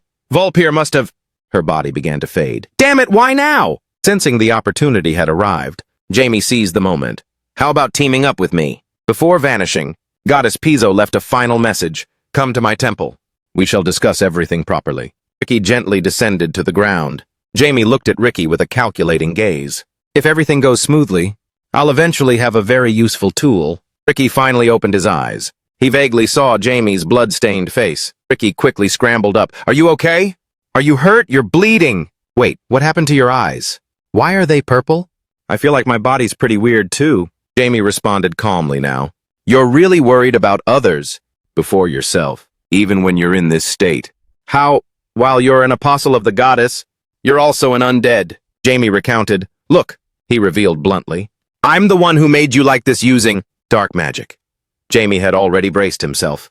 He was certain Ricky would hold a grudge against him. However, Ricky just smiled. I see. His words left Jamie feeling deflated. That's it? Ricky said nonchalantly. Just because you're a dark mage doesn't mean you're a bad person, right? Actually, you're a real one. Very kind. Jamie's aura shifted. I get it. But regardless, I'm the one who put you in such a dangerous spot. I even tried to kill your sister. Ricky comforted him. But in the end, you saved me. And you didn't kill Anna either. So you're a good person.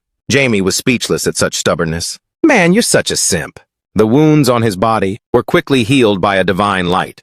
When Ricky took his hand, countless injuries on his body were mended. Ricky felt relieved. I just had a feeling it would work, so I gave it a try.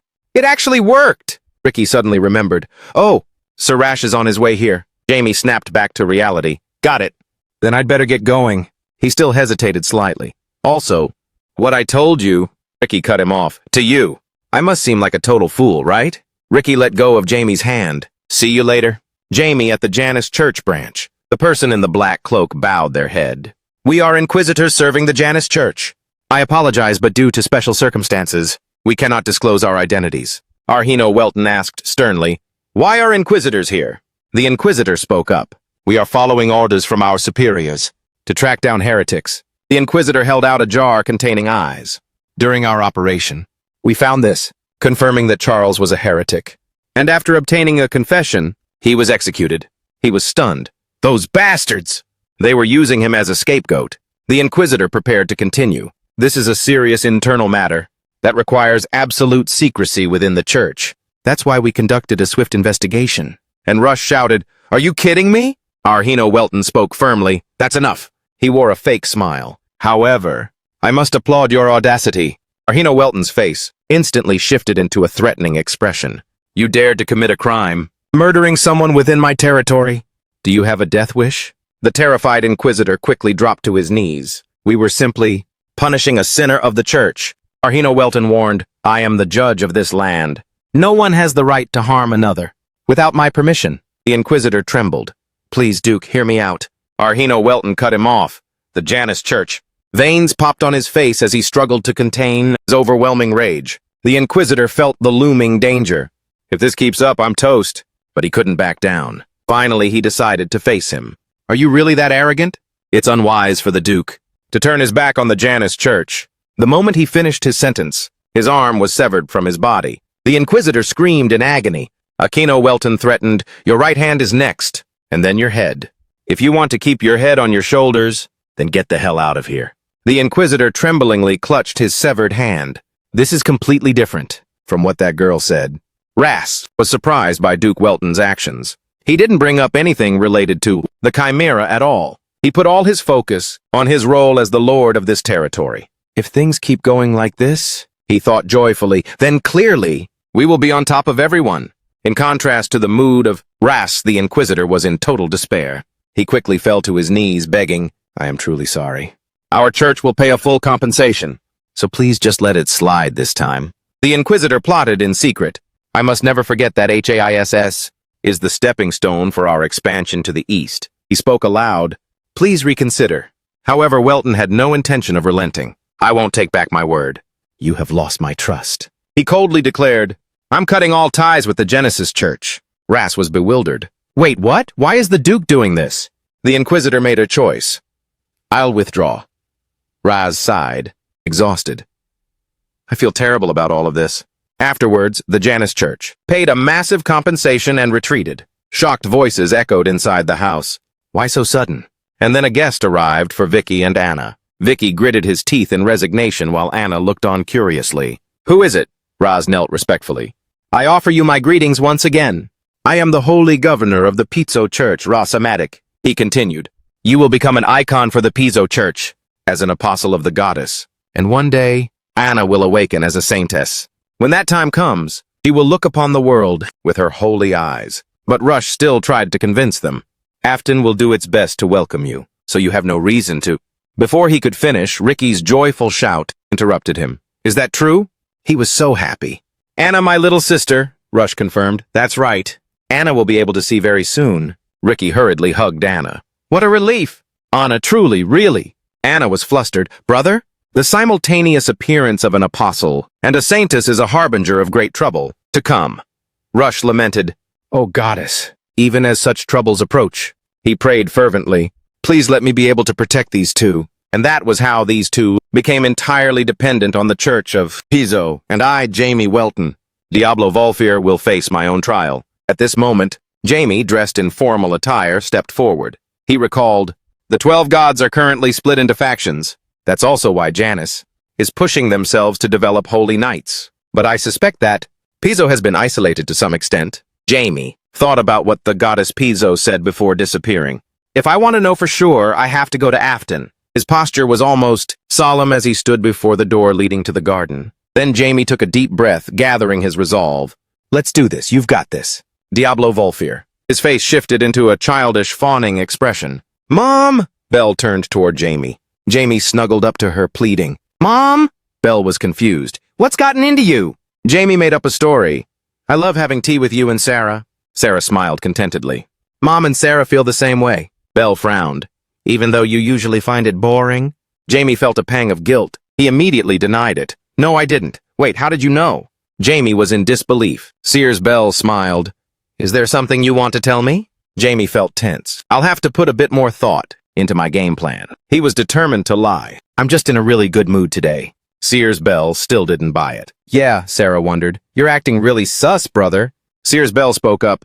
Just say what you want. I'm all ears. Jamie had been waiting for this moment. His face lit up. Really? Mom, are you for real about that? Of course, Jamie happily said. Then I want to go to your house in Apton. Sears Belle was curious. Why the sudden interest in Apton? Jamie played innocent. I heard there's a mountain with bubbles this big over there. Internally, he was cringing hard at his own embarrassing behavior. I want to crawl into a hole and die. Sears Belle said gently, Is that so? Now I want you to act really cute for me. Her words hit him like a bolt from the blue. Sensing his hesitation, Sears Belle feigned disappointment. No, well, I guess we'll just have to do it next time then. Jamie quickly stopped her. Wait a sec. I've never backed down from any challenge. I am the great dark mage, Diablo Volfir. Jamie said shyly, He blushed and made a heart gesture with his hands. I love you so much, Mommy. Sears Belle was overjoyed. Of course I'll grant your request, my adorable little son. Yes. Jamie was currently soul-searching. Am I really the great dark mage? His mother suddenly spoke up. Let's see. Jamie was nervous. She revealed, Actually, I already planned to go home last week. I totally forgot. Jamie mumbled, pretending to be stoked, despite the gloomy aura surrounding him. I see, we're going to Apton. That's so hype. Jamie felt completely drained. I can't believe she played me like that just to make me do those things. I'll definitely kill you again. Once I've used you. Pizzo's son, Rush, was hyped to see him. Jamie, where'd you just go? Jamie answered honestly, I went to see Mom and Sarah. He still had lingering questions, but what was with that look? Jamie dodged the question. Just some stuff, he said while secretly cursing him out. Go away, you Pizzo hag! Rush gave a thumbs up. I don't really get it. But I'm sure everything's gonna be fine. Meanwhile, Jamie was debating whether or not he should just kill him. He asked in a dark tone, forget it. But why are you here, Rush? He replied, I have some business to discuss with the Duke. You're interested in my dad? Rush continued. That's right, I told him I'd drop by. He smiled brightly. I had to tell you this in person. Jamie was expectant. Huh? Tell me what? Could it be a hint from Pizzo? Rush placed a hand on his shoulder. Ricky and Anna will be coming with me. Jamie was confused. I see, isn't that obvious, though? They are an apostle and a saintess, after all. He said sympathetically, this goodbye isn't forever. Jamie. His words made Jamie's blood boil. But Rush. A medic still didn't notice the change in his mood and continued to comfort him. Ricky and Anna will never forget you. I don't know when you guys will meet again. But won't it be great to reunite after? Jamie growled. What exactly are you trying to say? He suddenly pulled him into a tight hug. Jamie froze up and Rush said softly, Your friendship will never change. So don't be sad or disappointed. This isn't the end. He turned to leave. You'll be seeing me around quite often.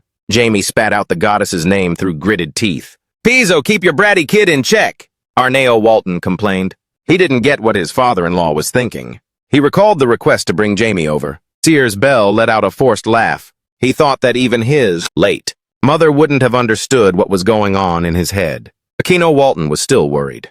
Is it true he just wants to see Jamie? He looked at his wife. You're leaving tomorrow. Is that really okay? Sears Bell replied cheerfully. Why wouldn't it be? She said flirtatiously. The legendary Knights of Welton are going to be our escort, you know. Aquino Welton blushed. Of course, I trust them completely. But honestly, I wish I could. Sears Bell added some praise. Who would even dare to mess with us? My husband is the Duke of Welton, after all. He tried his best to stay humble, while soaking in his wife's compliments. She mentioned Rush. A medic, and above all, Sir Rush will be riding with us. I was shook when I heard that. Rush is a holy governor. Sears Bell smiled. They rarely ever leave Afton. Welton looked concerned. You can tell how serious the Pizzo Church incident is. This time he blurted out, I'm worried about Jamie. He recalled that Jamie has power far beyond his years. If it's like last time, where he couldn't keep his cool and just blew up later, I don't know if even the leader could hold him back, Sears Bell said nonchalantly. I think we don't need to stress over that. Do you know what happened today? She talked about how Jamie tried to act all cute. She had almost melted. I wish I could see that all the time. Aquino Walton smiled as well. So that's how it went down, huh? She nuzzled against her husband's arm. Everyone makes mistakes, but I believe in our son. The two of them held hands affectionately. Aquino Welton said, I'm so glad I met you. Sears Bell replied, me too. A figure zoomed toward the horizon. Jamie was hyped. Found it! Since I had to grind it into dust. And absorb it, it took way longer than I thought. But the payoff is better than I expected. Hard work finally paid off. He said to Break, good luck. Break has hit level 6, it's just a matter of time now. You expect to regain the power you had back when you were Diablo.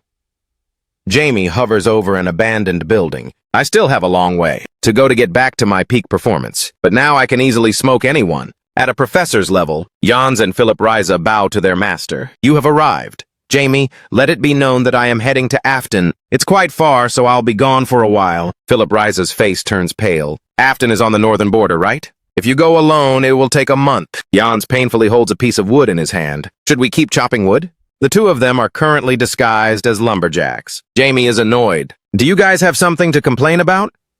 Philip avoids eye contact. No, not really. Jans agrees, as you wish, my lord. He declares, don't worry. You guys are coming along this time, too. Jamie condenses dark magic. I just remembered something I had forgotten for a long time. Philip Riza and Jans are terrified. What is this scary thing? Philip Riza is curious. What is it, master? Jamie places his hand on the door. Why, this is the undead storehouse. Simply put, this is your new home. He points toward the two of them. Simply put, this is your new home. Philip Riza and Jans are bewildered. To be honest, I'm not really vibing with living in a warehouse. Jamie looks at them, confused. No one who enters has ever been able to leave. He quickly kicks both of them inside. Stop yapping and get in there. Jans is scared to tears. Going right now. Their bodies are gradually swallowed by the shadows. Amidst it all, Jamie finds it novel. They are an interesting pair, as they have different egos and emotions. They will be very useful if I train them well, Jan says to Philip Riza as they step out. He called this a storehouse, so I didn't expect much. But actually, it's pretty nice. It's more spacious than I thought. Philip Riza shares the feeling again. When we were inside, it felt like we were being filled with power from within. Jamie agrees. That's right, this is my first technique. Rebellion against God. He explains, this space was formed entirely by my own power. The undead, who lived in rebellion against the gods, absorb this power and are strengthened by it. Philip wonders, doesn't that place a massive burden on you then? Why is Master Jamie so chill? Are you worried about me? He quickly bowed his head. I had you all wrong. Master, please forgive me. He cursed Jan inwardly. Are you trying to get killed? Jamie didn't mind, it's fine. If it were a burden to me, I wouldn't have brought it up. Jan said excitedly. In that case, can you make us stronger in just one step? Philip Rice hurriedly covered his mouth, but he still tried to say, it would be better to stay in there for a while. To be honest, it's full of bones in there. Jamie got cranky. Wanna die? The carriage had stopped in front of the bridge. Jamie felt dejected. Father, he muttered to himself as Aquino Welton lifted him high up. I'm not a doll. He instructed, make sure you protect your mother, your little sister, and your friend. Aquino Welton said, I can trust you, right? Jamie replied gloomily, of course, father. He hugged his son. All right, come back safely. Jamie replied shyly, yes. The flags of the two families fluttered as Jack O'Brien introduced himself. The great knight is I, Jack O'Brien.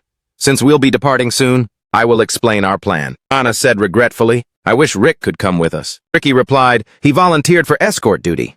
Demi closed her eyes in thought, so they mean that even though it might take a bit, they will ensure maximum safety. C.S. Bell said gently. Sarah falls asleep instantly every time we're in the carriage. The carriage finally departed upon the signal. Then let's go, Ras said to Jack O'Brien. I'll guard the rear.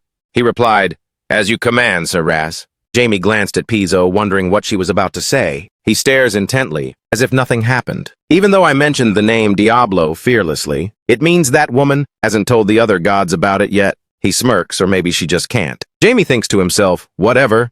A lot of things will change when I get back. Sarah Welton gradually wakes up. A cheerful voice rings in her ear. Huh? Hello there. Ricky leans in close. You're Sarah, right? I'm Ricky. He freezes when he sees her on the verge of tears. Sarah Welton bursts out crying in terror. Jamie shouts, what did you do to Sarah? Ricky hurriedly explains, chill, Jamie. This is so not fair. 2 days later, the Welton family carriage travels through the rain. All 3 members of the Welton family are fast asleep. Ricky gazes blankly at the scenery outside. Rush speeds up from the back to the front. Ricky calls out happily, and Rush smiles back. Everyone looks pretty exhausted, huh? Jamie finally opens his eyes. He asks dizzily, how long was I out? Ricky answers with a smile, about 2 hours. You were sleeping like a baby. Rick asks him while riding alongside. It must be pretty boring stuck in that carriage, right? Should I tell you a fun story? Rask looks at the mountain ahead and begins to tell. There's a legend about Mount Miatri here, Jamie says impatiently. Doesn't sound like it's going to be fun. Ricky says excitedly, drowning out Jamie's voice. Yeah, tell us, Rask.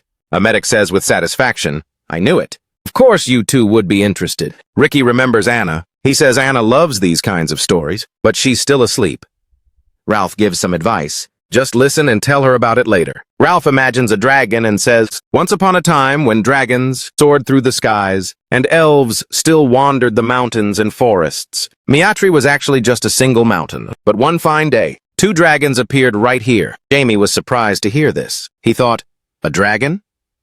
Rush continued the story. A wicked black dragon and a gentle blue dragon named Miatri. There was a woman, a human mage whom Miatri loved, but humans and dragons were never meant to be together. The other dragons couldn't just stand by and sent the black dragon to kill that mage. Through that fierce battle, the mountain was split in 2, and a violent stream of water flowed through the valley. After the battle ended, the black dragon was driven away, but Miatri's woman had died.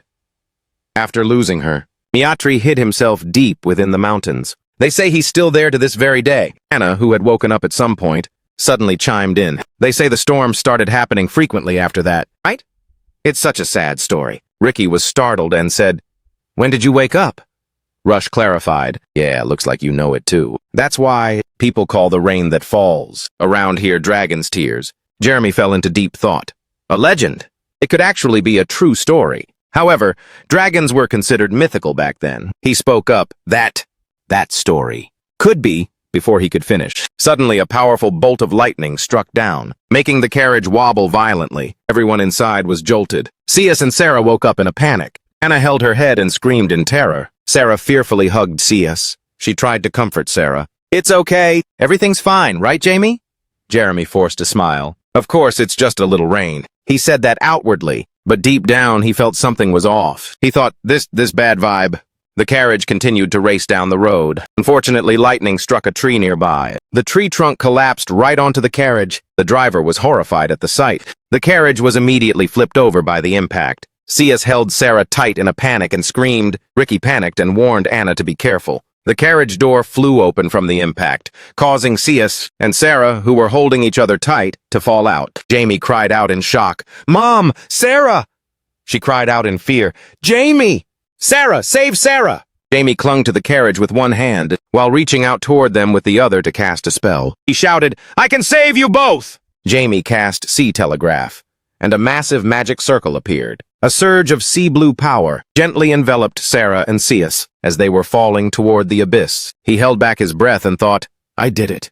Then he carefully lifted the two of them back up, while Jamie maintained the magic to lift them. He also scanned the situation. He said in annoyance, "What just happened?" Suddenly, his hand slipped from the carriage's edge. Jamie looked at his hand in horror. Cias's face went pale as she screamed her son's name. "Jamie!" He was panicking but still tried to reassure her. "I'm okay, I can use magic to fly." He reached out to use magic only to be struck by terror. Jamie thought dizzily, "I can't use it." Mana was leaking out of Jamie's body. He fell freely toward the depths, thinking to himself, this is mana burn. The mana of a high-level mage being consumed, causing the mana in an entire area to catch fire, rendering a mage completely useless. A voice suddenly echoed in his head. "Who are you?" Jeremy's eyes widened in shock. The voice spoke again. "Are you a dragon?" Jeremy frowned and thought, "A dragon?" His body fell straight into the water. Cias tried to dive in to save him but was held back. She screamed, "Jamie!" She cried out in agony, "Let me go! My son is down there! He's right there!" The guard behind her tried to hold her tight and said, my lady, please stay calm." A golden light surrounded Cias, causing her to turn her head in surprise. Ba Ricky said hesitatingly, "I'm sorry. I just wanted to help you." Then Ba looked back at Ricky and said, "Ricky!" Sarah cried in fear in Anna's arms. Exhausted, she closed her eyes and said, "Brother." Raz stepped in front of Cias. He knelt on one knee and spoke up. "My lady, this might sound cocky, but Jamie will be just fine." His next words calmed her down. "This is just an optimistic point of view, but I know Jamie's skills well." He looked straight at Cias. He said those rapids might be dangerous, but once Jamie's magic returns, he is more than capable of surviving. Rash stood up firmly. He clenched his fist and spoke in a serious tone. "However, I will head down there myself. If it's me, I can make it back safely." Ricky and Jack were worried. Ricky called out and Jack spoke up. "Even so, it's still too dangerous, even for you." Rash promised. 3 hours, my lady. "I will be back in exactly 3 hours." Cias said hesitantly, "It could be dangerous." Even with the power of a divine governor, she bowed her head slightly and said, "Knowing that, I have a favor to ask of you." Cias reached out a hand, pleading earnestly. "Please, my son, please come back together with Jamie." Rash kissed her hand and said, "Yes, my lady, I will return." The scene shifts to an underwater cave. Jamie gradually regained consciousness. He was startled when he saw himself bound by many ropes and blue chains. He wondered where he was. He looked at his bound hands. He tried to move, thinking to himself, what's going on here? Who was that just now? A voice spoke up, catching his attention. "You're awake." A woman with blue hair and a horn on her head, wearing a Greek-style outfit, walked up to him. She asked, "Are you a dragon?"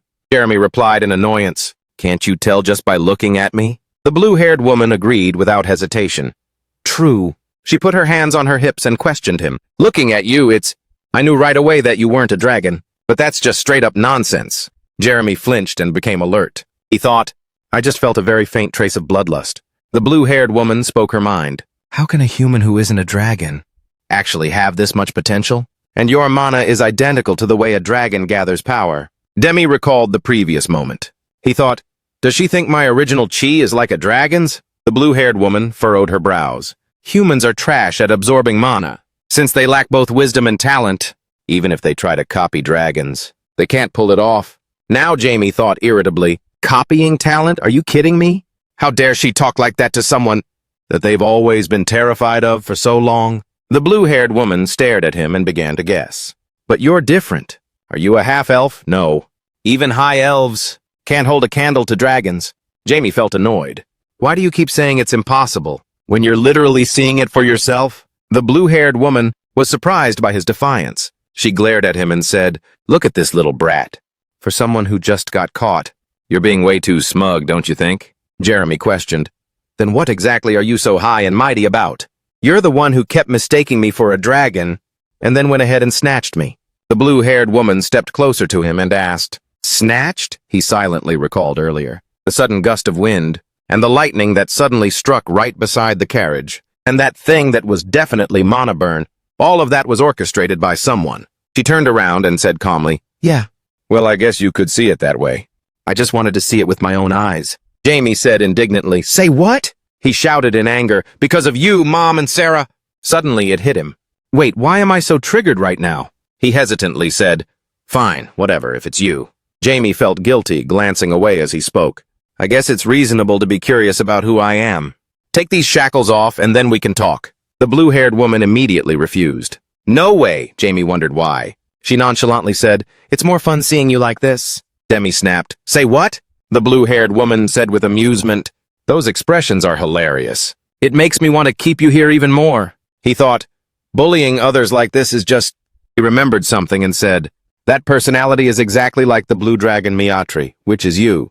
"Isn't it?" Blue dragons are the gentlest species among all dragons. They are particularly friendly toward humans, and their feelings toward humans are much like how humans feel about dogs or cats. He thought, if I had run into a red dragon, or the infamously violent black dragon, or a devious and cunning green dragon, Demi felt a bit relieved and thought, should I consider myself lucky? He spoke carefully. "Why did you kidnap me just because you thought I was a dragon?" Her bloodlust flared up. "Well, that was obviously to kill you." Jamie thought again, "What's with that killing intent?" He gave a forced smile. "So can you let me go now?" She coldly said, "Not yet." Jamie asked helplessly for the reason. Miatri said playfully, "Let me cook up some kind of excuse first." Jamie was speechless, thinking, what the hell is she talking about? She suddenly had a wicked idea. Miatri smiled and said, "If I used you as a material, I'm pretty sure I could get a master-level dragon soldier." Dragon soldiers are artificial creatures, created using the power of dragons. Jeremy's expression became serious. He thought a master level might be even more. If I had materials like myself, then even I... He shook his head and thought, wait, no, that's not right. I'm literally on the brink of death, so what am I even thinking?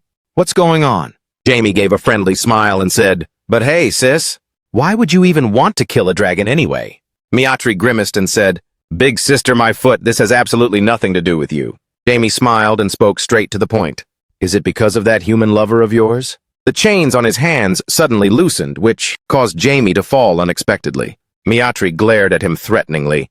"If you ever talk about him like that again, I will make your life a living hell." He thought to himself, I knew it. Jamie continued to press with his questions.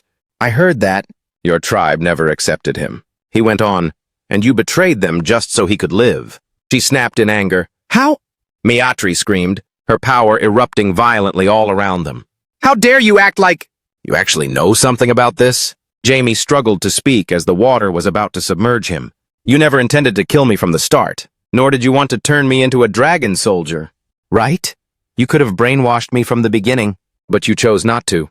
Closing his eyes tight, he shouted, "You're too kind-hearted. So much so that it's hard to believe you're actually a dragon." A familiar voice surfaced in Miatri's mind. The swordsman said gently, "You're so kind-hearted that it's hard to believe, and you're actually a dragon." She grit her teeth, enduring the rush of old memories. She decided to spare him. Stopping her magic, she said, "This is your final warning. There won't be a second chance." Demi coughed up a mouthful of water. He thought to himself, she's dead serious. I'd better watch what I say. Miatri crossed her arms, looking nostalgic as she spoke. "You really are a strange human, almost just like him." Jamie wiped the water from his face and asked curiously about him. She answered, referring to his main character, "The story that you humans only know through some rumors." Outside, the water was still rushing violently.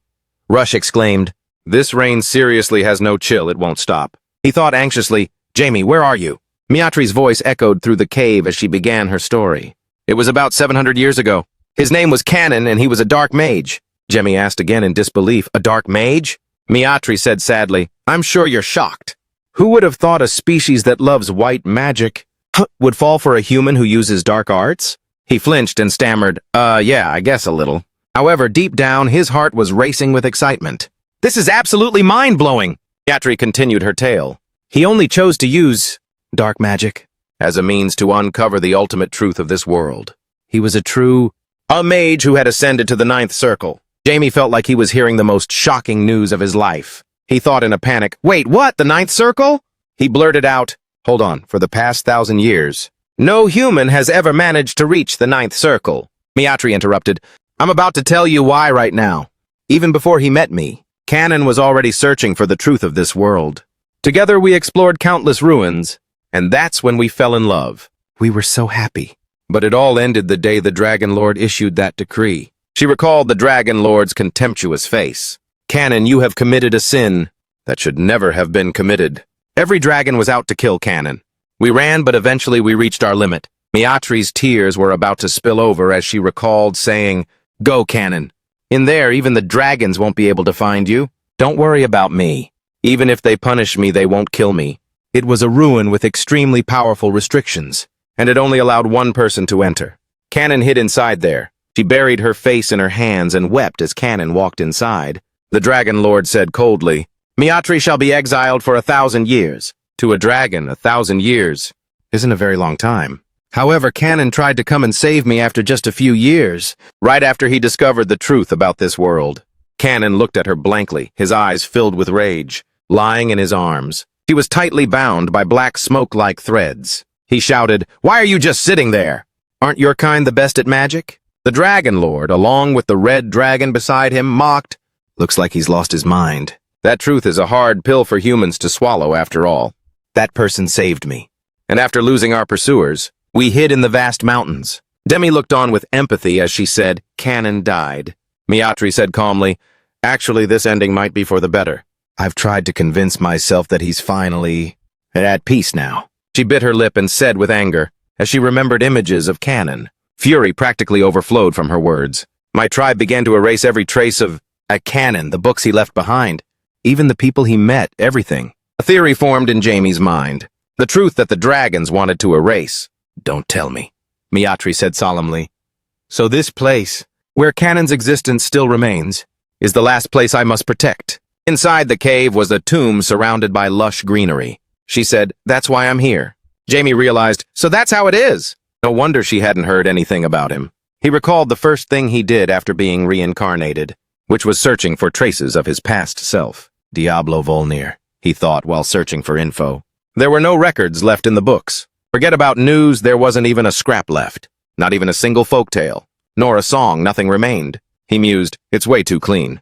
It's as if someone intentionally wiped away every single track. Jamie was certain they must have erased his existence, just like they did with Canon. Those 12 gods? No. Dragon god Braham and his dragon kin. Canon was a 9th circle mage, who went so far as to learn dark magic, to uncover the truth of the world. Just how much did Canon discover? To be wiped out so thoroughly like that? Jemmy said with near certainty. Is this Canon's grave? Miatri asked back, Why do you look so heartbroken? As a fellow mage, I want to honor his life. Miatri went silent for a moment, then said, Follow me. The two of them walked toward a grave sheltered under the shade of a tree. This is it. This is where Canon rests in eternal peace. He flinched when he saw something. His gaze fell upon a bracelet, glistening as it hung over the grave. My bracelet. The ultimate resistance, one of the 3 great artifacts that Diablo Volnir created to stand against the 12 gods. An artifact that grants absolute immunity to any disease or curse. Jamie was stunned. Who would have thought I'd find it here? He thought tensely. So that's it. That's why. Canon went to seek the truth of the world. He must have uncovered the truth about the existence of Diablo Volnir after finding that bracelet. Jemmy looked at Miatri nervously. If I ask for it, she'd probably kill me on the spot. At that moment, Miatri was clasping her hands in greeting. I'm here, Canon. Jemmy spoke up to probe, what's the deal with that bracelet? She explained that it belonged to Canon. It's an object of immense power. It saved his life countless times. He shuddered in disbelief. There isn't even a single speck of dust on it. It's even been enchanted for cleanliness and protection. He smiled at Miatri. Is that all that's left of Canon? She immediately grew wary. Why do you ask? Demi stammered, quickly trying to clarify. I don't mean any harm, I'm just curious. He was a man who went searching for the truth. About this world, after all. So I was just wondering if he happened to leave any records behind. She calmed down. There's still a diary, he suggested. A diary? Can I take a look? No. Miatri refused instantly. I'm not letting you see it. Jamie thought of another way. Then tell me about it. His words left Miatri stunned. You know it, don't you? What the truth of this world really is. Immediately after, Miatri's face flared with burning rage. You've crossed the line. That is not something a pathetic human like you deserves to know. Jamie cut her off. You're wrong. He argued persuasively. He gave up his life to uncover that truth. He might have failed in the end, but you're the one protecting that legacy, aren't you? He asserted, instead of using those things as mere objects and to preserve memories of him. He would have wanted humanity to inherit them more than anything. Miatri wavered slightly. What a smart, annoying little brat. But you're wrong about one thing. I don't need anything to keep his memory alive. Because everything about him is already engraved in my heart. Images of her happy times with Canon flashed before her again. The voice of her lover simultaneously echoed in Jamie's mind. Please don't forget me, Diablo. He stepped closer. I find this so baffling, Miatri mocked. Right, because a kid is still just a kid. Jamie called out, Wait! A diary appeared, wrapped in chains. Miatri explained. I'm not showing you this because you convinced me. It's just that it's useless anyway. There's nothing written in here. Jamie touched it. It's sealed. Miatri continued. Yeah, and no human can break the seal. On this thing. She went on. Now stop following me. I'm sending you back to where you belong. Jamie spoke up. Wait a second. His pupils turned purple as dark magic swirled around him. From here on out, don't be surprised by anything you see. Miatri gasped. What? Only then did she realize that he was a dark mage. Concentrated dark magic enveloped the seal. Miatri's eyes widened in pure shock. What is this cracked power? It's on a whole different level. Even human dark magic isn't quite this pitch black. The diary was finally opened. A golden light escaped from the diary and floated into the air. Imperial calendar, year 22, March 16th. I met a blue dragon. She told me I was filthy because I'm a dark mage. Imperial calendar, year 22, March 20th. Somehow, she ended up traveling with me. Thanks to Miatri's carefree nature, this journey has become much more enjoyable. Is she really a dragon? Imperial calendar, year 22, April 26th. I rode on Miatri's back to reach the pre-marked location, a place beyond the reach of humans. I call this place the Land of Death. Imperial calendar, year 23, December 24th. The Dragon Lord has ordered the Dragonkin to eliminate me. I'm fine. I'm only worried about her, the one who betrayed her own kind for me. I want to let her go, but I can't. I love Miatri. Imperial calendar, year 41, March 8th. What kind of battle did you fight in? The date written on the headstone was 6 years ago today. Imperial calendar, year 41, month omitted. We have settled in a certain mountain range. We've come this far, to escape the eyes of the dragons. Next, we will move on to Gammon in the southwest. That was the name of the place written at the bottom of the tombstone. It's a place that no longer exists. Jemmy focused on the words flowing out of the diary, but something was there. Miatri wept as she learned of those diary entries. Sobbing, Canon, Canon, my love. Jemmy fell into deep thought. I think I know which headstone Canon was referring to. He remembered before going to war, to show his determination. I, Diablo Volnir. Carved words, filled with despair about the past, and hope for the future. At this point, Demi closed the diary. It was 65,966 years ago when Canon discovered it, and I appeared 700 years after that. Only now did he realize it meant I was reincarnated exactly 666 years after my own death. He then handed the diary back to Miatri, who was still covering her face, crying on the ground. But where on earth is Gammon?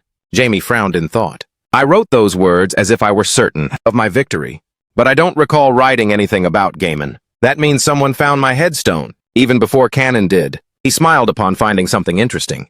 Truly impressive. Demi looked toward the grave.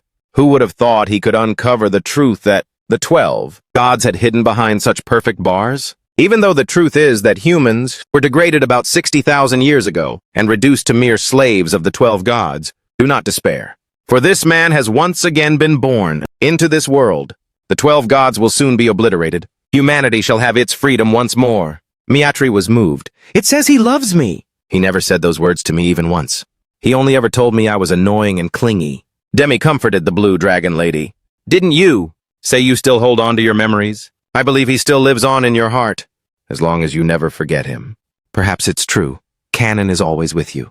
Though Miyatri was deeply moved, she remained stubborn. So, little brat? You sure have a way with words, don't you? What a total kid. Demi thought helplessly to himself, I am not a brat. Miyatri longingly hugged the diary. If only I could turn back time. He patted her head to comfort her. Everyone feels that way. He told himself he had gone too far to ever go back. But then, Miyatri gripped Jamie's hand tightly. But you know what? She asked curiously, what the hell kind of dark magic is yours anyway? Are you really just a dark mage? Jamie decided to lie. It's just regular dark mana. Miyatri lost her patience. Cut the crap. Do you think I've never tried using dark mana to break the seal myself? He flinched, not expecting this. Wait, what? You studied dark magic? Miyatri was speechless. Are you crazy? She bragged with a hint of pride. I've brought in people who can use dark magic before. Jamie corrected her. You mean you kidnapped them? Miyatri happily replied. We just shared views. I told him if he didn't want to die, he should follow me, and he folded instantly. In a society that's called kidnapping and coercion, Miyatri recounted, but no matter what we did, we couldn't read a single thing from that diary. Until you. And your strange energy showed up. In her eyes, Gamey almost looked like Canon's silhouette.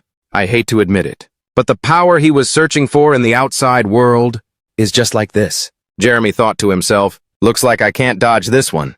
Then he spoke up. Fine, I'll tell you the truth. I am a mage carrying out Canon's legacy. Miyatri asked in disbelief, Canon left everything here. How can someone who never met him be fulfilling his wish? He immediately explained, I never received it directly from him. But we are walking the same path. He continued to explain so she would understand. So it's no stretch to say that I'm carrying out his wish. A question flashed through Miyatri's subconscious. In that case, are you also planning to defy the 12 gods? He was stunned that she realized it. Did he say that? Miyatri replied instantly. No, but the diary tells me as much. Her voice dropped. He was furious at the 12 gods and hated the dragons. They cooperated with them. If you're planning on doing something like that, then in the end... No, he couldn't let her keep overthinking things. Jamie confirmed her suspicion. You're right, Miyatri. I am planning to fight against the 12 gods. Miyatri immediately shot down the idea. That's impossible. I hate the 12 gods and the dragons too. And even if you might, soon possess power equal to a dragon. She sadly stroked the diary and then spoke the hard truth. It's not just one, but 12 dragon-level powers. It's just not happening. Just live like a normal human. For your own sake, give it up. He then began to tell a story from his past life. Long ago, there was a man who dared to stand against the 12 gods. That man had many comrades, but they all either died or betrayed him. In the end, he lost to the 12 gods and was sealed away for eternity. Demi recalled the burning rage he felt right before being sealed. I will return no matter what it takes. Even if it takes a very long time. But he never gave up, not even now. His eyes were full of determination. That's why I can't give up either. Miyatri was stunned. You, Jamie thought to him.